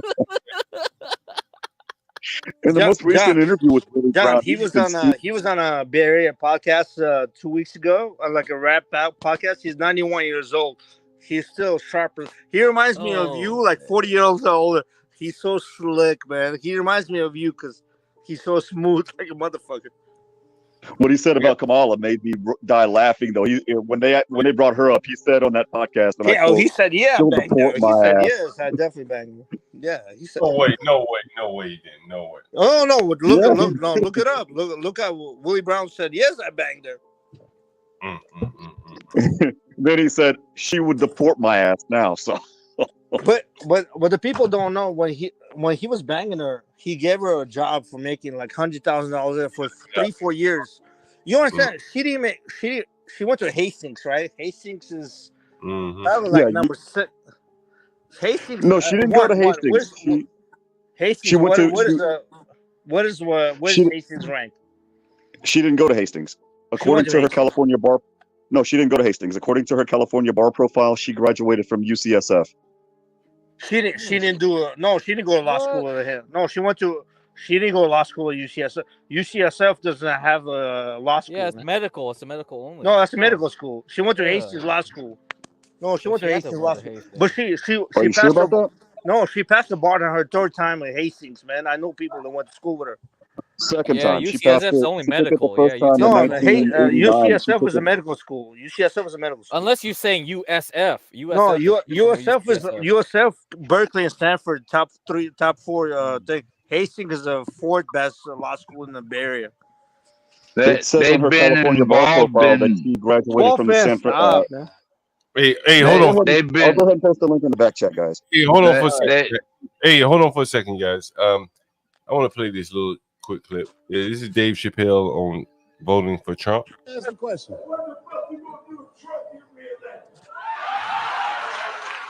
What am I going to do if Trump gets reelected? I think Dave Chappelle is in a tight spot here. Probably get a significant tax break. So, Doc, can I tell you about Chappelle? Can I tell you about Chappelle? Sure. So when he disappeared from Comedy Central, they said he went to South Africa, right? He went to South Africa for about a year, and then he came to San Francisco, and he was staying in the Four Seasons Hotel, and his name was Harry Balls, right? That's because I know everybody. I play ball with him in the fucking Four Seasons Hotel. Like I know Dave. And then he would. Hey, how do you know Dave Chappelle? So now I'll tell you. So and then he would disappear to South Africa after the Comedy Central bullshit, whatever, because they want to make him wear dresses. He said no. He disappeared. Right? Yep. He went to South Africa about a year. People said he's a crackhead or just whatever, right? It's just they told him that they would say that. Being crack. He just didn't want to do anything with Hollywood and none of that bullshit. They used to say that about Eddie Murphy. Damn, come on, 12 man. Just put him down. Just put him down. Go ahead. So he came. So after he went to South Africa, he came to San Francisco, and he stayed in San Francisco for 3-4 years. He was in San Francisco, right? And then once every other week, he would go on Craigslist maybe Monday afternoon. He said, "I'm performing in this club in Oakland, Old Parish Home," just it's fucking some crazy stuff, right? So I went to one of his shows. I went with 2 of my boys who were SFPD cops and the OPD cops, and we were watching it. And then he was it was a show, the 8 hours of fucking Chappelle on stage. And he was saying there's 3 white dudes in the front stage. And for the first 4 hours, he was saying that this is the feds that are following me. That's all he said for 4 hours. And my boys are they are feds, man. What are 3 white dudes doing in the project? Jesus, 12 man. What are 3 white dudes doing in the projects? That's what I. Hey man, it's weird that you don't have any of those videos that come out either, because everybody records shit. You know what I mean? You know he records what? Just records what? Just records in general. Who wouldn't record Dave Chappelle? Who records people in the comedy club? You saying the dumbest shit in the world, bro. Well, the people do, but hold on. You've been to a comedy club and recorded people before? Hold on, so I'm not trying to be that. No, guy. You said the dumbest shit. You said you don't have the videos. Have you been to a comedy club and you recorded somebody, a comedian, before? Have you been to a comedy club and you recorded a comedian before? Well, they probably don't allow you. No, that's what I'm saying. Rashu is just this super smart, trying to be a fucking smart motherfucker that doesn't understand about life. Have you ever recorded a comedian in the comedy club before, Rashu? I'm sitting here trying to tell you. No, you're not trying. You're trying to be smart, but you're not that smart, motherfucker. How am I trying to be smart? Well, I just made a Oh, well, comment. you asked me, but you Well, you let- asked me that you asked me a stupid question. You asked Hey, me a Naz. stupid question, but like had nothing to do with it. No, I don't think he was asking a question. I think he was Russia. saying, No, but Russia, No, I've man. never been to a comedy club. Russia, is what I'm I saw trying to tell you. I saw you talking to Ava. You should not talk to any other human being again. But come on, stop. Oh man, Ava. Yeah. Hey, crack, You, give you, crack, you said like What's the up? way you after you. well, I do have give crack. Kamala's. Give crack. I still want to know why 3 white dudes in the parking lot in the ghetto. What's up with that? Wait, what? Well, I do have Kamala's bar profile, and I sent it to Portia, the screenshots, and I also have a link in the back chat. She graduated from the University or UC School of Law, San Francisco. Says it on her bar profile. Hastings then. Yeah, it's probably Hastings then. If it's It doesn't say She's UC, also but it does not- educated by a it Marxist. doesn't. She has a long Marxist past. And Real quick, she believes in Wolfman. price Real quick, control. Wolfman. Real quick to Wolfman. It does not say on the bar profile that she graduated from UC Hastings. It would have said that University of California Problem Hastings. is, UCSF doesn't have a law school. I sent screenshots of that to Portia so that she'll know, and I also have a link in the back chat so that you guys can look at it. I She can didn't graduate copy from- and paste it for y'all if you Now, want. if that law She has school is down afterwards, she I has don't a know. But long history, dude, of Marxism. She's a if that- trained Marxist. She's a if that trained law, goddamn we get it. Marxist, Her man. father was a Marxist professor at Stanford. We get it. All right, we understand. Right. If that school in San Francisco closed down afterwards, possibly, but it does not show that she went to UC Hastings. This is her bar profile. This is the Can I California ask bar. you a question? Why is This- Gavin Newsom cleaning up California all of a sudden when he's let it turn into a complete third world country? Because he's in bed everywhere? with Xi Jinping. That's why. Yeah, so yeah, it's this is called the UC because they changed their name to UC Law now. They removed Hastings because he's a slaveholder and shit like that. No, it would still say UC Hastings if they graduated Yeah, from I know, UC Hastings. but yeah, that's the problem. Is like UCSF doesn't have any law school, so it can't be UCSF. It's all med students. Yeah. Well, that's what the Supreme Court of California's bar page says. So I can only go by that. Sorry, guys. Yeah, because so I go to Wikipedia page, the University of California College of Law, Wait a San minute, Francisco. Wikipedia, the most unreliable source? Yeah, I got to use this one. Yeah, UC Law SF or UC Law is a public law school in San Francisco, California. It was previously known as University of California Hastings College of Law from 1878 to 2023. Get crack. Get Yeah, they crack. recently Is that changed their where name, you? yeah. Is that where you go to get the Marxist brainwashing? Probably, yeah. Right Because there, it's basically right? used to be run by Berkeley, yeah. So Berkeley, that was part of Berkeley, so it used to be anyway, and it split off. That's why UC Davis was an agricultural school part of Berkeley that was also split off. Yeah, so yeah, There was also UCSF is all UC medical Irvine as school. well. Yeah, so UCSF is just purely law, some medical school. So because Well, again, I can only go by what the California bar page says. Yeah. That's pretty yeah, much it. because yeah, they just say blah blah blah law San Francisco, and the problem is because Hastings removed Hastings from their name. That's probably what the confusion is. Yeah. Get crack. Why are we giving out all this money for these kids to go get brainwashed, and they have no I don't know, career man. except to I don't become know. an I didn't do Antifa anything. or something like that? Yeah.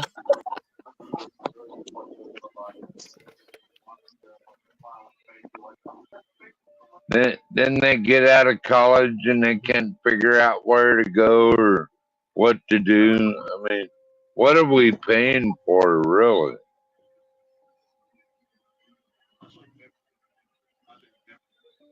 Good Lord, I'm beginning to think while I'm talking to you guys and looking at what's going on in Ukraine right now that Russia let Ukraine go into that oblast, that Kursk or whatever the heck that place is, Yeah, they already got as in a there. trap. Yeah, but it looks like I it's a hope trap because now they're being surrounded on all sides. They just don't I know hope it yet. Putin. I hope Putin don't launch a nuke or something. Then we all gotta hide. Doesn't matter your color or anything. Then.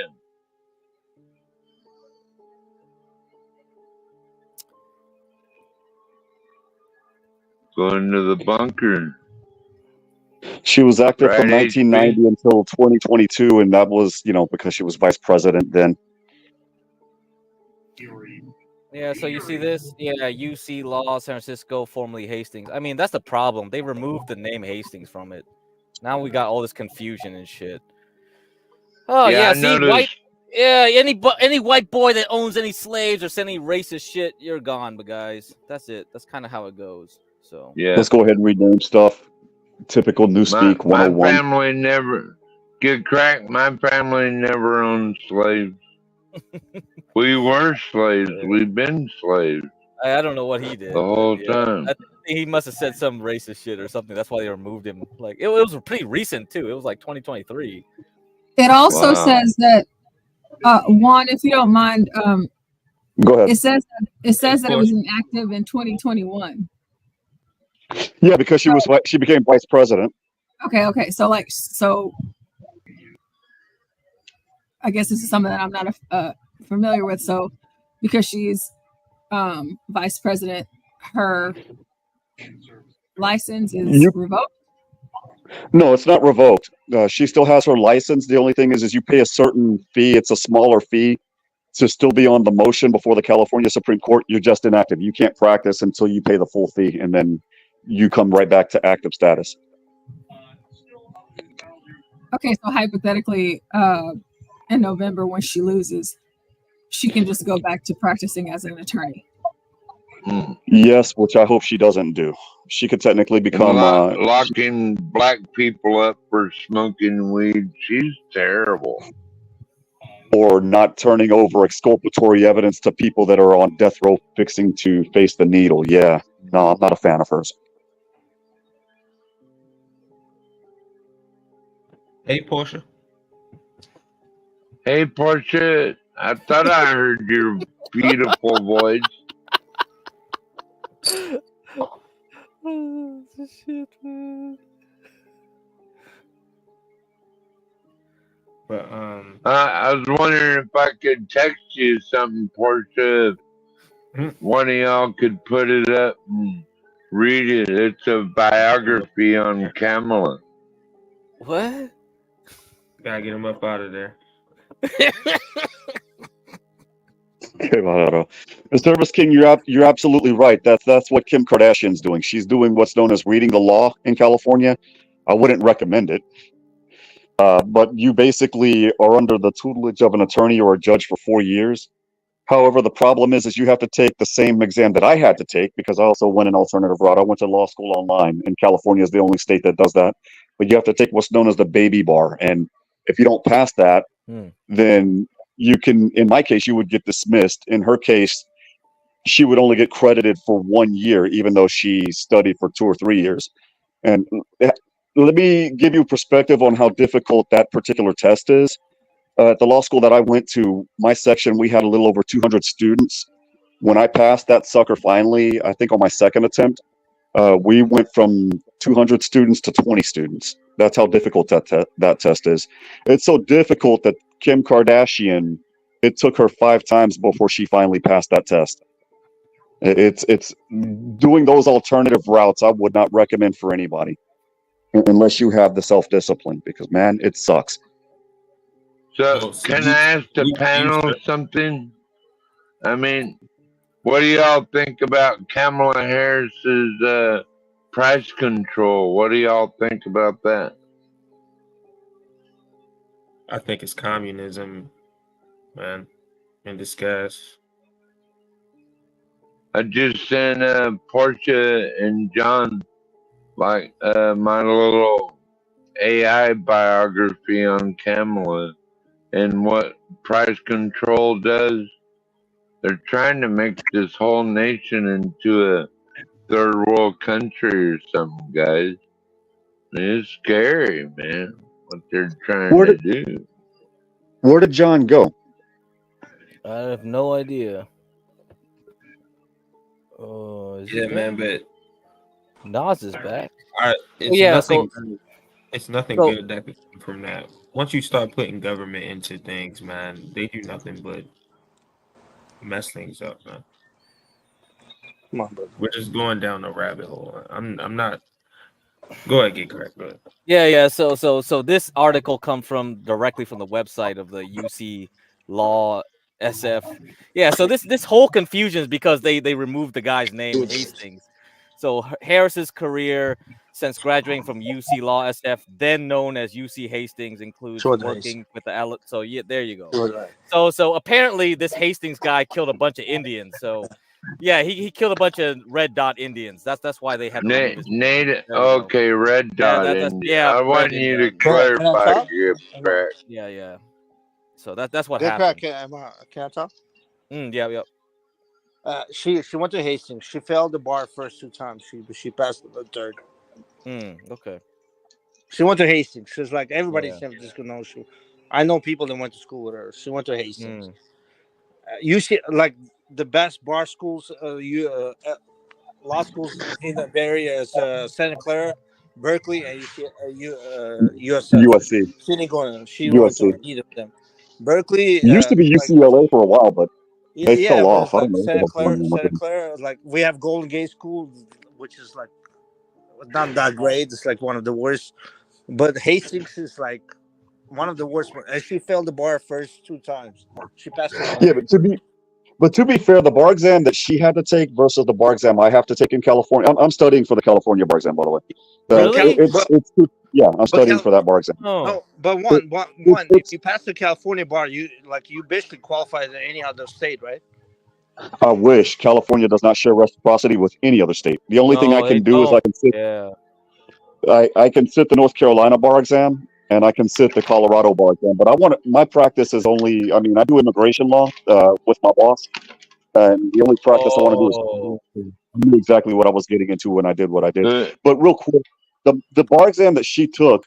I mean, the only other harder bar exam or the only bar exam that I think comes close to it at that time was Texas, because in California it was like it was a 3-day exam. The first day was all CPTs. It's been like all my friends like last 10 years took. It's been 3 days exam. Yeah, it's a 3-day exam. It's not now. After 2019, or I'm sorry, after 2017, when I graduated law school, after 17. Yeah, all my friends when I graduated law school. When I graduated law school, it was they switched it to 2 days, and then during COVID they dropped the cut score. That's what made it hard. Like if you took it was a beef. Like that particular exam, the only way that you could automatically pass it is if you got 100% on the MBE, and the MBE is hard as hell to begin with. That's just no comment. But I'm just telling you, I know people that went to school with her at Hastings. She was not that smart. I don't like her. I don't like what she did. There was a death row inmate that she had exculpatory evidence on. So let me tell you about that. And she refused to turn it over until the Supreme Court mandated to do so. So she don't even care about black people. Jesus Christ, you do. Might as well hang as it long up. as you care, we all care, man. As long as you care. What were you going to say, buddy? I'm sorry. So I'm telling you, so the guy that she put on death, he's from Sunnydale Projects, right? Sunnydale Projects. Oh, that's a bad one. So Sunnydale Project, Give Crack don't even know about it, but I've been there. It's not fun. The Training Day movie is based on Sunnydale Projects. Oh, really? Yeah, 2 cops. I didn't know that. So 2 cops from Sunnydale Projects, so a white dude and a black dude, they trained Denzel and Ethan Hawke like in San Francisco for that movie. They filmed it in LA, but that movie is based on Sunnydale and Hunters Point Projects. Yeah. That movie's based on San Francisco. Yeah. I knew Sunnydale because I knew Cambodians who lived there. So it was Samoans, Cambodians, Samoans too, Samoans, Tongans. Yeah. That's what we get in Alaska. A lot of Samoan up here. I hear the sarcasm get cracked. That's funny. Yeah, but the thing is she did that, and what angers me to no end is the fact that I'm sorry, black people and certain Hispanics don't see it's almost as when she ran for when she was vice president or the running mate for a certain guy that I hate. Sorry, it's like they forgot all about that, and I'm thinking, dude, she's doing this to you guys. She did this to us. There was a person that served his prison sentence in the California Department of Corrections and Rehabilitation that she would not let out as Attorney General of the state of California because she needed more bodies for the fire team to fight forest fires, ladies and gentlemen. But she's too busy locking black men up for smoking weed, right? Well, that too, but that one's more the hypocrisy. She locked up over, what was it, 17 or 1,800 black men for marijuana convictions. 1,500, 1,800, something In either like case, that. she said that she smoked weed while she was in college, listening to Biggie and Tupac in 1986. Biggie would have been 12. Get out of here. While laughing about it, and then laughing in your face about it. That's despicable.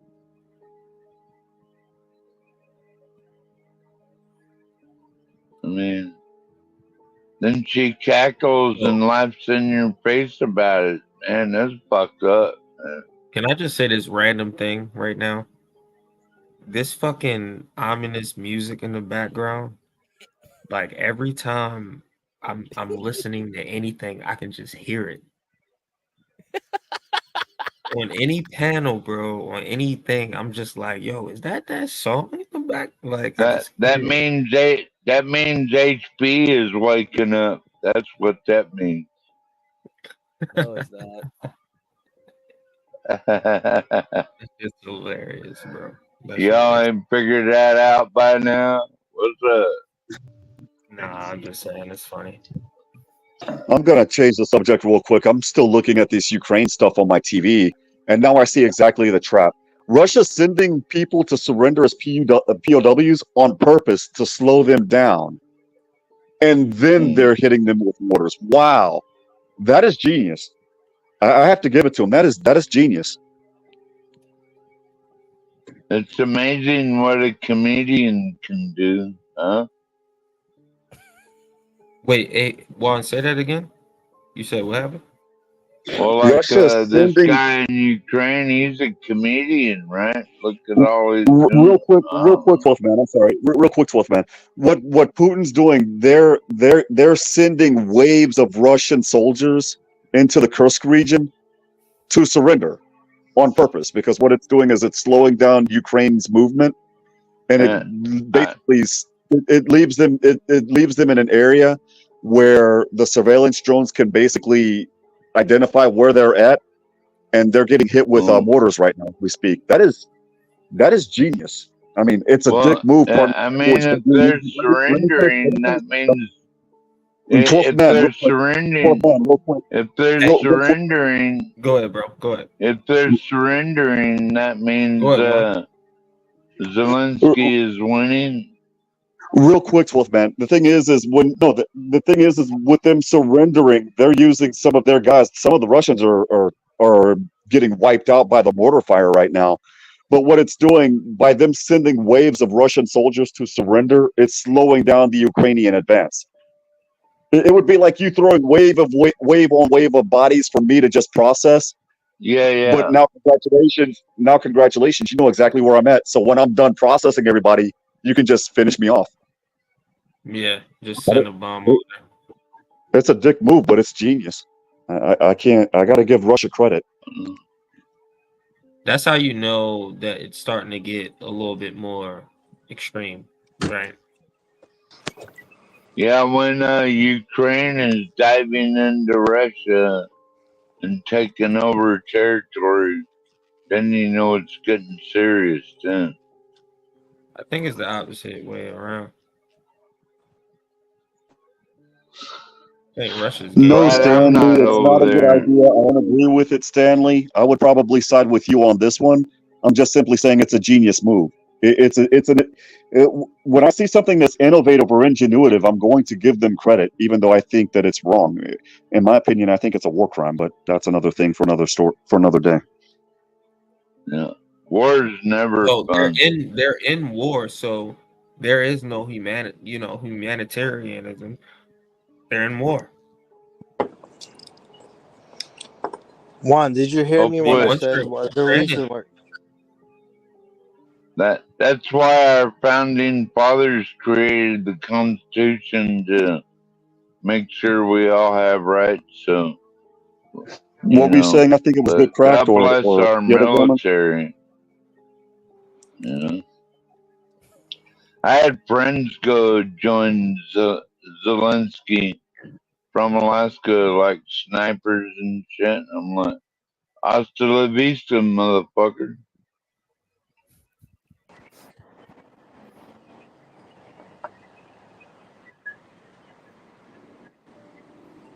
Why we want to go fight a white Jesus, man's Joseph. war?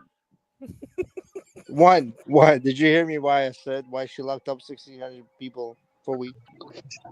No, because a 12th man took over the mic, so I didn't hear you Yeah, at all. you know why she locked up 1,600, and most of them are black men. You know why she locked them up?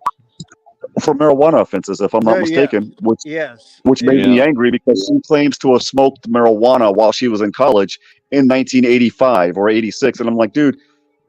And she claims to have listened to Tupac and Biggie during that time. I'm thinking Biggie just barely hit his teenage years. Tupac was in Baltimore, Maryland, studying at the art school at that time. How much do you charge an hour for your services, attorney? I'm not an attorney yet, buddy. Not yet. Well, I'd hire you anyway as a paralegal. We are speaking it into existence, Juan. We are speaking it into existence, sir. Yeah, I got to speak it into existence, but I also don't want to get in trouble for UPL either.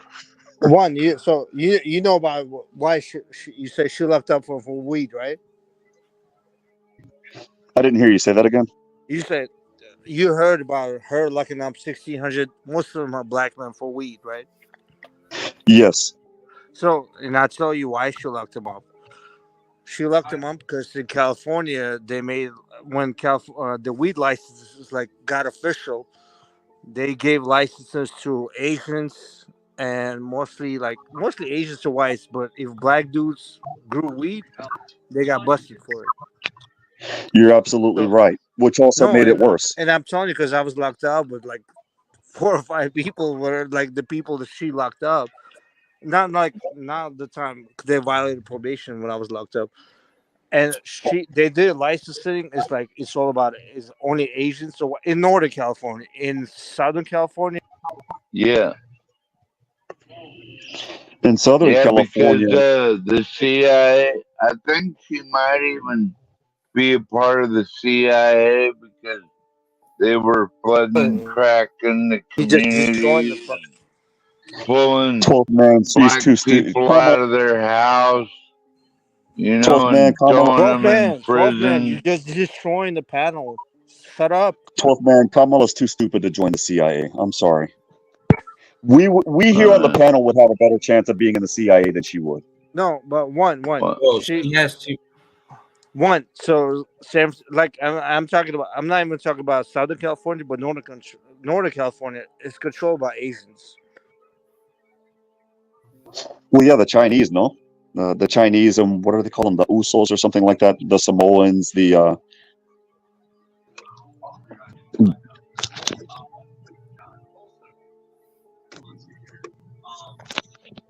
Well, my question is, why is the government constantly trying to displace black men and pull them out of the home?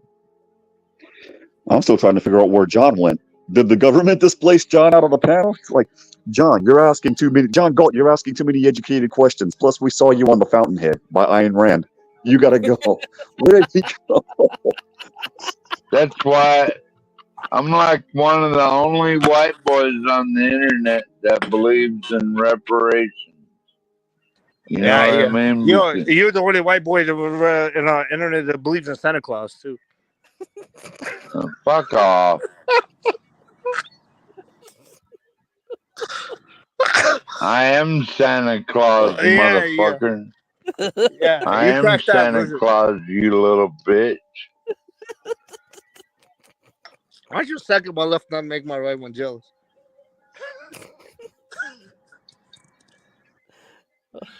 Portia's lapping right along with me too. Where's Portia? I can hear Portia in the background. Where's Portia? I love her so much. Is Portia up here? I don't know. Is she? Portia? Yeah, I can hear her. Stop. There we go. Stop saying her name. See? I Yeah, told come you. on. She right there, dude. That's why I love black women. You never know if they're there, but they're right there. And black women are My fierce. name is Wolfman. I'm an alcoholic. Hi, Wolfman. How you doing? All right, how you doing, brother? I'm living the dream, brother. All right. I tell I met you, now it's a nightmare. Well, we're all just doing the best we can, you know. We need to take it easy on another motherfucker, you know what I'm saying?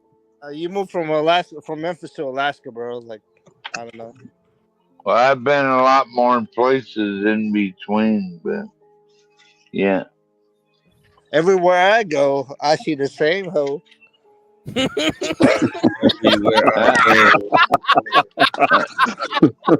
Can I tell y'all why I left Memphis? Because it was becoming dirty and violent. That's why I got the hell out of there. Like, I need to go hug some trees or something.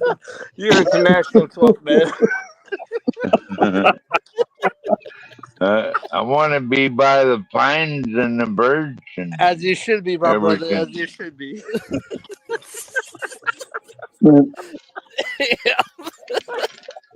I'm getting the fuck out of this dirt hole. Fuck this shit. Hey, 12th man, have you visited Tomorrow Island? No, sir. Okay. Hey, Give Craig, what are you staying on? You're not in the Bay now, right? I'm close by it. Oh, Not you're really. Yeah. So what's up? Should I see something if I'm close by? That's what I like about y'all is you tell me about shit I never even heard before. I'm getting educated on here. I'm on the East Bay now, but like East Bay, yeah. I go to my mom lives in the city, so I go there like once a week. Oh, your mom's still in the city. All right. Yeah, bro, the city is it's insanity, bro. It's like I mean, you know what's crazy? Like when John showed me the videos, right, of the migrants and all that stuff. Yeah. And I'm watching this, and I'm like, yeah, it's bad. But San Francisco been destroyed like that 5 years ago. Yeah, San Francisco kind of like this is just and that's the problem when Josh shows that stuff and the people like looking always bad. I'm like, bro, San Francisco's been like that 5 years ago. This is like San Francisco's gone. It used to be the greatest city in the world. Now it's gone now, man. I mean, someone in chat was mentioning like Brotherhood Way. Like, was it Jewel?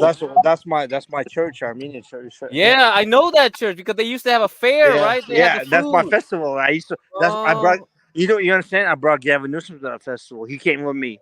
Right? So how come we can pamper all these immigrants, but we can't afford reparations? What's up with that? I don't need reparations, man. We're good. Why you need reparations? No, pass man. that bar. Yeah, I agree with wouldn't you rather fix a ghetto up? Wouldn't you rather fix a ghetto up than you know how bad the dollar would money on all hyperinflate? these illegal immigrants? Do you know how bad the dollar would hyperinflate if every African American in the U.S. got reparations? Dude, it wouldn't be worth it anymore. A hamburger would cost like $200,000, man. Dang. Dave Chappelle already depicted it in his show. Depicted it. Negroes are gonna go out and buy, Popeyes, franchises and trucks and Newport, and then splurge it off on dumb shit. And that big shit in front of the Roosevelt Hotel. One, can I ask you a question? One around the corner. making that shit. Can somebody quiet 12 man? One, let me ask you a question. You said Go ahead. how much you said how much will it cost to pay every African American to the thing, right? How much did I said it cost? How much did it cost last 10 years to pay for all the wars? I don't even want to go there, man. No. As somebody that had to pay taxes over as somebody that had to pay over $3,000 in taxes over the past 2 years, knowing about the roughly $500 billion that we spent over the past decade just makes me mad. And the fact that we authorized reparations right there. Okay, so that's enough money to pay for reparations. Hey, can somebody shut this fucking retard up? One. Go ahead. I understand about slavery. It's a bad thing, right? But the 160 fucking men that got Camel locked up for weed, which was legal, and they couldn't get licenses because they're not fucking because they were black, and everybody else got it. Shouldn't they get reparations? The problem is with the $500 billion that we spent. No, the dollar is also spent on what? Spent on what? On BS. But the point that I'm making is the dollar. But what that money? But let me ask you a question. The money that we spend, where that money came from? It's not from our. You nailed it. It's spent on bullshit. The problem is the dollar would inflate. Here's what's happening. You know this. You probably know this better than I do. I know about inflation. I know about. Right, but you know how they're playing the game. What's happening? You know that the people that are in the political circles and the oligarchical circles or whatever the hell it's called, they're basically grabbing the money before they're spending on whatever the hell they want to spend the money on before the dollar inflates, and we're stuck holding the bag, and that's what would happen. Okay, can I say my thing about reparations? Go ahead. Okay, I'm Armenian, right? 1.5 million of my people got killed, and half of our land got fucking took. We didn't get a dollar from reparations, right? And you know the fucked up part about it, for 100 years we trying to fight for reparations, and they took more of our land while we fighting instead of building our thing. And that's why I think it was happening to black people. It's like while you asking for more, the more is getting destroyed. I was just going to say, F reparations for the Armenians. You guys should take back. Let me finish because there's actually a joke on this one. You guys need to take the western part of Turkey because Turkey, that's if I'm not mistaken, that's where my grandparents were born. That's what I'm saying. But I'm saying we were fighting for reparations while we were protesting for reparations, they were taking more and more. We're talking about the United States of America, bro, not Jesus Christ. Armenia. 12 men suck on a left nut to make somebody's right and jealous, bro. So take it easy, brother.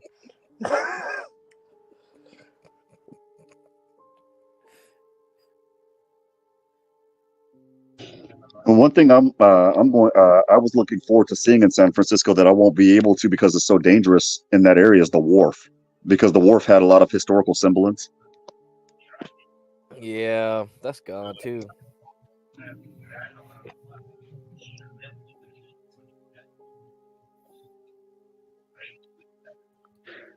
I'm still trying to figure out where the heck is John. John, come back, buddy. He's gone now. I think we need Trump because didn't we have more peace under Trump than anybody? I mean, except for the Summer of Love, Antifa, and all that shit. You know? Huh? Where the governor of Minnesota said, "Oh, it's a mostly peaceful protest as buildings are burning down." Could anybody imagine 12 man coming into your store or coming into your office requesting for services? I'm sorry. I don't know what you're. I'm confused. I'm sorry. So imagine you walk into town during a George Floyd protest in 2020 and the buildings were burning all around you, and then you report, "Oh, it's a mostly peaceful protest." And then his son of a bitch, what's his name? Kamala Harris's guy, and he wouldn't even call the National Guard down, so you had black communities burned, dude. While he wouldn't even send in the National Guard. He's a coward piece of shit, in my opinion. Sorry, guys. So then give black people reparations and then offset the damages. We would end up getting a bill. Imagine.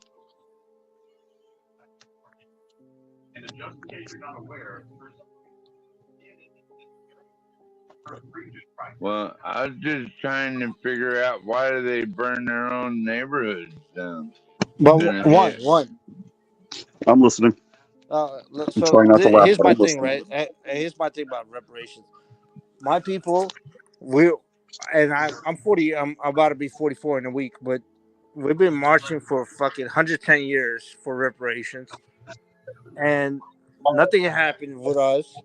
And then half our land got taken. We lost more. We lost half our land like last 2 years, right? It's like whatever. Yeah, you did. I think You're absolutely right. I think that's what's gonna happen with black folks a lot. They'll be asking it. They're gonna mask or more and more. And I'm talking, but I don't. There's reparation for slavery. That ship is gone. But for redlining and for all that shit, like the weed thing. You seen what's his name? Master Kim was talking about gambling licenses in Georgia. Indians can control it, but black people can't control. Same thing with weed licensing and every other licensing. You can anybody in the race can control, but black people they do reparations for that, right? Well, it's not only that, but there's a thing. This is where blacks who defy. If you were to come in tomorrow, I won't be able to be here. But if you were here tomorrow and blacks were in this chat room or on this panel that John was so blessed to give us. By the way, support him by sending a cash out. I love blacks. The thing is the thing that we talk about is you don't need to massacre black people because they're doing a good job doing it all by themselves. They're doing it themselves, right? So yeah, let me tell you how they're gonna destroy black people in California, right? So losing 3 professional teams in Oakland, that's not by accident, right? It's not by accident. They get like just think about it. Hold on a minute. Give credit. Shut him up. Shut him up. Please shut him up. Can somebody mute him? All Can somebody about mute him? policy. Come on. Can somebody mute him? Jesus Christ! Somebody mute him. My fucking God. My fucking God. I thought I was retarded, man, but you made me feel normal. Somebody's gotta clip that. Somebody clip that. No, but listen what they did to black people in California, right? So 49ers. San Francisco, San Francisco 49ers. It was in San Francisco, and it was in a hood, the Candlestick Park. It was in a hood, right? They had to get. They could. That was Gavin's number one project to get rid of fucking 49ers out of San Francisco because it was in a hood. So they got rid of 49ers Candlestick, and they wiped it out, and they made a fucking condos and got rid of all the black people from Hunters Point. Now it's all Asians and whites that live there, right? In Oakland, they got rid of 3 professional teams.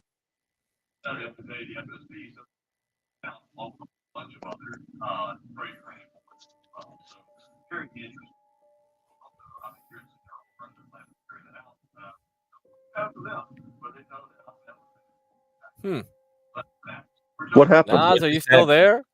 What just happened, bro? Yeah, I don't know either. Like I hear. Is that the curse for somebody getting rid of 12th man or what? Yeah, it must be. Yo, somebody call the cops. So anyway, yeah, Naz. They got John and then they got Loud. Wait, they don't have any cops in California, right? Jesus. Can you hear me? I can hear you now. Yeah, we can hear you now. Okay. So, do we have cops in California? We have cops in California, but they can't do much. You have a shortage of them. Yeah, they can't do anything. Exactly. No. But what's gonna happen in Oakland in about 2-3 years is gonna be a parking lot. They're gonna get rid of every single black person, and then there's gonna be what they're talking about replacement of fucking people in the world. Oakland's gonna be number 1 place in the world for that. Yeah. I agree with that for real. You also look at the massacre of in my opinion, it's a massacre. It's a genocide. You have black people who are disproportionately aborting their kids more than any other group. That's why you see Planned Parenthood clinics in mainly black neighborhoods. My issue is like I know we all know about like the black issues, just like whatever. But for black people, knowing that everything that's happened in California in the last 5 years, and they're still awarded for Gavin Newsom over Larry Ellis, what's his name, Larry Elder. There's not much to say. But you get you get who you vote for. It's same thing here in Texas. Larry Elder is a black dude from South Central. South Which Central. is like, hey, I love Larry Elder, like whatever. But they all 90% of black people voted for Gavin Newsom, who's destroying black community to the fullest, and they still voted for him. So what the fuck else are you gonna say? Well, you can lead a jackass to the water hole, but you can't make him drink, right? I mean, I'm at the point. Go ahead. I'm sorry. Well, Juan, it's like California has ranked choice voting, so that's a big problem why we're fucked up as we are now. Oh God, I hate that's ranked choice. damn near Ranked choice coalition voting style. has caused everything to be like progressive versus other progressives at this point. Well, yeah, because if you lose, they simply re-vote again until you win. Which, yes, they man. use your unused votes to like, No, but like let me ask Gift Crack. Like growing up in San Francisco, when did you even know who the fuck to vote for? Like the billboard's gonna go for one way. How the fuck would you know about the other way? Yeah, you don't. You don't know, man. Like how Yeah. would you know? So usually this is what happens. Like if you're a lot of the way they do it is like if it was like a Chinatown thing, because a Chinatown like is a small population, but the voting block is very strong. So they always send out all the flyers, and people would just copy whatever they get in the flyers. Look up who's responsible for San Francisco voting lights now. Is a Chinese woman who doesn't speak one word of English right now. Oh, you're right, Mrs. Wong, right? The girl that when she doesn't speak came one in, word of she started English. talking She just got voted in to be responsible. Yeah, and she's not even in the I'm not country legally. surprised. She's on deferred action as a childhood arrival. Yeah, but one knows about this. Yeah, that's not a surprise. Yeah, my mom Like, always wait a minute, you're on complains. deferred action. What the hell are you doing in our No, but government? it's insane. She doesn't speak one word of English. She's going to be responsible for our voting thing in San Francisco next 4 years. Well, more importantly, she does not have an allegiance to the United States. So why is she involved in? Why is she in About who government? does? Like, but let me ask you a question. One, like, who does? Like, which American does? Like, which liberal America has little, like, really? Which American or which liberal American? Can I ask a quick question? Yeah. I was going to defer to Stanley to answer that question that he asked me. Is San Francisco like a normal place compared to the rest of the United States? I'm trying to figure out. I'm trying to figure out why we're thinking it's even important enough to spend 2 hours talking about. About what, Sam? San Francisco. San Francisco is useless. It's not important. Right. Well, okay. Now that we've established that, I thoroughly agree. The other comment that I made, and let's see, you made about what? The other comment, the gay marriage. No. If you'll let me finish, I'll inform I you. would never let you finish. That's Okay. Well, no. You know what? Then I'll just talk over you. The Armenian guy looks like he's left. So I'm still here. No, he's still here. You're talking to him. That's me. That's me. Oh, yeah, that's Naz, okay. man. I'm sorry, Naz. That's me, brother. That's me, brother. The one thing that either disappoints me or pisses me off is when people who don't have a 400-year history in America tell Black Americans how to be American. Okay, I understand you have a point of view. I encourage you to have a point of view, but don't expect Black people to take your point of view seriously. All right, hold on. Because I don't.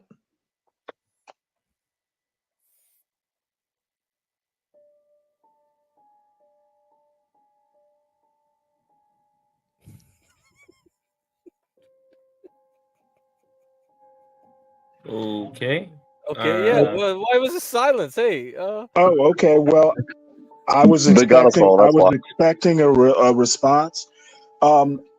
While it's the Armenian, the way the Ottoman Empire treated the Armenians is horrible. One of the worst things to ever happen in world history.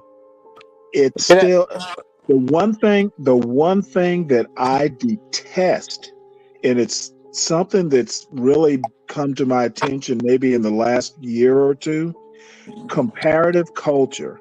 There are people. Stanley, There are can I people. say something to you? There are people who like to take atrocities that happened in another time, another place, and in another culture, and try to make one-to-one comparisons to Who did that? American slavery. Whoever did that. And I find those comparisons, the best way to put it is unhelpful. The worst way to put it is useless and ahistorical. So the thought of comparing, the Armenian genocide to what happened to something in American history, Stanley, stop it is talking, comparing. man. Let me finish, that? please. It is Stanley, apples. Who did it? It is Who apples compared and it? oranges. That Who someone compared would even attempt to make that comparison is Okay, laughable. Stanley. Now, for a minute, can you just stop? For a minute, I will never compare anything between us, right? But okay, no, we're not comparing us. We're comparing. My point is not about you and me, us. It is about the Armenian genocide to American slavery. There is no comparison.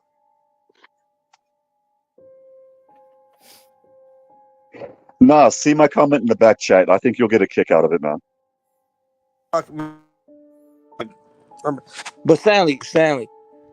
Oh my And God. and yesterday I was talking to my and I grew up. I'm still here. I'm listening. No, but Stanley, and I'm talking about for me, as me, Armenian genocide. This is a fucking matter. But last night, yesterday, I was talking to one of my best friends, who's a black dude, and we talked about it, and I said to myself, I think I'd rather go through a genocide than slavery, because slavery is fucking brainwashing to completely for next 100 years. A genocide, you massacre us, and we'll fucking whoever survives and go. I think slavery, it has effects for next 100 to 150 years. I never said anything about. I never compared it about none of that. You never Well, heard you talked about the reparations part. You never heard? I talked about me I was in a war fucking 30 years ago. I never said anything about fucking genocide. I never talked about. You came here just talking out of your ass, just I never said anything about. No, I wasn't. Maybe it wasn't. Was it not you talking about reparations, or was it someone else? I said Black Americans deserve our reparations, but I think they deserve reparations for more than slavery. I think they deserve for redlining. I think they deserve for every licensing Right. they could have And get. did you That's what not I said. talk about reparations for Armenians? No, Stanley, I think he was trying to make the point to me as to why black people deserve reparations. I think that's where he was going. Okay, and I'm going to repeat myself. Black people don't need to be compared to other atrocities. We can just talk about what happened in American history and justify the case. So then you're basically like me. I was on the same page as him, but on a different tangent. It's like we're all agreeing with each other, but trying to find something to disagree about. No, Stanley. I don't think. Basically, I've already stated my disagreement. No, Stanley. Only thing I said about reparations, I said my people, myself, I'm 44 years old almost, and I said we've been protesting and trying to get reparations, and the only thing it did for us is destroy us. And I said it's been doing the same thing to black folks. No, I don't agree. Reparations would destroy us. It destroy my community. I'm talking about destroy my country. We're not your country. I never fucking said you were, you fucking retard. Okay, I'm talking then about don't us. bring up your country when you talk about reparations for black people in America. Then why don't you just fucking listen fucking one time? Like, Oh pull no, the shit I out of heard. your ears one time. I heard. The only reason I came up here is because of what I you heard. came up here because you got a No, boner for I fucking came up hearing here male voices because when I one time in your basically life. disagreed with what you said. I think what you said is ridiculous. You heard me say I think my country fucked up because we asked for reparations, and I think black people deserve it. What does your country being ruined by reparations have anything to do with reparations for black Americans? What I'm happens trying to figure this out. That's what happens when you overdose on fucking semen. You fucking Okay, well, you know what? You know what? Obviously, you have overdosed on mine. I'll give you a chance to clear your throat. You've been swallowing for fucking all your life. That's the reason. Like you could never compete with black people. You could have just taken what I said and changed direction, but no, you want to fight back. So now you're fighting back. We all know there's no black person ever said Do not make cultural comparisons. You wind up being way out in left sucking field. on white cock. You're Don Lemon. Like, okay, when you sputtered yourself out, let me know. I'm ready to move on. Stanley, you're a gayer version of Don Lemon. You know what? You know what? Don Lemon makes straight, bro. I really don't care what you think about gayness or whatever. I'm ready to move on. Swallow that white cum. I am ready to move on. I've stated my opinion. You've been run through like by every. I have stated my opinion. You're sputtering. You're sputtering. You're sputtering. You're trained like you're a hooker. You're just gonna thrash about until you just run out of air. The only job you can get is a drag queen fucking hooker. Well, I can go ahead and move on to Rashu's comment if that'll help you. Rashu.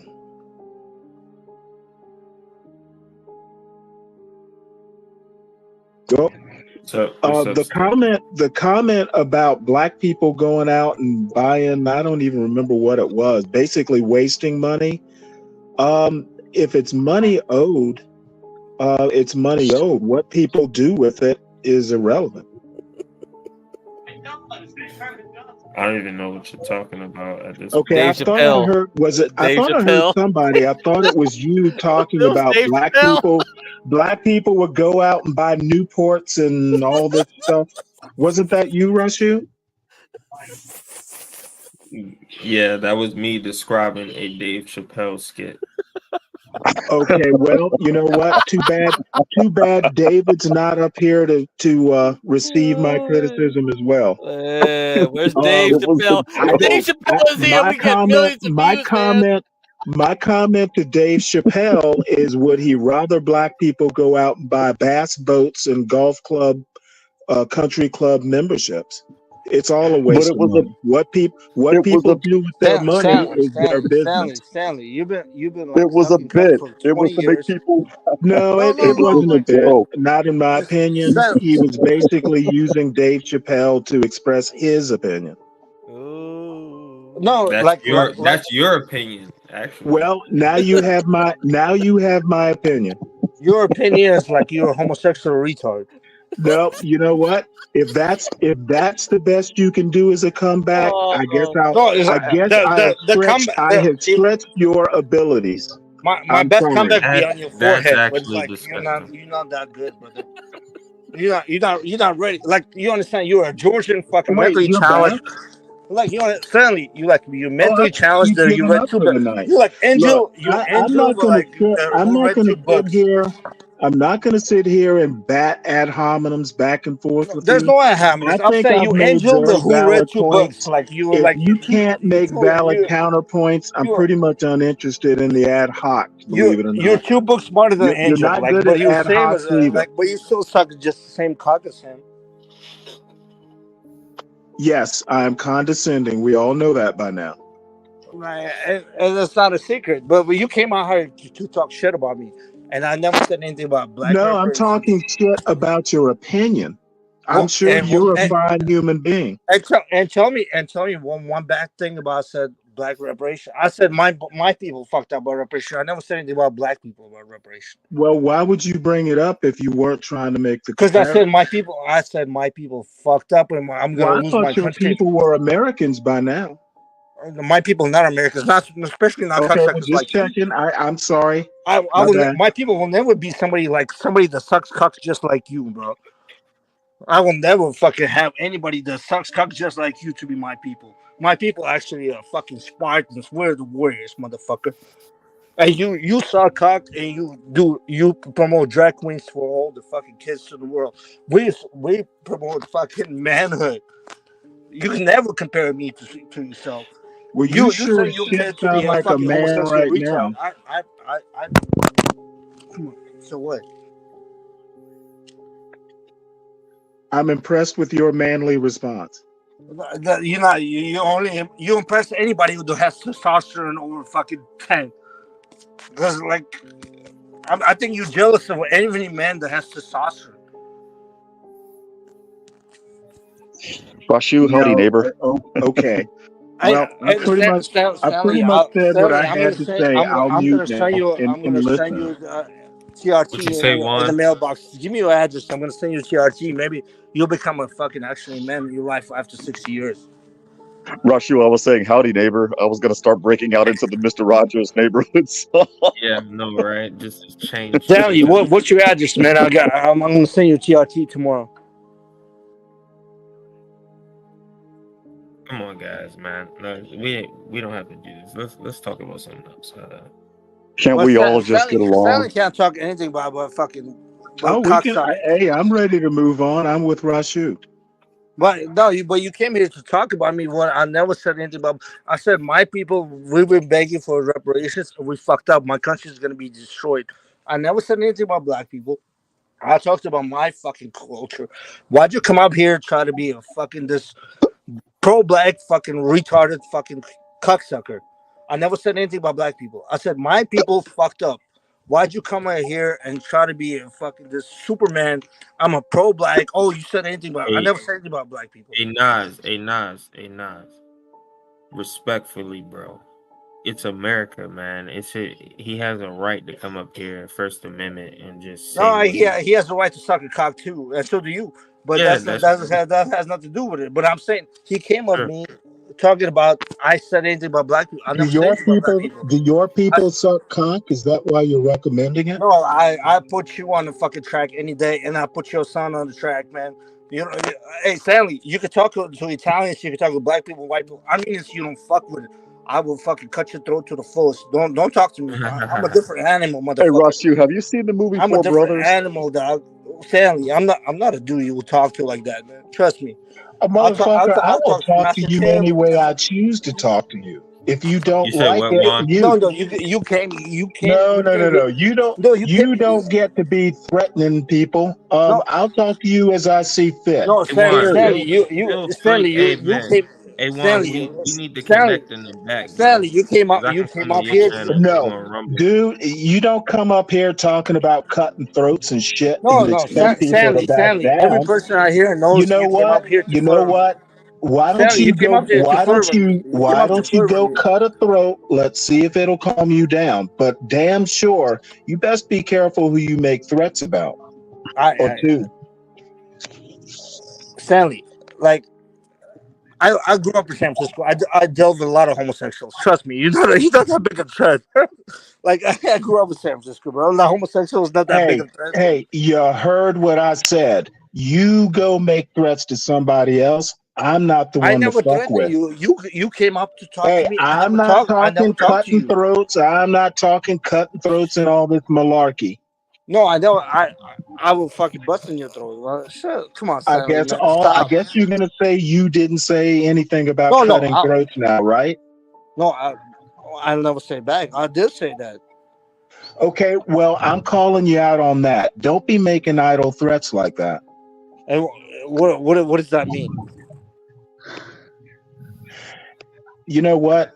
Maybe I ought to break. Maybe I ought to break out an Armenian to English dictionary for you.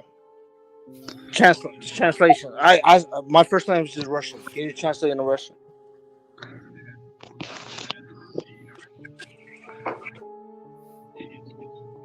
Rashu, for some weird reason, the reason why I asked you the question that I asked you in the back chat, if you've seen the movie Four Brothers, is because I hear Stanley and Naz going off at each other, and it reminds me at the very, very end, the police interrogation scene.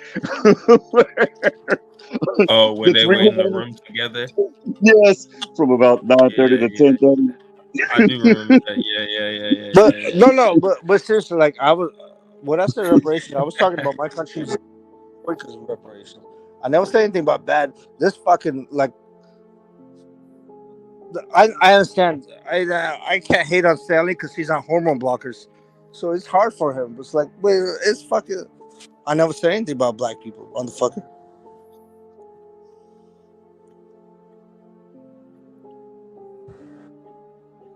Stanley, what do you got to say about me? I'm done. I thought I said that about 20 minutes ago.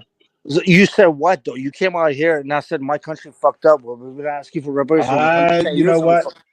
And then what? Ask And you that question. Again. No, but you came out here and try to like sound smart because you thought I said something that I didn't say, and you thought you're gonna do this pro-black fucking retaliation. You're gonna make me. You said what I had to say. If you need clarifying points, say that. No, I'll tell you what you came up to say. You came up here to say I'm a anti-black, and I'm like, oh, you got this liberal whole shit. Do you really think if I thought you were anti-black, do you think I wouldn't say that?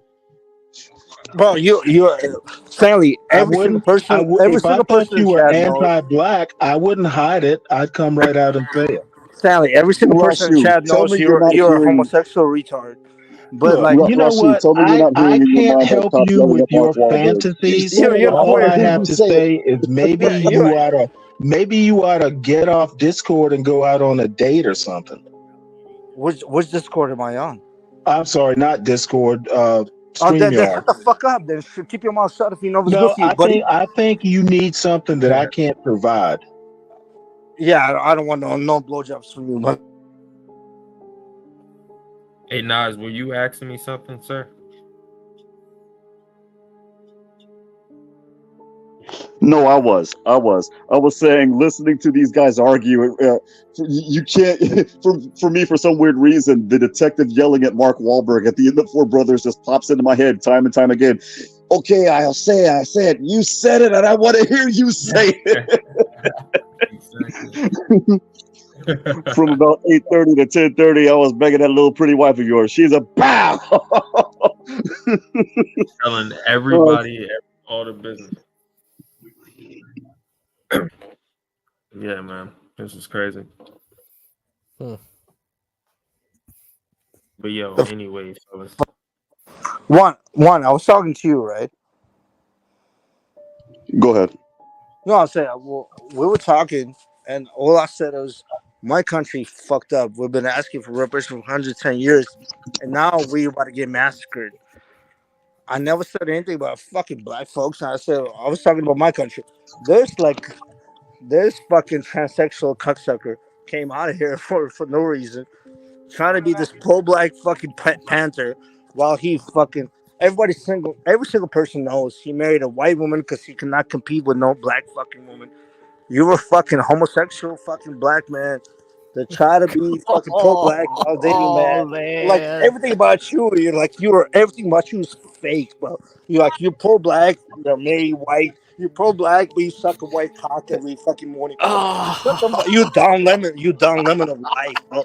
You're a cuck-sucking fucking faggot, bro. You make Don Lemon look like a fucking Rambo, motherfucker.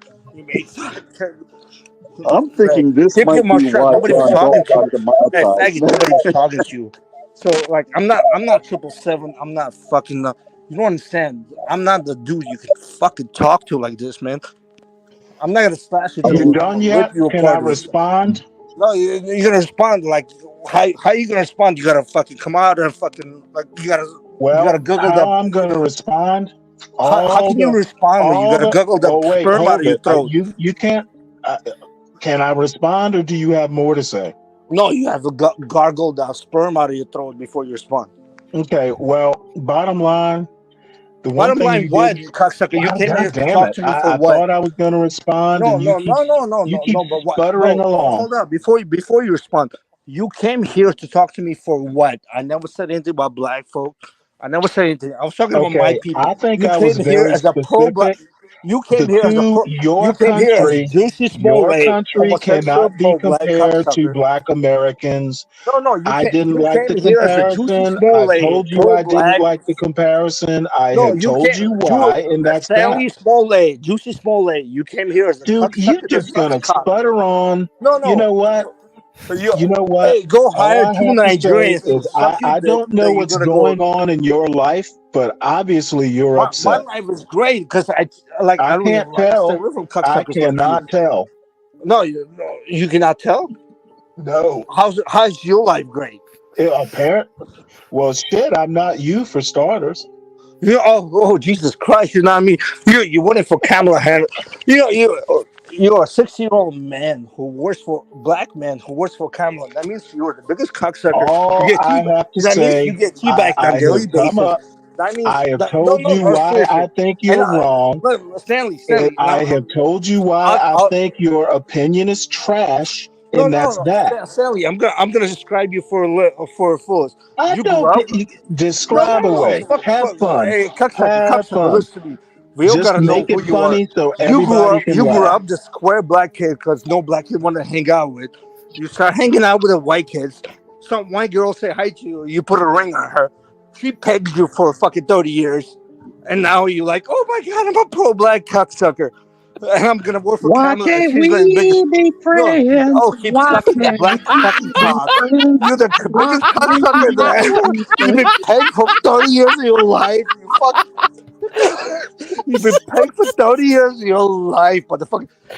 Pull that dick out of you. Pull that fucking strap on.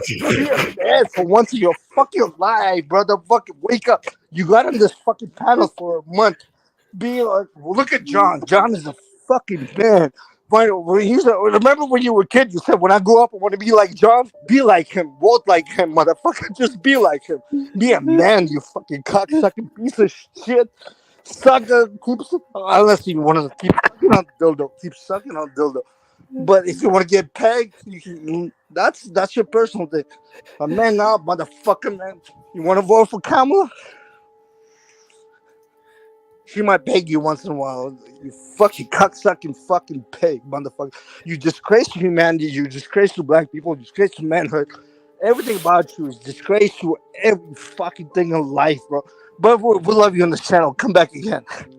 It's a beautiful day in this neighborhood. A beautiful day for a neighbor. Will you be mine? But come back to the channel. Will We need people like you.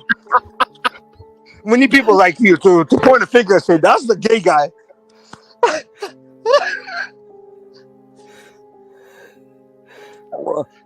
We need people like you so we can all point a finger and say that's a transsexual human being that wants to be a It's fucking such man. a good feeling to know we're alive. It's such a happy That's the man that wants to suck a feeling. cock, but we're not there. Feeling inside of when you blink. Point a finger and say ready to that's the say. gay guy. Oh man! We all point a I'm finger and sorry, say I that's the had gay to, guy. man. I'm sorry. We all Had point to a break finger and say that. that's the gay guy, but he's like, oh. I had to bring some humor into this a little bit. Stanley makes Don Lemon look like Rambo, bro. Stanley, come back at me. I'm waiting. You're still there? No, I'm still here, brother. I'm waiting for you. Come through. Remind me of what the topic was. Before I say anything, Stanley, I have nothing but love for you, man. You're one of my favorite human beings, man. I just talking shit, but you can go back at me. But I can go.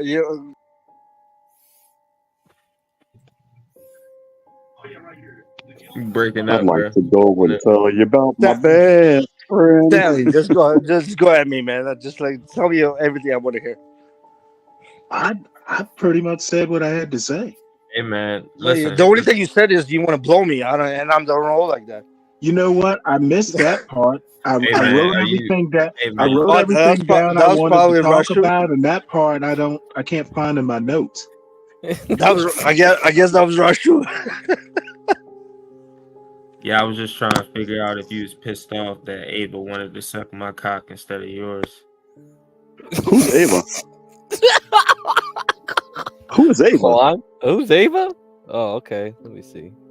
I don't know, man. This guy like cussed me out earlier, out the blue because of Ava. I'm just trying to figure out what was going on. I didn't even halfway remember the girl. I was kind of drunk out of my mind. Yeah, you were definitely. Well, you were gone. You were blackout. Yeah. I was like, what the fuck? Yeah. Oh. Portia had said something the next day. I'm like, what are you talking about? Oh, she was definitely intrigued. Man, so Bob showed us the cockpit. HB took us on in his truck today. Who else is going to show their place of work later on next week? What the? I can show you guys some shit. Dude, she's got the face that would make babies cry. What the heck? Hey, Rashu, That's do what you I'm think? saying, man. Hey, do you think she y'all looks like keep an alien, bro? She looks like the tall Nordics or those. keep Yeah, trying you to know those say that. aliens. Man, I'm not thirsty over this girl, man. I didn't even remember. I didn't even remember her, to be honest with you. Oh my Jesus Christ! You see, she wasn't even a rememberable chick. Like, listen, you know, man, she I don't looks want like to talk bad about her. She that- come on the channel. She come on the channel all the Yeah, time. she I'm not came trying on to talk here bad about her. trying She's to get cool. with She's cool. Stanley, and then she tried to get with Rashu. It's always me. It's just me and another black dude, and she's just trying to like. I was like, what the fuck is going on? Every late night damn stream, and then we had Duale. Yeah, Duale was on the last one, and me and Duale got her to wear a hijab. You should go watch the last. No, we're not joking. We got her to do it. Did anybody clip that? Portia. Yeah, Portia should clip that. It's on here somewhere. I mean, shit. Listen, man. You get a couple drinks in me, I'm talking to anybody. I don't care where I'm at. Man, I didn't have No, dude. Rashu. Ray Charles would turn that down. So if you were to talk to her in real life and all three of us were at the bar, I'd be going like, Rashu, my man, like Rashu, like think. Nah, I would have known. I would have known myself. Yeah, no. But what I'm just saying though, I just get to just having conversations with people. And then next thing you know, I go to a bar just kind of sober, and people are like, "Hey, do you remember me?" And it's just like, "Nah, like what's up?" Like, oh. Well, repeatedly getting blackout drunk isn't the best thing, right? It's not blackout drunk. To be honest with you, I'm sorry. I thought I heard you say you didn't remember. My bad. To be honest with you, I don't remember. All right, so certain people have like this diagnosis where they only remember people's faces, right? I'm not saying that I have that, but yeah, You only have it when you get blackout drunk. Got it. Yeah. Oh, Portia says she's clipping all of this right now. This is some good stuff. Yeah, it is. I already have Stanley versus Naz. Oh, she already clipped it.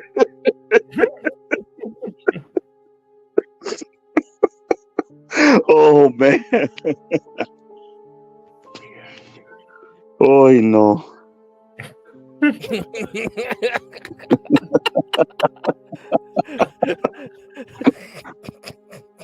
I needed this, man. I needed this after today, and then my day capped off when the freaking USCIS, that's the system, for immigration.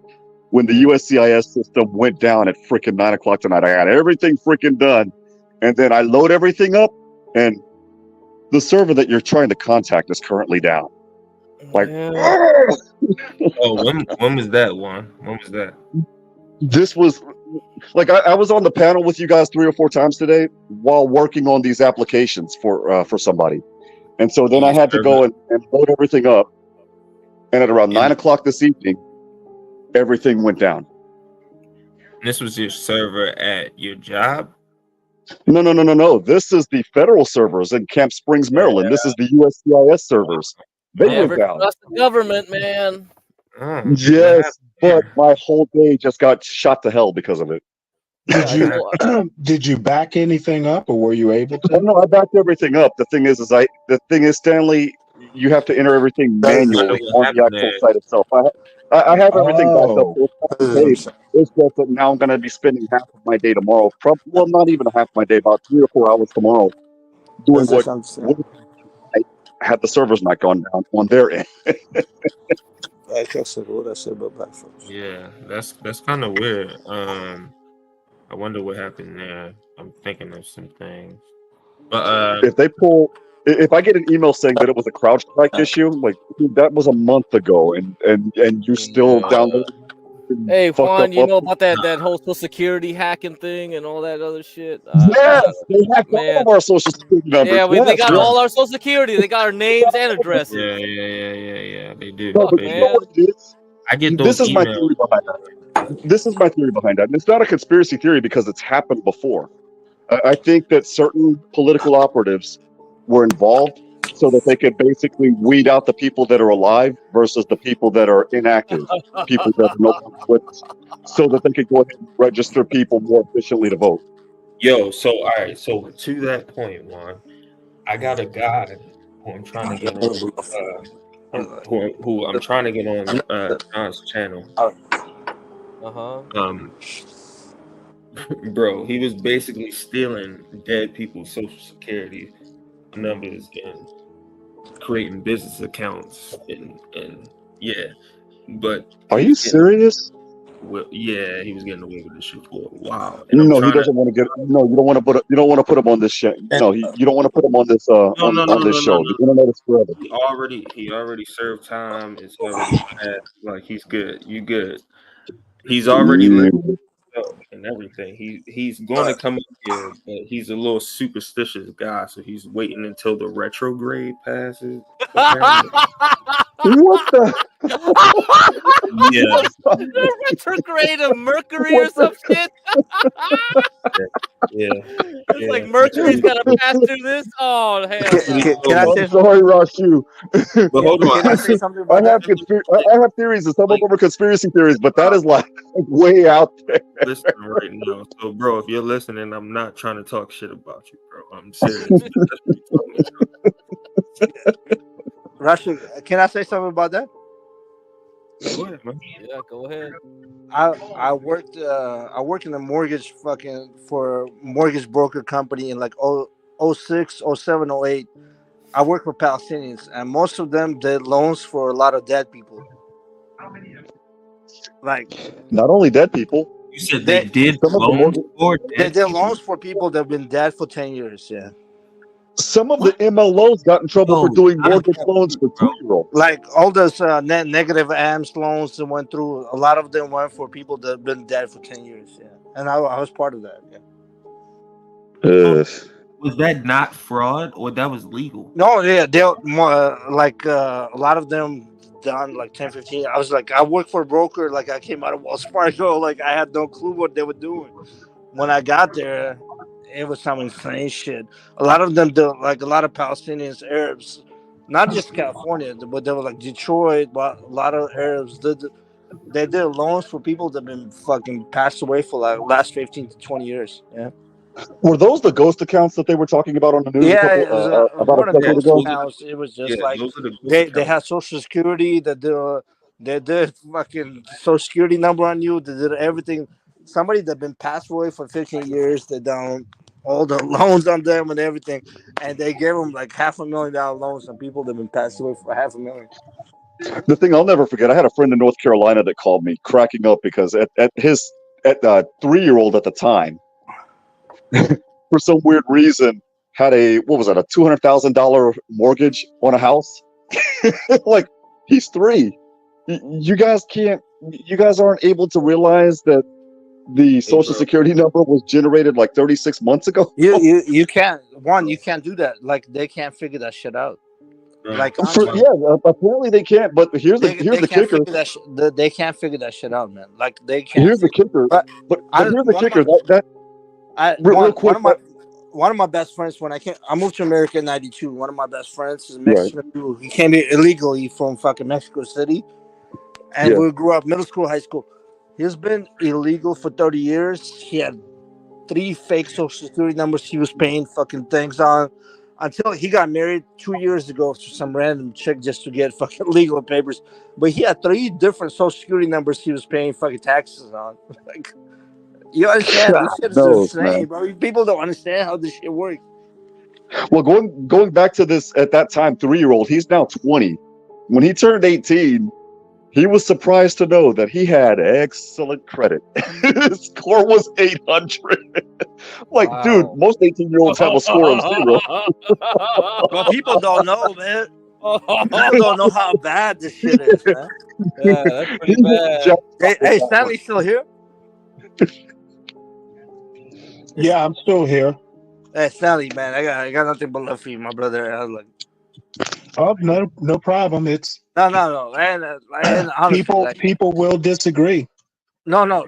I understand you can disagree. You understand? I never said anything, but I said my people was fucking bad. I've been protesting for 30 years for reparations, and my country is about to get destroyed. I never said anything about black folks. I said my country is about to get destroyed in the next 2 years. I think Azerbaijan's gonna just wipe us out in the next 2 years. I never said anything about black folks or anything. You came out here thinking I was saying disrespecting black folks. Well, help me out here. How does reparations figure into Azerbaijan and Armenia? Okay. I'll tell you. So when 1915, 1.5 million to my ancestors got massacred. My grandparents got raped, killed, and everything, right? And half of Turkey is Armenian. Half of Turkey right now it used to be Armenian. Right. So they took it down. Armenia, it's a very small country. We have no resources, nothing going on, like whatever. But we've been trying to do reparations from Turkey to get half that land or anything. They've been fucking with us. Then Azerbaijan, who's a Turkish fucking neighbor, just wiped us out. Like 40 of my cousins are homeless right now. Like, Azerbaijan did what? Azerbaijan is the Turkish I was born in Azerbaijan. I was born in Baku. Okay, well, I may not understand the geopolitics. So that's what I'm saying. That's what I'm saying. You heard me saying you thought I disrespected black people or anything. I was just saying my people were begging for reparations for hundreds of years, and now half of my country is about to be wiped out. I never said anything about black folks or anything. Right. I'm trying to figure out how the wipeout has anything to do with your wanting reparations. Okay. I'm trying to connect those two dots. Can I? Okay, let me tell you like this. So 1915, Armenian genocide happened, right? 1.5 million Armenians. Right, but that was more. Let's just say it's Turkey. It was an Ottoman Empire thing. That's what I said. That's exactly, right? So let's just say it was Turkey. Right? Where does Ottoman Empire wiped out 1.5 million Armenians, right? Right. No, not 1.5 Armenians. There was a 250,000 Greeks, 250,000 Assyrians, and 250,000 of Bulgarians. So like basically there was like about 2.8 million of Christian people of different nations. They wiped out, right? You agree with that? You tell me. I mean, I know a genocide happened. As a matter of fact, I've read about it. There was 2.8 Christian people from different. There's 1.5 million Armenians. There was Greeks. There was Bulgarians. There was Assyrians. All of us combined is about 2.8 million people, right? Right. Can we agree with that?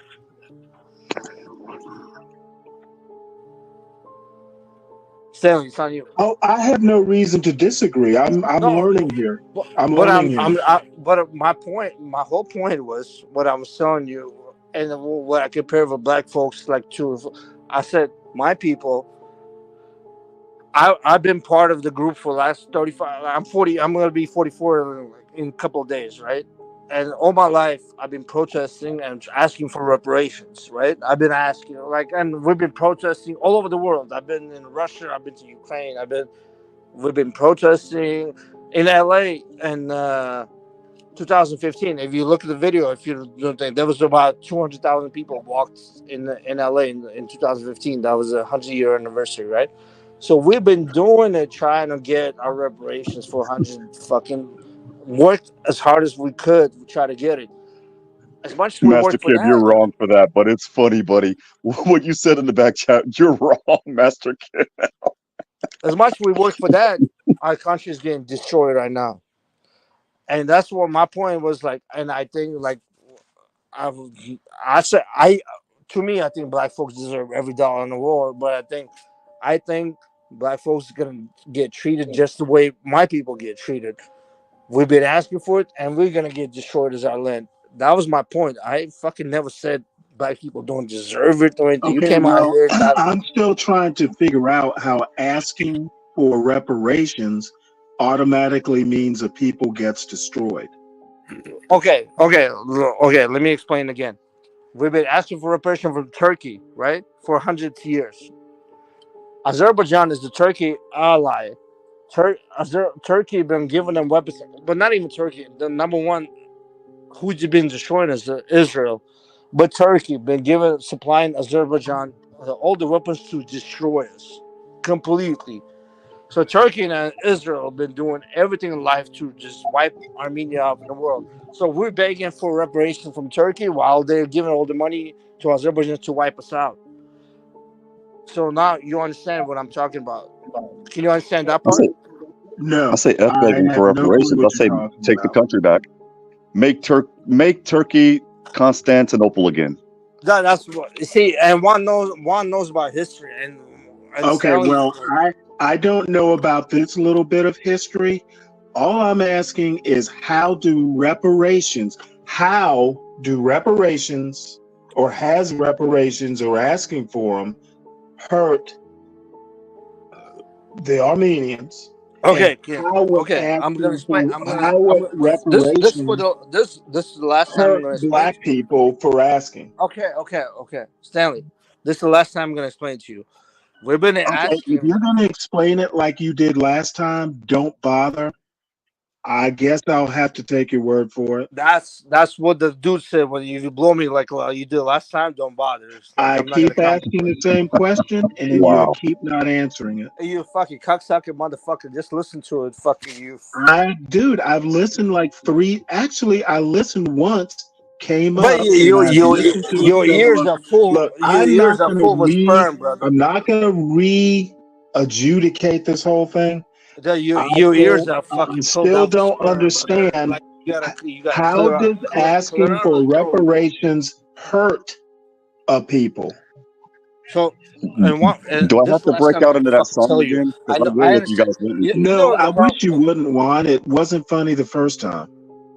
I never made a joke the first time. It's like the only joke I hear is like your voice. But like, let me listen. Like, let me fucking it. Well, I'm asking a serious question. And I am again, once again, you fucking mentally challenged cocksucker. Listen, we've been asking reparation from Turkey. Right. Turkey. Got that part. Oh, you got that part, right? Yes. Turkey, instead of giving us reparation, they gave all the weapons to their fucking allies to destroy Armenia to the fullest, right? That's what I'm saying. If black folks keep asking reparations. So basically, Turkey gave weapons to not just people weapons to come in and destroy the Armenian because the Armenians are asking for reparations. Yes, not just weapons, but soldiers and fucking everything, like nukes and everything. Israel, it's like everything is like Turkey did everything to just get rid of Armenia while we were asking for reparations. And I was just saying. And I'm just like, I'm saying, you understand? I know more black folks than you do. I grew up in the hood. Like when I came here, I don't think you know more black folks than I do. Let's dispel that. You blew one black guy in your life, and like you think you know him, bro. Like trust me, I know more black people. You know what? I grew up in Savannah, Georgia. I think I probably know more black people. You probably blew more. You probably blew exist in San Francisco. Mortal Kombat, final round, and fight. Stanley. We don't today in San Francisco. There's no black people anymore. They wiped them out. That doesn't surprise me actually. No, but I'll tell you, my brother who passed away a couple of years ago from cancer, he was the first non-black Q, right? So I've been to all the Q parties. I've been to all the black, and I know a lot of black folks. Trust me. Your brother's blacker than I am. I didn't pledge a fraternity. No, and I'm not, and not me. I'm saying my brother did. My brother was the first non-black Q, and you can look him up. I'll give you his name. No, I don't need to. I believe you. No, and I'm telling you, I grew up in a lot of hoods. Just like when I came to America, I have friends every nationality in the world except for one group of people, and that's white Americans. I have no idea what white people. Well, all I have to say is I can't say I grew up in the hood, so you win. Where this bitch came from? Hey, can I ask Naz a question? Stanley's girlfriend. Are you done? Ava, Can I ask Naz Ava looks like you're supposed to be keeping that a secret. Can I ask Naz a couple questions? Who wants to ask me a question? Master Kim? Kim. Yep. Master Kim, what's up, brother? How you doing, bro? Hey, everywhere I go, Armenian Americans are very wealthy, very successful. That's true.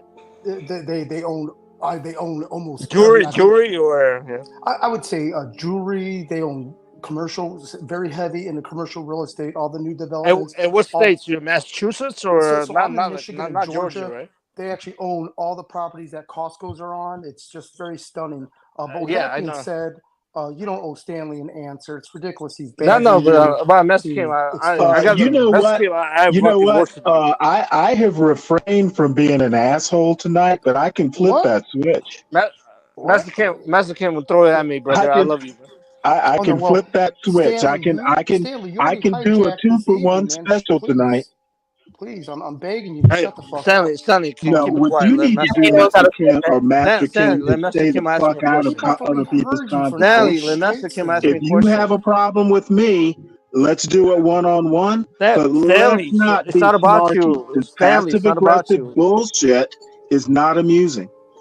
Okay, Why so- can't we be friends? I guess the Why question. can't we Master be Kim, what do you want to Yeah, know, brother? So how did the Armenians just get in so tight with Costco nationally and worldwide? I think it's stunning. So let me tell you about my peeps, right? And I'm gonna be honest. Like originally, when Armenians came here, back in 19, we took over the farmlands, like Fresno, all that shit. Most of the Stanley, farming, take the dick out of your ear and listen to this man. most of the farming in America is done by Armenians. Wait, especially I the don't California live out there. Why would I listen? Because you're a fucking cocksucker, man. Shut the fuck up for a minute. Master Kim, can you hear me? Yes. Okay, so I told you about my people's business, and I heard the shit you do, and the shit you do is like most of Armenians do in LA, right? Yeah. It's unimpressive to you because you know the gig. I know exactly every single thing you told people that you do is like most of my boys. It's not me. I'm not part of that, man. I'm a fuck up. Like I don't know. I'm not part of that. But I told you, when Armenians came here in 1900, Armenians took over the farmland. Most of the farms like Fresno, most of California and Florida too. A lot of them was run by Armenians. So farms like this thing. The jewelry business, that's different.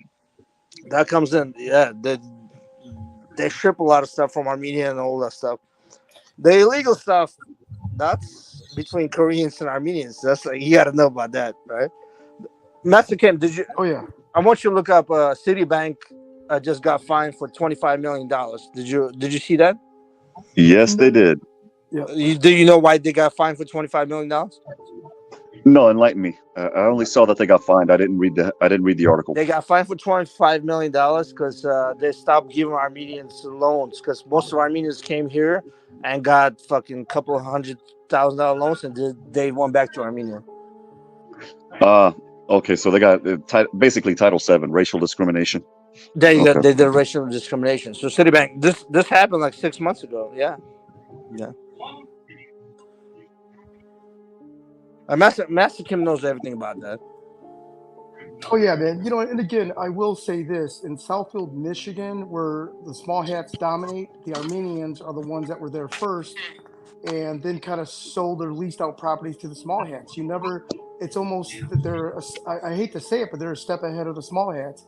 At least in the Michigan market, I don't know how it is on the West Coast, but from what I've seen, they're. And I hate to say it, but I know that you guys are not Arabic, but constantly you're referred to as the white Arabics. But you're not. We're the first Christians, yeah, but we're like people tell us we call it white Arabs here. And it's done as a joke, as a derogatory joke, you know, just as the white Christian Arabs. But you know, not that I don't want to get beat up. So what people don't realize is Albanians are very tough people, and Chaldeans and all the Arab, these cultures stop dead in their tracks when you know, in the mall parking lot and the movie theater parking lot. They don't want to mess with Armenians.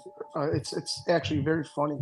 I don't know if it's some cultural shit from back overseas, but they don't want to mess. Even the Albanians don't want to mess with the Armenians. Mexican, well, Stanley was said like I was gonna smash his throat. I wasn't saying it literally, but I was just saying like there's a group of people you don't mess with and talk shit about. Bad things You know what? There's not a group of people on this panel, and I'll talk shit about people who talk shit about me. If you don't like my point, but no, Stanley, I'm sorry. I don't. I make me horny when you talk like that. I leave the caution. I leave the caution to people like Master Kim. No, Stanley is straight people talking. Straight people talking. Master Kim. Can you hear me? Yeah, I've heard stories where a guy will fly in on a visiting visa, go to Brooks Brothers, buy $1,000 worth of Brooks Brothers stuff, kill someone, jump on a flight, and he's gone. And but he's got the American goods. I mean, it's not uncommon for these guys to come here, just flat out kill someone and not catch a case, and it's nothing. Master Kim, can I tell you about this? You know about this, right? Can I say something? Yes. So with Armenian, the biggest gig was like last 4 or 5 years. Pharmacies get open. Armenians with fake social security numbers open a store right next to them. We break the walls and steal all the fucking drugs next to it. They get the insurance money you get paid for the getting stolen, and Armenian drugs going all over the United States. Good You Lord. understand? It's been like over $1.5 billion so fucking frauds have been going around. But Koreans run LA. I don't know about anything else. Koreans run LA, right? Koreatown. They don't run Bay Area. It's Chinese and Vietnamese, but not Bay Area. Yeah, and just for the record, Naz, I'm sure John, no one on this panel supports criminal activity. You're just saying what other people. I know. Exactly, I never. Like I've been locked up, but I never done criminal activity in my life. Yeah. We've all had misunderstandings. No, I never. Like I've been in jail, but I never done anything illegal in my life. But hey, Stanley, I apologize for just being belligerent. The only illegal thing I done is like I put my left nut on Stanley's left nut upper chin. That's What? hilarious. Wait, what did you do? I put my left nut on Stanley's upper chin. That was the only illegal activity I did. Did you now? I want Stanley to wake up. I don't know, Stanley, confirm or deny. I'm getting a little jealous. Was it a daydream or was it a daydream? No, it was a nightmare. It was a nightmare. Master Kim, remember you would tell when I forgot his name, the black guy that owns all the casino, the hotels. What was his name? Ken Watson. Ken Watson. When you guys came in and you were talking about like the Georgia, right? Yes. And all the slot machines in Georgia, most of them are run by Indians, right? Yes, the master license with the video poker. So and Stanley, like, you know, fuck, he's mentally challenged, but he doesn't understand how the fucking life works. Stanley's the smartest guy in here. No, but shut the fuck up. But like, listen, so this is what the racism happens, right? So they don't let gambling thing to black folks in Georgia, a Muslim unless you like really. What Ken said, you have to sue them or do something else, right? Is that true? Yes. Yes. That is correct. So okay, so the 1,600 people that Kamala put to jail for weed in California. The only reason they went to jail is because Asians control the fucking weed market, and they had all the licensing, and all the black dudes doing exactly the same thing what the Asians were doing. They got busted for him because Shrimpboy controls those like Bay Area. Like, I'm sure you know who Shrimpboy is, right, Mr. Kim? Oh yeah, look at my title. I'm gonna call myself Shrimpboy too. Hey, you should be looking at Shrimpboy, but this what happened. So it's like but Asian control so Snoop Dogg just opened a weed shop in LA, right? But Snoop Dogg would tell you himself he has to partner up with Armenian, or he has to partner with. How are you? Thank God we don't have blasphemy laws in the United States, eh? Yeah, Naz. I was speaking to John about doing a show called "I Did Get Away with It." You know, contrary to there was a show back in the 2000s called "I Almost Got Away with It," but this show would be "I Did Get Away with It." And it would be people calling in about their grifts that they got away with, you know, and it would have to be something that they did. I just came out of jail like 3 years ago. Okay. Oh no! I got away with a lot of shit, but I got locked up for like 1 year. Who got locked up? Who got locked up? I did. Not who's talking? Your father. Naz. Your father. Who is my father? I like guys that were locked up. Yeah. Why? What's wrong with us guys who were not locked up? You've been locked up? What's wrong with the guys who are not locked up? They just don't relate to my lifestyle. What's really? Really? Are you serious? Now hold on. What state were you locked up at? Washington. Were you in Washington? Yeah. Do you want to hear about California prison system? Yeah, tell me about it. That's the most racist fucking place in the world. What race are you? Are you black? No, that's the thing. I'm Armenian, so I'm the other. Oh, you're the Armenian. Okay. So I'm the other. Hey, Black Suitify, get up here. If there's too many people on the panel, I'll log off. So you can get up. But the thing about California, others they were blacks. Ava, what's wrong with guys who were not locked up? Are we squares? What's wrong with guys who weren't locked up? Too boring. I just don't relate to Are we boring? Are yeah, we boring? they were boring. We don't have enough excitement for you. Ava won't relate. Ava won't relate to me until she gets in trouble, and then she has to call my boss. My boss is an attorney. Hey, Ava got the Mia Khalifa look on her. Yeah, no. I don't know what that means. I was never locked up. You don't know what that means? All right. Who said he was never locked up? I was never locked up, never. So who's that, Rashu? All right. No, that's Clue. Okay. That's Clue. Okay. Yeah. That was Rashu. No, nice to meet you, by the way. Who's the mute, bro? I haven't talked in like 10 minutes. Yeah, that's Clue, man. That's Clue. That's Clue? Yeah, the guy with the microphone on his avatar. Yeah. That sounds like you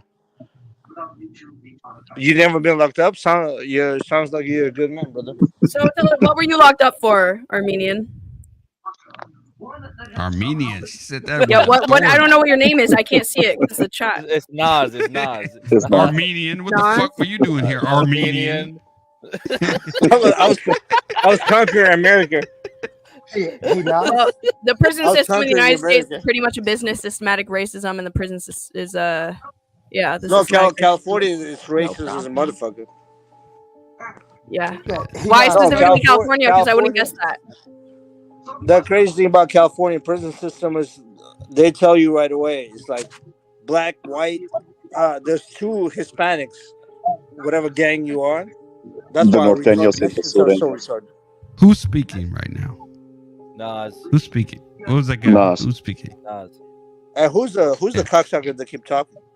It's Clue. Yeah, I'm the cocksucker. Keeps talking. You got a problem with that? Keep sucking on him, brother. Right. I love. Yeah. Clue. Nothing but love, brother. Yeah. Okay. Nothing but love, brother. Yeah, hey Naz, can I ask you a gold question? All right, go ahead, brother. So the Armenians used to own all of the melters or refiners, where you take all the scrap gold and they melt it into I don't want to say gold bars, but they melt it into something. And what year? And what year are you talking about, Kim? I'm gonna say in the 80s and the 90s, they owned Yeah. all the Yeah, refineries, yeah. the melting Not plants. currently, yes. Yeah, back Okay. then, yes. Do you guys know that? Like all the scrap gold goes, the jewelers take all the shit to these refineries that Kim, melt all that shit. you know who Kirk Kerkorian is? Oh yeah, big time. Have you read his book? No. Do you know? Can I tell you about Kirk Kerkorian? He's the greatest businessman in American history. Yep. Well, for Chrysler, right? No, you see, that's the crazy thing. People think about Chrysler. So he owned the airline. He owned 90% of Vegas. He owned 90% of automobile industry. He owned fucking Hollywood, and which is and most of the mafia. He bought out all the Jewish mafia with fucking Meyer Lansky and everything. He bought Flamengo from all of them. Wow, he was their pilot.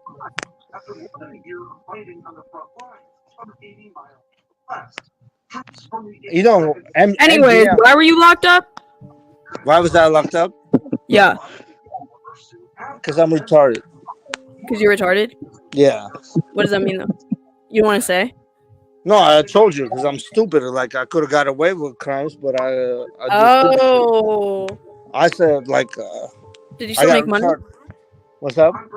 Did you still make money even though you didn't get away with it? No, I didn't sell. Like I could have got away with like millions, but like I got locked up. I lost everything because I'm retarded. I told you I'm retarded. I'm not a good like Master Kim will get away with like fucking. He's like Ocean 11 type of dude. Master Kim is like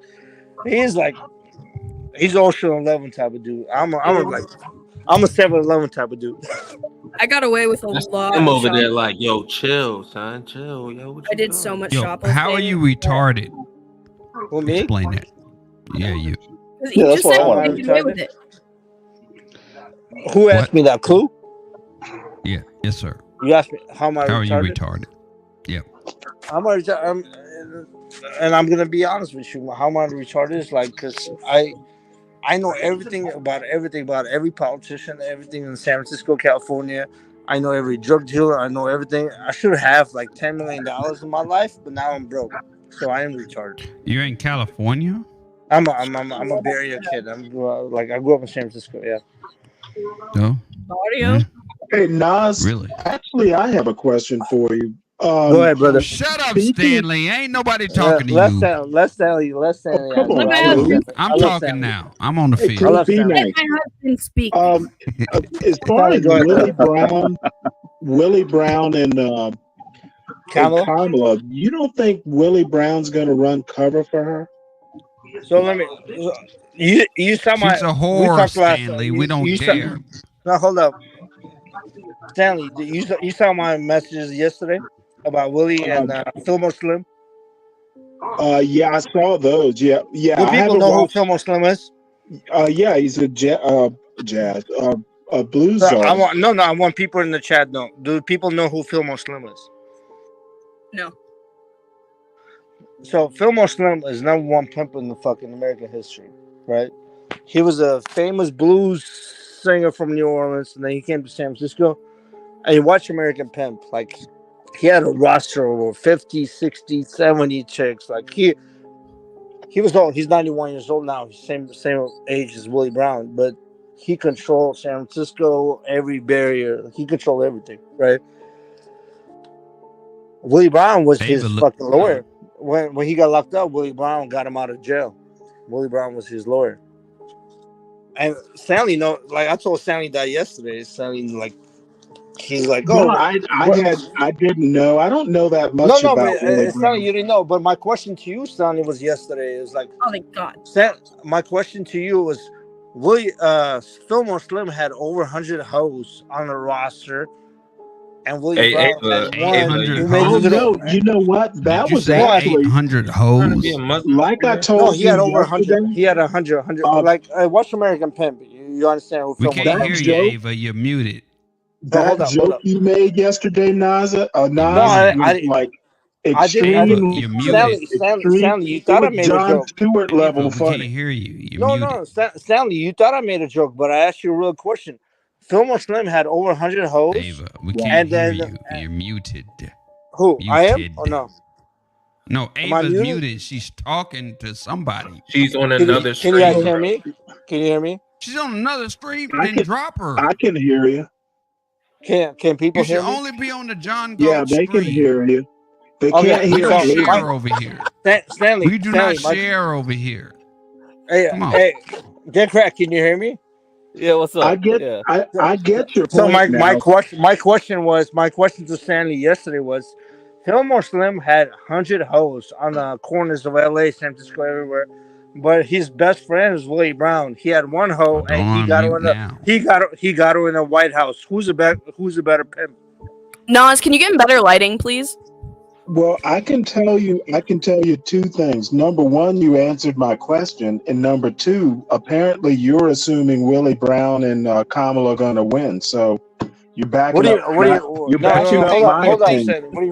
You think they're going to win, don't you, Stanley? I'm Stanley, sorry, what do you what? mean when I assume what? You think they're going to win, Stanley? Well, no, I think so. No, hold up. What do you mean? What do you mean by that? Well, Stanley? you already assumed that Willie Brown's going to get his hoe into the White House. She already got in the White House as a vice president, right? Well, yeah, you're right about did you that. say hoe? No, Stanley. I think he's going to keep her there. Stanley, did you say hoe? Yeah. Okay, I just want to check in. Go ahead with the conversation. You're not used to me using that word, are you? No, I'm not, because you have so much respect for these Democratic bitches. Stanley. For you to call them a hoe, that's a good move Let's in not the call right people hoes direction. until we all cam up. Let's all cam up. Let's do I'm the just hoes. quoting a genius. Ava. I mean, I never thought you would call that bitch a hoe. So I'm just saying. No, I'm quoting somebody. Be better if you cammed up. Who? Not Ava trying to command. It'd be better if who cammed up. Ava got that. Me and Khalifa look on her. Hey, Ava, you ain't commanding nothing. If I cammed up, you couldn't handle it, Ava. Maybe I couldn't. Let's see. You don't know me. That's how That's motherfucking beautiful I am. Are you scared? You wouldn't be able to handle it. Scared? You scared you're gonna be rejected? Is that a Nobody job? rejects me. Nobody Rashu. Reject. Rashu. I've never been rejected a damn. Oh, Get Crack is leaving. Thank you, by the way, Get Crack. No, I'm here. I'm not. Oh. Leaving. I just said goodbye. Nobody rejects me. Oh, okay. I thought you were leaving because Get Crack isn't gonna cam up, are you? Nas. What's up? What up? Listen, Stanley, you have your photo in your thing. Like, why don't you just cam up? We all know what you look like. Who, me? Yes. About me? Get Crack is. You want me to We've cam up? been dating. Well, We've been number dating. one, it's almost 1:00 here. So in I Atlanta, shouldn't even you like, be. you I like shouldn't even be online. transform into a goblin at midnight or something. Like turn into a gremlin. No, as a matter of fact, I'm a goblin all day, and I turn into a human after midnight. Oh Guys, shit! Wow. Really? Radio. Wow. Damn. That's some weird shit. Ava, So can I ask Ava a question? Ava, what do you think about our If conversation you we had cam up? 2 days ago? What do you think about the conversation we had 2 days Are ago? you anonymous because you're scared of the house? I wanted to You go. remember I talking actually to very me? much enjoyed that. Yes. I Hey, remember. is this Jeremy, man? He sounds like a fucking pedophile, like my. no, that's not Jeremy. No, Well, not me. I'm not a pedophile. Hell no. Yeah, me and Clue, we had a very good. Oh, Clue. I know Clue for years, bro. Like I know him from not know him personally, but like all the other podcasts I watch. Okay, you're showing like your neck crease, but you won't even What's show your going face. on with Nas? I mean, should we Yeah, what accept are we this? doing? Like, the neck crease is less flattering than the face. Just show the face at that point. Yeah, Ava's a smart motherfucker. I want everybody to know on the chat. Ava's smart than a mother. She outsmarted me on that stream. She did. You think so? And nobody outsmarts me. Are you Not even serious? Stanley Cross. has outsmarted me. Where do you think I outsmarted But you you? outsmarted me because Thank you. What I was doing that day, Part of or my that Stanley that cost, night, like what I was doing it's a was lost I was cause. trying to get you to understand who the enemy was. Remember Hey, that? hey, Clue, you, I know you from Fight Club, right? No, I'm not. I heard of Fight Club, but I'm not from Fight Club. You know Fatty, yeah. I know you from that part. Yeah, I know about all that, but I'm not from that. Yeah, no. But you've that's been on not me. Fatty's channel. Yeah, Fatty, Anton, all them. Lapeef, Yeah, all that's them. what I'm saying. That's why I know. Who's I know speaking? this people from. Who's speaking right now? That's me, brother. Who's me? Nas? Yeah. Okay, go ahead. No, I'm saying that's why. Like, I know you, like Clue. I heard you from either Fatty, Anton, or fucking Aaron. Fatty. Oh, Aaron. Oh, yeah. Good. That's my good guy. Aaron's from San Francisco too. He's my boy. Yeah, he is. Yeah. So what's up? Yeah, Clue. I think. Oh, there we go. There's Nas. What's up, baby? Yeah. What was he saying to me? He was making a point, I think. Oh no, he was just saying that. What happened to him? Yeah. Like I was saying, Okay. Ava's a smart motherfucker. Ava's. She's really. She pays attention to detail, and that's the thing that gets me. She pays attention to detail. You can't just throw some shit out there and she not pick up on it. Ava's that G, in my opinion. She's the artist, bro. She drew a whole picture of me. Might be some voodoo shit associated with it. I don't know. Associated with what? You're drawing. You think there's voodoo shit associated with everything, dude? You what? You think it's drawing? You know, like, nobody can just be drawing for a hobby. It has to be because they're doing a voodoo spell on me. I mean, who knows? They used to have a dog. I like the childlike. I like the childlike wonder that you have in the world. I'm not gonna lie. Like, I mean, you see the magic in everything. It makes things. Yeah. fun. Ava. Are you guys anti-fat people? Yeah. Ava, now that Stanley is on the panel, can we revisit what I said about the dudes with the little tiny hats on their heads? You know what? Let's do it because I've been debating all night. Chime in on it. And I need a win. Go ahead. Yeah, let's go. What were you saying? What were you saying, Ava? I said I've been debating all night in preparation for the whatever podcast, and I need a win. I've been debating like anti-women people. I just debated just pearly things. No, that's my girl. Now hold up for a minute. Is she as big an idiot as I think she is? I didn't really debate her, but I spoke to her. Hold up. Now, Pearl is my girl. What did you What are debate you gonna about? say to her? First of all, congratulations. That's my that you girl. What are you gonna say to game. her?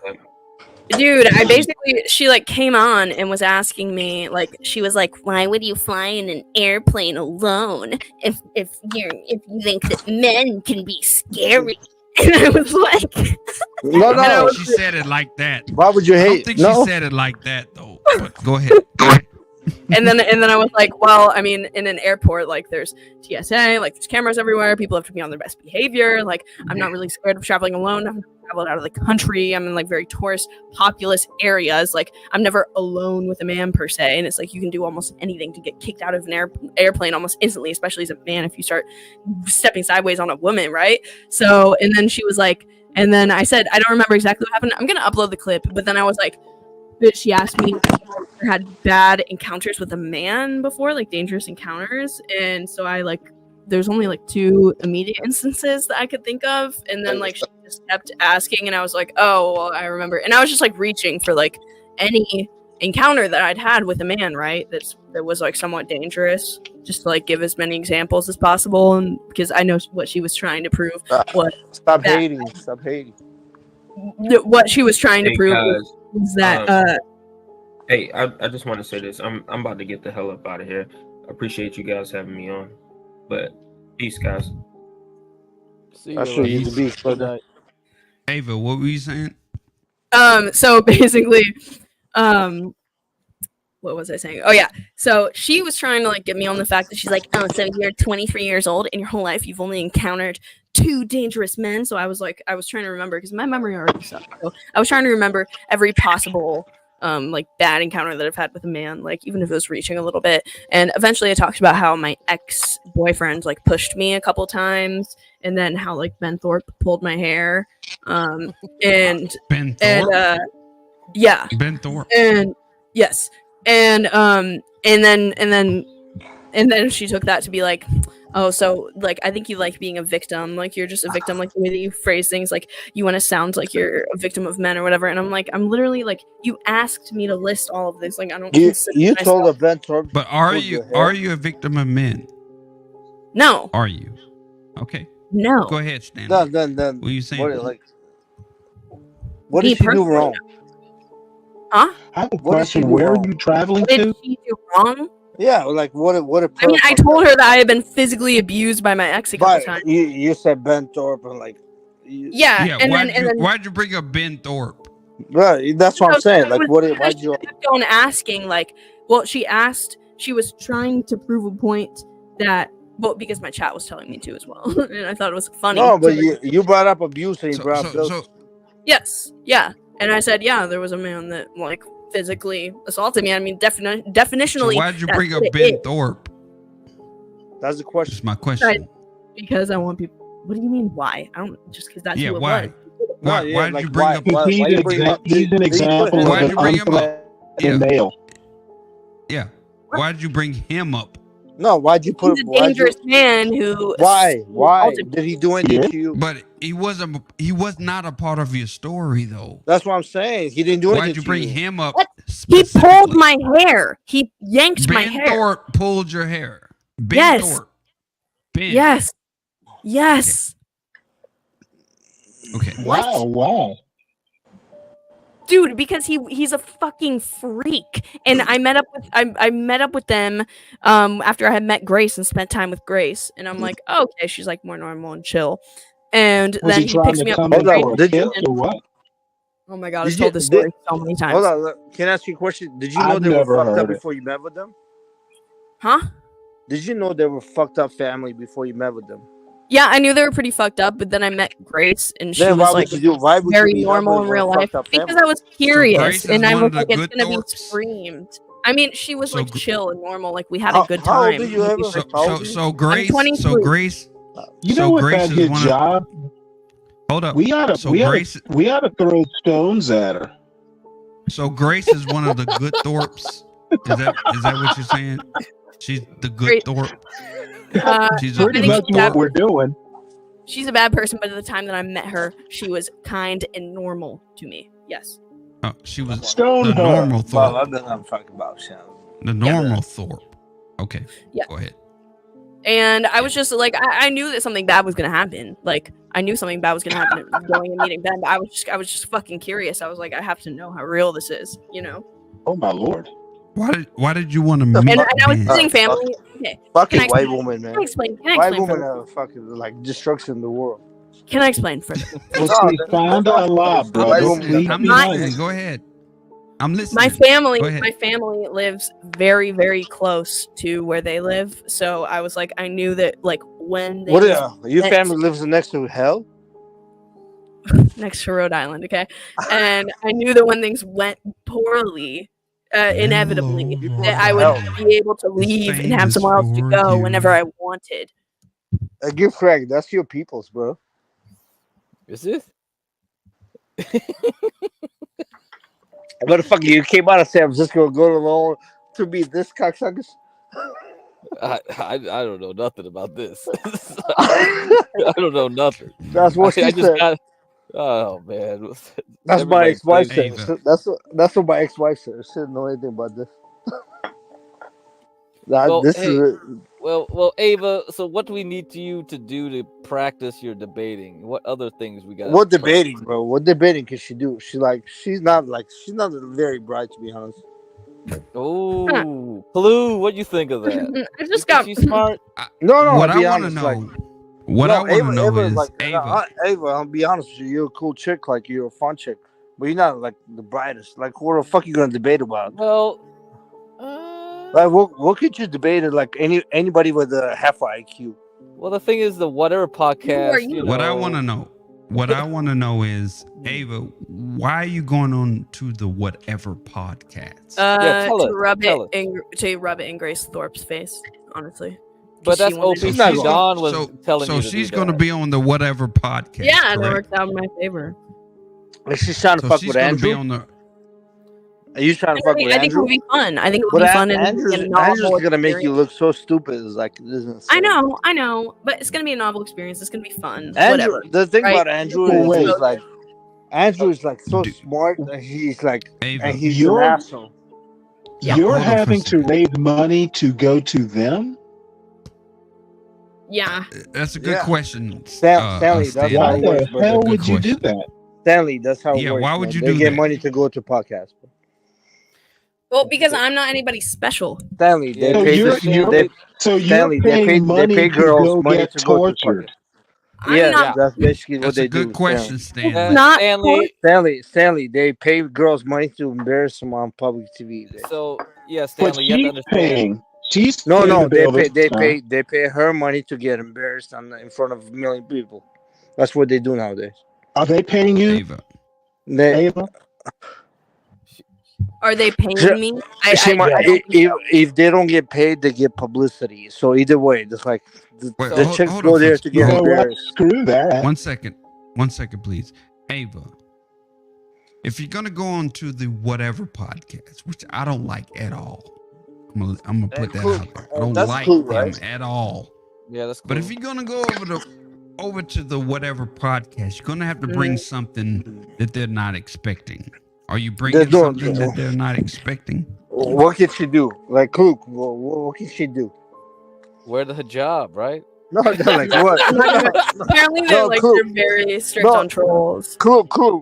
Tell us what can she do that they have not seen before. What can she do? She could do something that's powerful and not sexual. That would stump them. They never had. Every woman that goes on the whatever podcast. No, She could bring Every her woman, older black boyfriend. every No, hold woman on, that hold on, goes Clue. on to the whatever podcast brings something sexual. No, Clue, So stop which- that. See how nobody else Can I respond? Hold on. Let me Yes. tell you, okay? So basically, what I'm gonna bring, I've been doing my prep for this, okay? So, I have to sign in my Google account because my shit crashed. But basically, I've been doing a Google Doc, kind of doing hypothetical answers that I'm gonna give them, and so one How question. about go in a burqa? What do you bring to the table? I'm not gonna go in a burqa. They're gonna immediately send me home, apparently. So otherwise, I would. But one question that they ask very frequently is, "What do women bring to the table?" That I've noticed that they ask frequently. So what do you bring to the table? So my answer Bring to them, this, bring them dinner. Bring usually, them dinner. I can't hear her, y'all. dinner. No. So The what's better your- question is, what do wait, women I bring to can't the hear. table outside of HCDs? Oh my god, guys, it's too many people talking. Wait, okay. can't So hear. I can't my hear. Go my ahead. answer is going to be that I bring nothing to the table. Because what they're expecting is for women to go in defensive mode, right? Oh but I'm gonna throw them off by being like, yeah, I'm gonna answer the way that they are going to try and own me with, but I'm gonna own them by saying it first. I'm gonna be like, yeah, I bring nothing to the table. I'm not ready. I can tell you right Hold on, now. Wait a minute. They are So going. what if I? They are Okay, going what? to bury Okay, what you. if I They're respond? going to Hold up, bury you hold if you up. Let me tell them. respond. Let me talk. Why? Let me respond as the whatever podcast. You bringing nothing to the table, so why the fuck are you? Why are you here? Yes, Yeah, why you here? exactly. Why am I Okay. there? Why are you here? So Why the yeah, fuck so are you what's your here? response to that? Why are you here? I'm the whatever Why'd podcast. you come to? Why are you here? Why'd you come to my if you bring podcast nothing without to the bringing table? nothing to the table? Yeah. Why are you here? I bring nothing to Why the the table in fuck would dating, you but I waste do my bring something time? to the table in podcasts. No. Why'd you waste my time? Why'd you come to my podcast wasting my time? Exactly. Why did you waste my your time? money? Okay. Why the fuck would you waste your money Ava, what's to your bring Why nothing? would you waste my? Regards to Why would you dating. waste my time? It's not in regards to podcasting. It's in regards to dating that I don't bring anything to the table right now. No. I am the whatever podcast. You said that to me. You said you bring nothing to the table. So I'm the whatever podcast. My response is, why the fuck you here then? What do you have to say to that? I'm the whatever podcast. Talk to me as if I'm the whatever podcast. I say, why are you here? And I would say that I am the god of hellfire. I say in the dating market right now, I don't bring a lot to the table, except for cooking for my man, bringing him peace, bringing him. I have listen. My genetics. I have a ton of talents. And I was a D1 athlete, and I would create D1 babies. Okay. What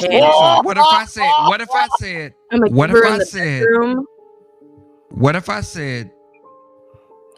So? What if that was my response? So. I would Then say, what would you well, say? if your response is so, then I don't think that you have your values very straight. I'm the whatever fucking podcast. My values are pretty good. I got 4 million subscribers. They have that many subscribers? This is an audition. Yeah, this is Ava. Stanley, Ava, that's this a is problem an right audition. now. You're just gonna say so. You're not auditioning actually you. engaging in what I'm saying at all. What do you mean so? What do you? I would say, well, what do you But value? that's Why what you they do on the whatever podcast. We don't engage in what you're saying. No, they don't. They No, would we just say, don't. okay. Okay. Okay, well, here's what I would do. I would preface it by saying, I would say, I think that like I am like I'm a talented person who is somebody who ideally wants to be a. Oh fuck! Am I crashing? Can you hear me? Oh fuck! We can hear I you. can hear you. Tell them you're here. Tell them you're here to crash. Oh, my shit's about. I am here to crash. Okay. She's frozen. Hold on. Oh no, You're it's working. frozen. It came back. Hell yeah. No, you're frozen. Oh You're nope. frozen. Now it's You're- nope. Okay. Man, you're well, you can frozen. still hear me. I'm gonna have to restart my computer in a Welcome to second. StreamYard. Dude, I fucking hate my fucking laptop so much. MacBooks are overrated, let me tell you. But Not okay. really. Oh. You're frozen though. Can you hear Yeah, I us? know. Can you hear Yes, I me? can hear you. Yes, I can hear Okay. you. Okay. Okay. I can keep going with this for a minute, but eventually Okay, I'm gonna go ahead. restart. Just keep going. Okay. It'll catch up. I would It'll say catch I up. would Go say ahead. okay. So I would say what I bring to the table is I bring a listening ear. I'm willing to drop everything for a man. I'm willing to prioritize him and put his needs over my own, depending on how much he sacrifices for me, monetarily and in every other way. I'm a good cook and I love doing nice things for my man, like cleaning for him after he leaves for work in the morning, giving him massages, and being a giver in the bedroom. So what if I said, as the host of the whatever podcast, what if I said, everything you just said sounds rehearsed? What is your response? I would say I don't want to waste your time, so I came here prepared. Really? That's what you would say? No, that's good. That's a good one. I mean, What would you say, Brian? I'm the whatever motherfucking podcast. I got 4 million subs, okay? You have 4 million. 4 million. I'm whatever podcast. If you look down on YouTube, it says 4 million subs. Obviously, I'm that nigga. Okay? This not Brian speaking, this is me speaking. But yeah. What do you have to offer? She just told you. Intangibles. What do you have to offer? Intangibles. Something I can touch and feel. What do you have? Hey, take And off. Don't say pussy. What you need to do is take off the hijab and your blouse and go up and say, "Feel these." No, they're gonna say any woman can do that. Am I not tangible? Oh God. Stanley ain't shit, yo. You know what I would also say is I would say, listen, you know what? Any man that I've ever spoken to, that's of real worth, is not someone who would be like, "What do you bring to the table?" Ooh. Ooh. Any man that I'd want to be with would already recognize. I wouldn't have to explain it.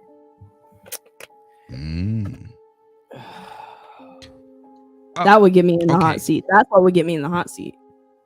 Okay, Ava, when your picture Wait, stops, somebody in the chat stops said freezing, the response should be, "I am the table." Yeah. When your picture stops freezing, I'll talk to you again. Why is your picture frozen? Or is it just Dude, me? my computer keeps doing this thing where it gets overwhelmed, and then I get like my mouse starts spinning and I can't click on anything.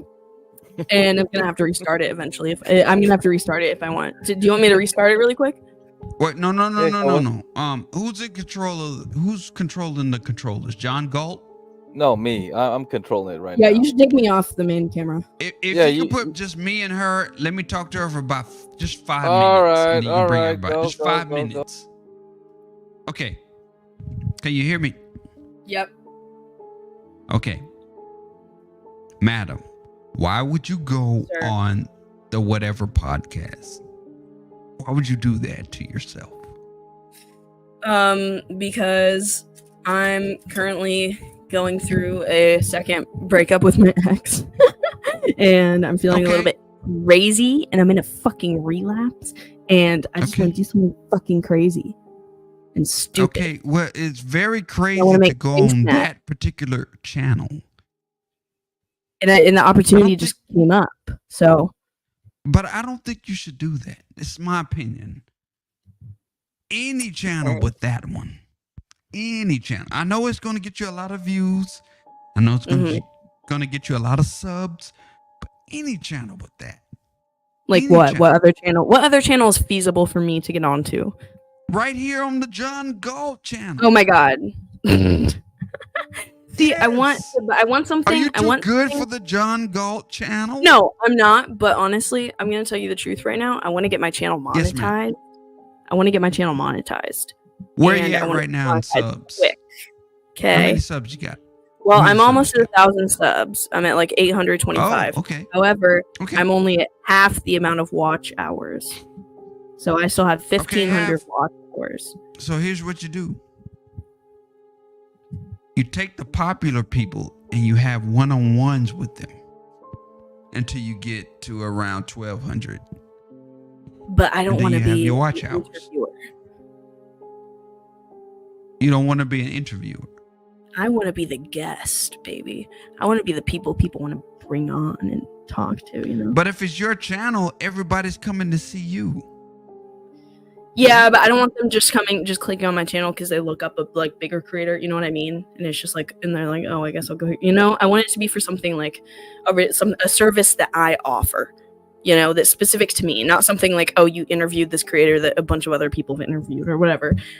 Unless I seek out like unique interviews, but like, But you have a service to Left. offer. what is You that? have a My service. What's my service? Your intellect. That's what got me. My intellect. I wouldn't be talking to you. I wouldn't be talking to you if you weren't smart. Thank you. Yeah. You bring your I intellect. enjoy You a talking to you, smart too. chick. You a smart That woman. is subjective. That's your product. That is your product. Okay. Yeah. Well, what I want to do is, if I don't do that, I mean, I might not.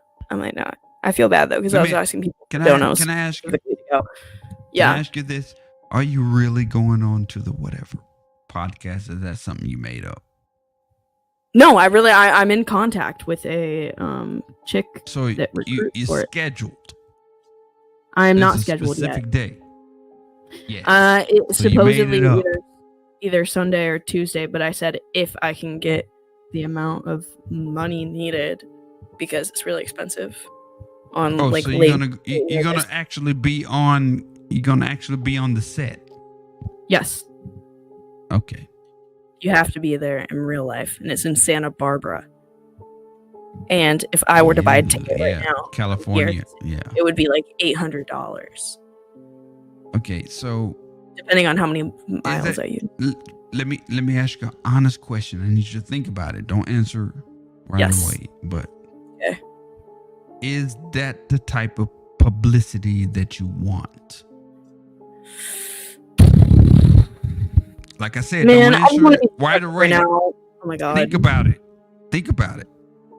Is that can't even speak. Is that the publicity that you want? It works well for some people. But does it work well? But yeah, I probably should be a little bit more prepared and take more time to prepare. But you're not listening to me. Yeah. Well, I guess my point is that like, yeah, like I'd say that if I was more prepared and I could come off as better on the podcast, then yes, that would be the publicity that I want. Understand that. Yeah, in the state I am now, I don't know. I don't know if it is. Even if it was even if it was a successful interview, this is what I'm asking you. Even if it was a successful interview and you did everything right, are you ready for what comes after that? Well, listen, you know, I think I got possibly the worst publicity in the world from the Grace channel, but it's better than nothing, right? There's a small demographic of people in there that are going to actually seek out my channel. Ava, I think I'm a likable person as well. You are a likable person, but Ava, what I'm asking you is, are you ready? If that interview is a success, that means you are a success. Are you ready for success? That's my question. Am I ready for success? Success, because companies can crumble because of success. Shit. You know that, right? I've never thought about that. Yes. Oh my god, I've never thought about that. Too much success too fast can kill a company. Are you ready? What if your interview with the whatever podcast kicks it out of it, just kicks it into the stratosphere and you were great? Are you ready for what comes after that? That's just my question. Just think about it. That's all. I think that is a good question, because I definitely like my channel quality. Like so far doing YouTube, it's just been for fun, right? Like it's just been to like talk to other people, get to know other people, and then like maybe mildly monetize like my sexual obsession with Ben Thorpe. But it's been for fun. I haven't been consistent, and you know, you're right. Like I definitely am not at the production quality that I want to be at by any means. I will say that as well. That comes along if you have a kick-ass interview. Yeah. Well, yeah, and right now and the whatever podcast. I'm more motivated to like kind of get bigger on YouTube so I can get some money coming in from this while I have all this free time. But I think that I feel like I probably like, I mean, the only thing is that I feel like I would have maybe trouble retaining the viewers just because my production quality is what I want it to be. Okay. If you are truly going to be on the whatever podcast. Yeah. This is just my advice as a marketer. Be the meek type. You know what that means? Yeah. Be the person who's has a high voice like this, and whatever everybody says goes, and just be small. Well, yeah. Well, you know, I've been getting conflicting advice on that. Yeah, I'm sure there will be other women on the podcast. They're gonna be like, rah, rah, rah, you don't know what the fuck you talking about, blah, blah, blah. They're gonna be all masculine. Just be the feminine one. Just speak when you're spoken to. Just keep your answers short and simple and everything. Just do that. And watch what happens. Just because I think that he's expecting you to be a certain way. Like, I don't know how he found you. He didn't find me. It's You a found chick. him. No, it's some chick that somebody from my Discord got me in contact with. I don't know if they want me to say who, but don't out anybody. they Keep it said, secret. yeah, somebody else said though that no one's ever gotten famous from whatever. It just gives you a small boost. Yeah. It does, but are you ready for that small boost? Are you, Ava, the G? Are you ready for that small boost? Yeah. Gorlock.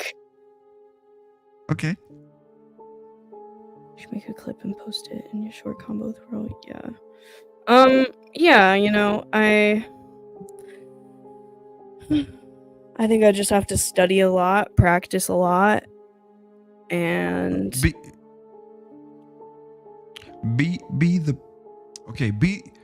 I don't want to say be weak, because I don't advise anybody to be weak. be a submissive little trad wife. You said don't be a No, brat. no. No, just be a woman of little words. But why? Because people in my chat are telling me right now, they say, any advice this guy gave you, you should take the opposite. And I agree. I agree. I agree with that. I agree. I think you'll do fine. You'll do fine. You'll do fine. You'll do fine. Come on. You'll do fine. I know, honestly, I think that I'm like, because I went on this guy's, I went on his panel today. His name is Grid One Motor. Oh. Uh-oh. Huh? What the fuck? Dude, I don't know what just happened. Oh, you can still hear me? Yeah, I can, but... Whoa! Dude, my computer is freaking out. That's hilarious. Whoa! Oh my god, it came back! It finally came back. Oh my god, wait. Wait, but my camera's not working now? Wait, what the fuck? It's been frozen for the past, 10 minutes. Wait, one Yeah. minute. It's been frozen. Now my camera, just isn't even connected. Yeah, no, it's not. What the hell? Connected. Wait. Yeah. Why is it's it just not? Dude, I can't believe frozen. Yeah. Dude, you guys, you know what I just learned from the chat, though? Is that if you private a video, it takes away the watch hours. Wait, I'm going to try and just refresh my StreamYard to see if I can get my camera to come on. Hold on. Wow. Hold on. So, Stanley Cross. I know you're in the back chat. A lot of y'all don't know how to speak to Stanley, but I do. And I'm going to give you the secret. What? You don't think I know how to speak to Stanley? No, what I'm saying is that... Dance. What's that? Hold on, I have to refresh. Okay, it's just me. I didn't drop her, y'all. It's not my channel. But anyway, a lot of people don't know how to speak to Stanley, but I do. Here's how you speak to Stanley. Stanley comes on the chat. He talks his black, pro-blackity black type of stuff and all that, blah, blah, blah, blah. All you got to do is say, Stanley, what's your solution? And then when you say, what's your solution? Stanley crumbles. That's the key to beating Stanley in an argument. That's what he does. It happens every time, every single time. All right, it looks like I'm the only one on here. I'm going to try to entertain you guys. What's going on? Samuel Giro. Did I pronounce that correctly? Samuel Giro. Yeah. Yeah. Somebody on here called mom. I'm not sure if yeah, whatever. So, since I'm the only one up here, what's up? You see, the young lady wants to go on to the whatever podcast. And I think she should not do that, because the whatever podcast, just like Fresh and Fit, these two companies, these two businesses seek to shame women, to shame women for profit. Now, you people in the chat can correct me if I'm wrong, but it seems like the Whatever Podcast and Fresh and Fit are two companies that seek to shame women rather than bring, uplift them. DG says, who is this Clue guy and why he believes he is the guru of YouTube streamers? Sir, I never said I was the guru of YouTube streamers. I got 408 whole subscribers on my channel. So how does that make me the guru of any fucking thing? You fag. Anyway, let's go on to the next. Maverick G, what's going on? Tell us a ghost story. I don't have any ghost stories right now. Usually I do, but I don't have any in the chamber at the moment. Maverick G says I'm a simp. Not really. Yeah. So Ava G says she's going on to the Whatever Podcast. And I said, I don't recommend you go on that podcast because I think it is actually a humiliation ritual. I think that the Whatever Podcast humiliates women. And I think they get off on that. And for you to go on that podcast and get humiliated is a problem. Yeah. DG, D to the G says Stanley will cook you. Stanley can't cook me. He cook y'all niggas, but he can't cook me. Because I'm uncookable. DG. There you go. Stanley says at DG Miller, Dennis Miller, and Greg Gutfield's love child. What? Ooh, that's an ugly sight. Dennis Miller and Greg Gutfield having a love child? Ooh. My God.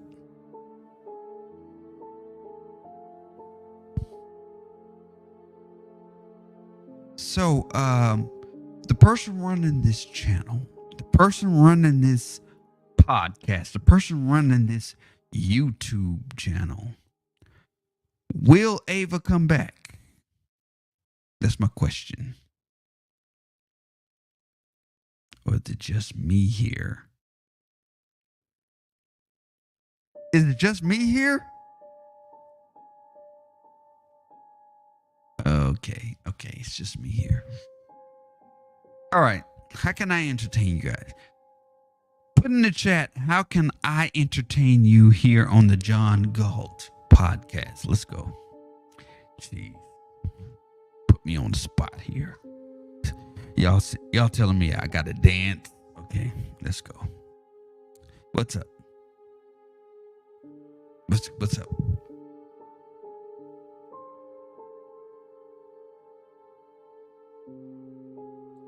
DG says that I can't last a minute without the almighty Stanley. Well, here's what you do, DG.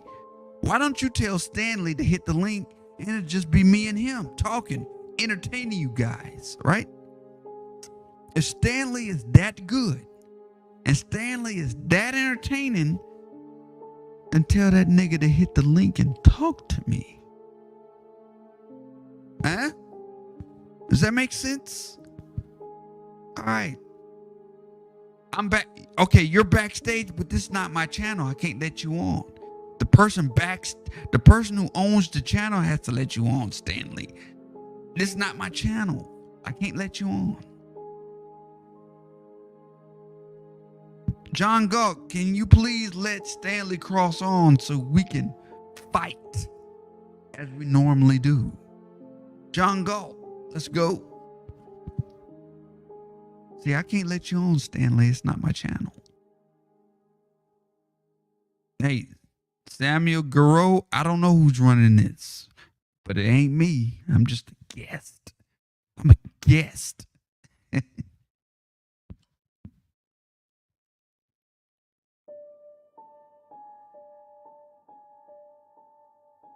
Oh, Okay, we got some private chats here. Yeah.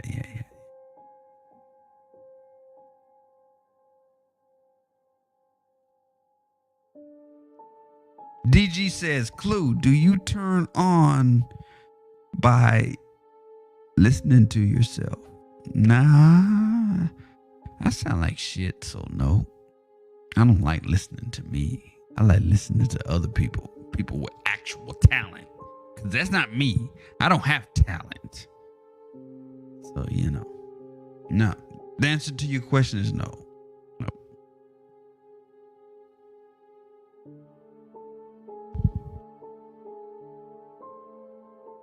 So, since no one's going to get let back on the panel, seems like the people who run this channel are asleep.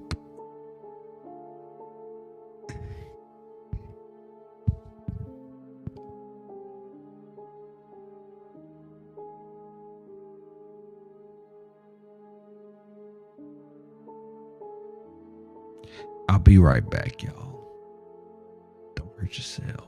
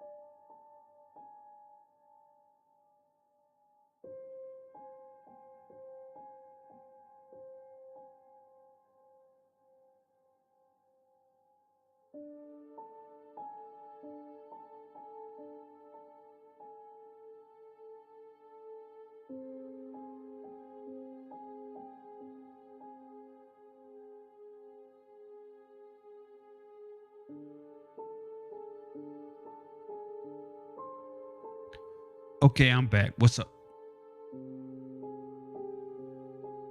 Still nobody here?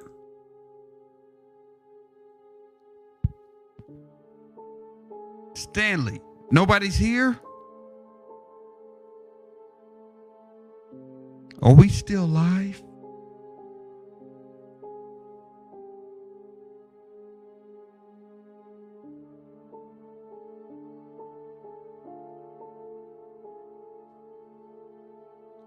Okay.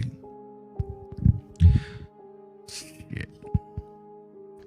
So it looks like, boys and girls, I'm going to have to do my show here on the John Galt Show. Okay. All right. Let me see if I can think of a show to do. Okay. Let me see if I can think of a show to do. Okay. Read the chat. I'm reading the chat, DG. I'm reading the chat. What? Who am I? NYC Majestic. I'm the only nigga on the panel. Clearly. There's nobody else here. So I got the floor here. I own the channel today.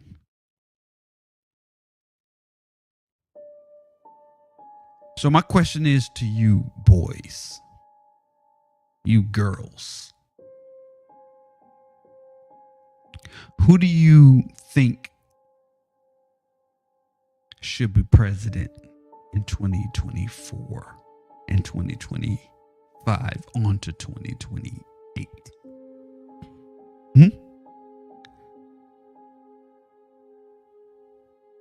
Who? Should it be the illustrious Donald Trump or other? Put in the chat. Should it be Trump or other? Raku style says Farrakhan. Who should be president? Because I don't know if you know this, guys, boys, girls, but Western civilization is about to end in 2 years from now. 2 years from now. Western civilization is dying. NYC Majestic says Vivek, but it's gonna have to be Trump. I like Vivek. Vivek's cool. He's a cool dude. Yeah, he's cool. He's okay. Yeah. Western civilization is going to die very soon.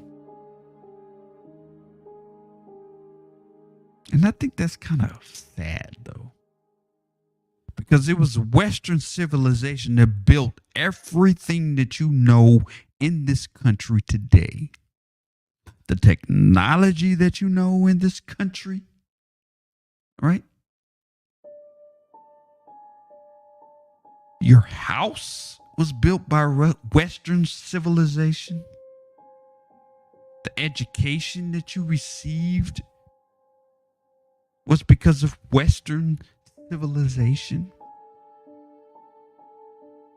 The fact that you can carry a gun on your hip in public is because of Western civilization.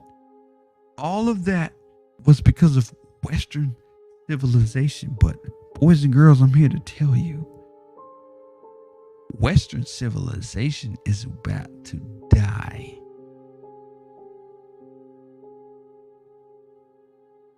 You gotta take an L. Stanley says Trump has terrible character, but he loves modern day Booker T. Washington. I don't think he has terrible character. What makes you say he has terrible character, Stanley? Tell me, what makes you say such a thing? Oh, you say he has shitty character. Okay, Mr. Cross, what is shitty about Trump's character? Tell me. Tell me.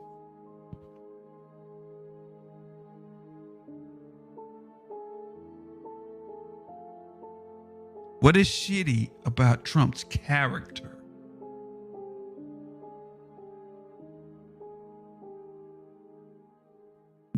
Yeah, here for the tea. That's correct.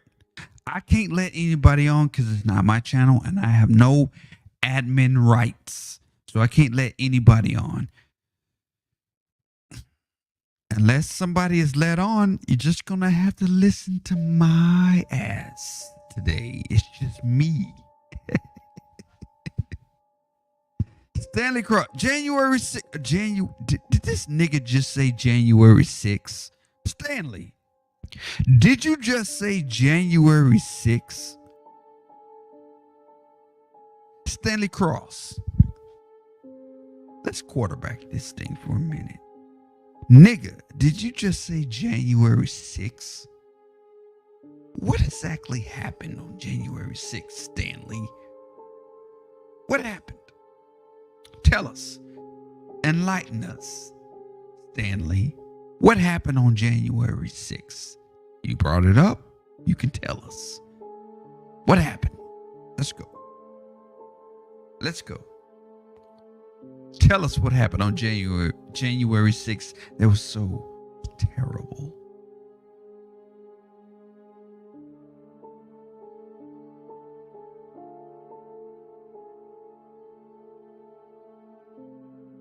Because considering that, I will not say whether or not I was in attendance on January 6th. I will say this. Nothing happened on January 6th but one felony and one trespassing event. Let me say that again. On January 6, 2021, two things happened. Two crimes were committed. A felony, and somebody was shot. Yes. And a trespassing event. That's it. That's all that happened. I will not confirm nor deny whether I was there in Washington, D.C. I won't do that. But I will say this. There was one felony, one person who died, and everything else was trespassing. I'll just leave it at that. And the person who died by the gun of a black man. Let me say it again. The person who died of a black man. Let me say that a third time. The one death of January 6th was by a black police officer. Yeah. Stop watching CNN. That's fake news. Stop watching NSBNC, whatever they call fake news. And I'm going to go so far as to say, stop watching Fox, because Fox is also fake news. You didn't think I'd say that, did you? It's all fake news. Let me tell you something, boys and girls. Let me tell you something about television and entertainment. I'm going to give you something. I'm going to say something, and I don't want you to ever forget this. If they sell advertising, it is entertainment.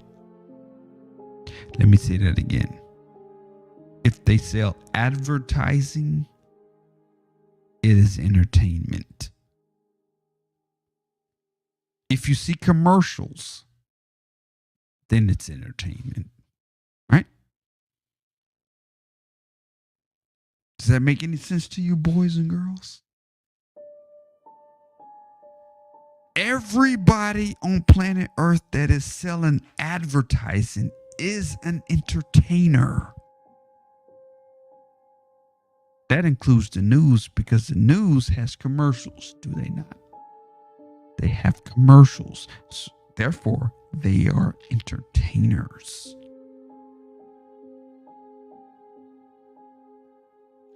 What are y'all saying in the chat?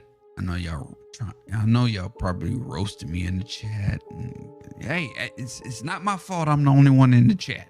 All the administrators are gone, so it's just me here. So hey, deal with it. Deal with it. God damn it. Deal with it. Mom says, I haven't watched cable television in 15 years. I get what you're putting down here for sure. Yeah. Let me say it again. If you're selling advertising, you are an entertainer. Stanley, can I get a second from you? Can I get a second from you, Stanley Cross? If you're selling advertising, you are an entertainer. What is YouTube? YouTube is a platform entirely built and funded by advertisers. So what does that make YouTube? An entertainer, right? ABC News is a platform designed completely on advertisers. What does that make ABC News? An entertainer. You're an entertainer if you sell advertising. It's the bottom line. Right?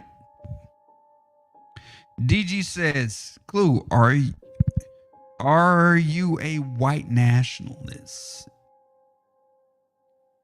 DG, I am a nationalist. Yes. But when you say white, there's no such thing as a white nationalist, because white is not a nation. Simple common fucking sense, right? No such thing as white nationalists, because white is not a nation. There's no nation on this earth called white. There's no nation on this earth called black. So there's no such thing as a white nationalist. And there's no such thing as a black nationalist, because those fucking shits aren't nations. Use your common sense, bro. Use your common sense. Right? Yeah. Stanley Cross, my buddy, says, basically, you know something is up with January 6th. You can't confirm or deny you were there. My question is, what is your solution to improve Trump's low popularity? Well, brother Stanley Cross, if you believe that Trump has low popularity, you've been psyoped. Because Trump's popularity is at 82.267% right now. I don't think that's low at all. Trump is the man right now. Trump is a rock star at this moment, right now. Nothing low about his popularity. Today, tonight. Nothing. Here for the tea. That's a pretty name. So here for the tea. Are you here for the tea? She says, okay, well, I guess I'll go live. See y'all later. Oh, she's promoting her own live. That's cool. This ain't my channel, so who am I to judge you promoting your own channel? It's not my channel. Yeah. I'm just buck dancing because it seems like everybody left here.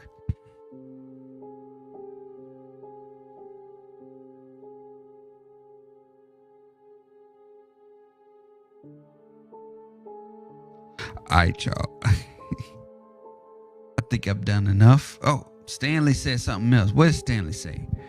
He says, I think you, meaning me, have been psyoped. Trump was psyoped into thinking America cares about his ear nick. Shit. Okay.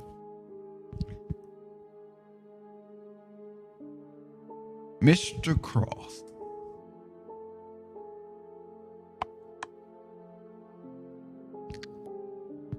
His ear nick. That's what you call it? You call it an ear nick? Is that what happened to him 2-3 weeks ago? Was an ear nick? Seriously? All right.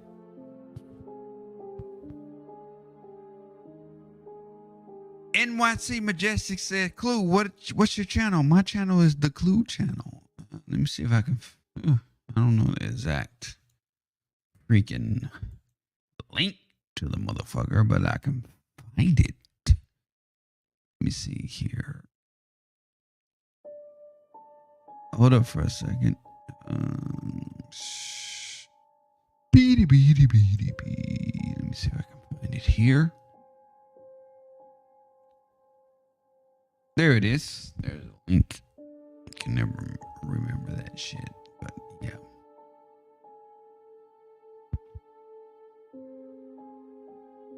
Whoa, I don't have a wrench here, so I can't give you my link. It ain't gonna go through. Yeah. Boys and girls, it seems like the ad man and John Galt are not going to come back. So y'all have a good night and peace out.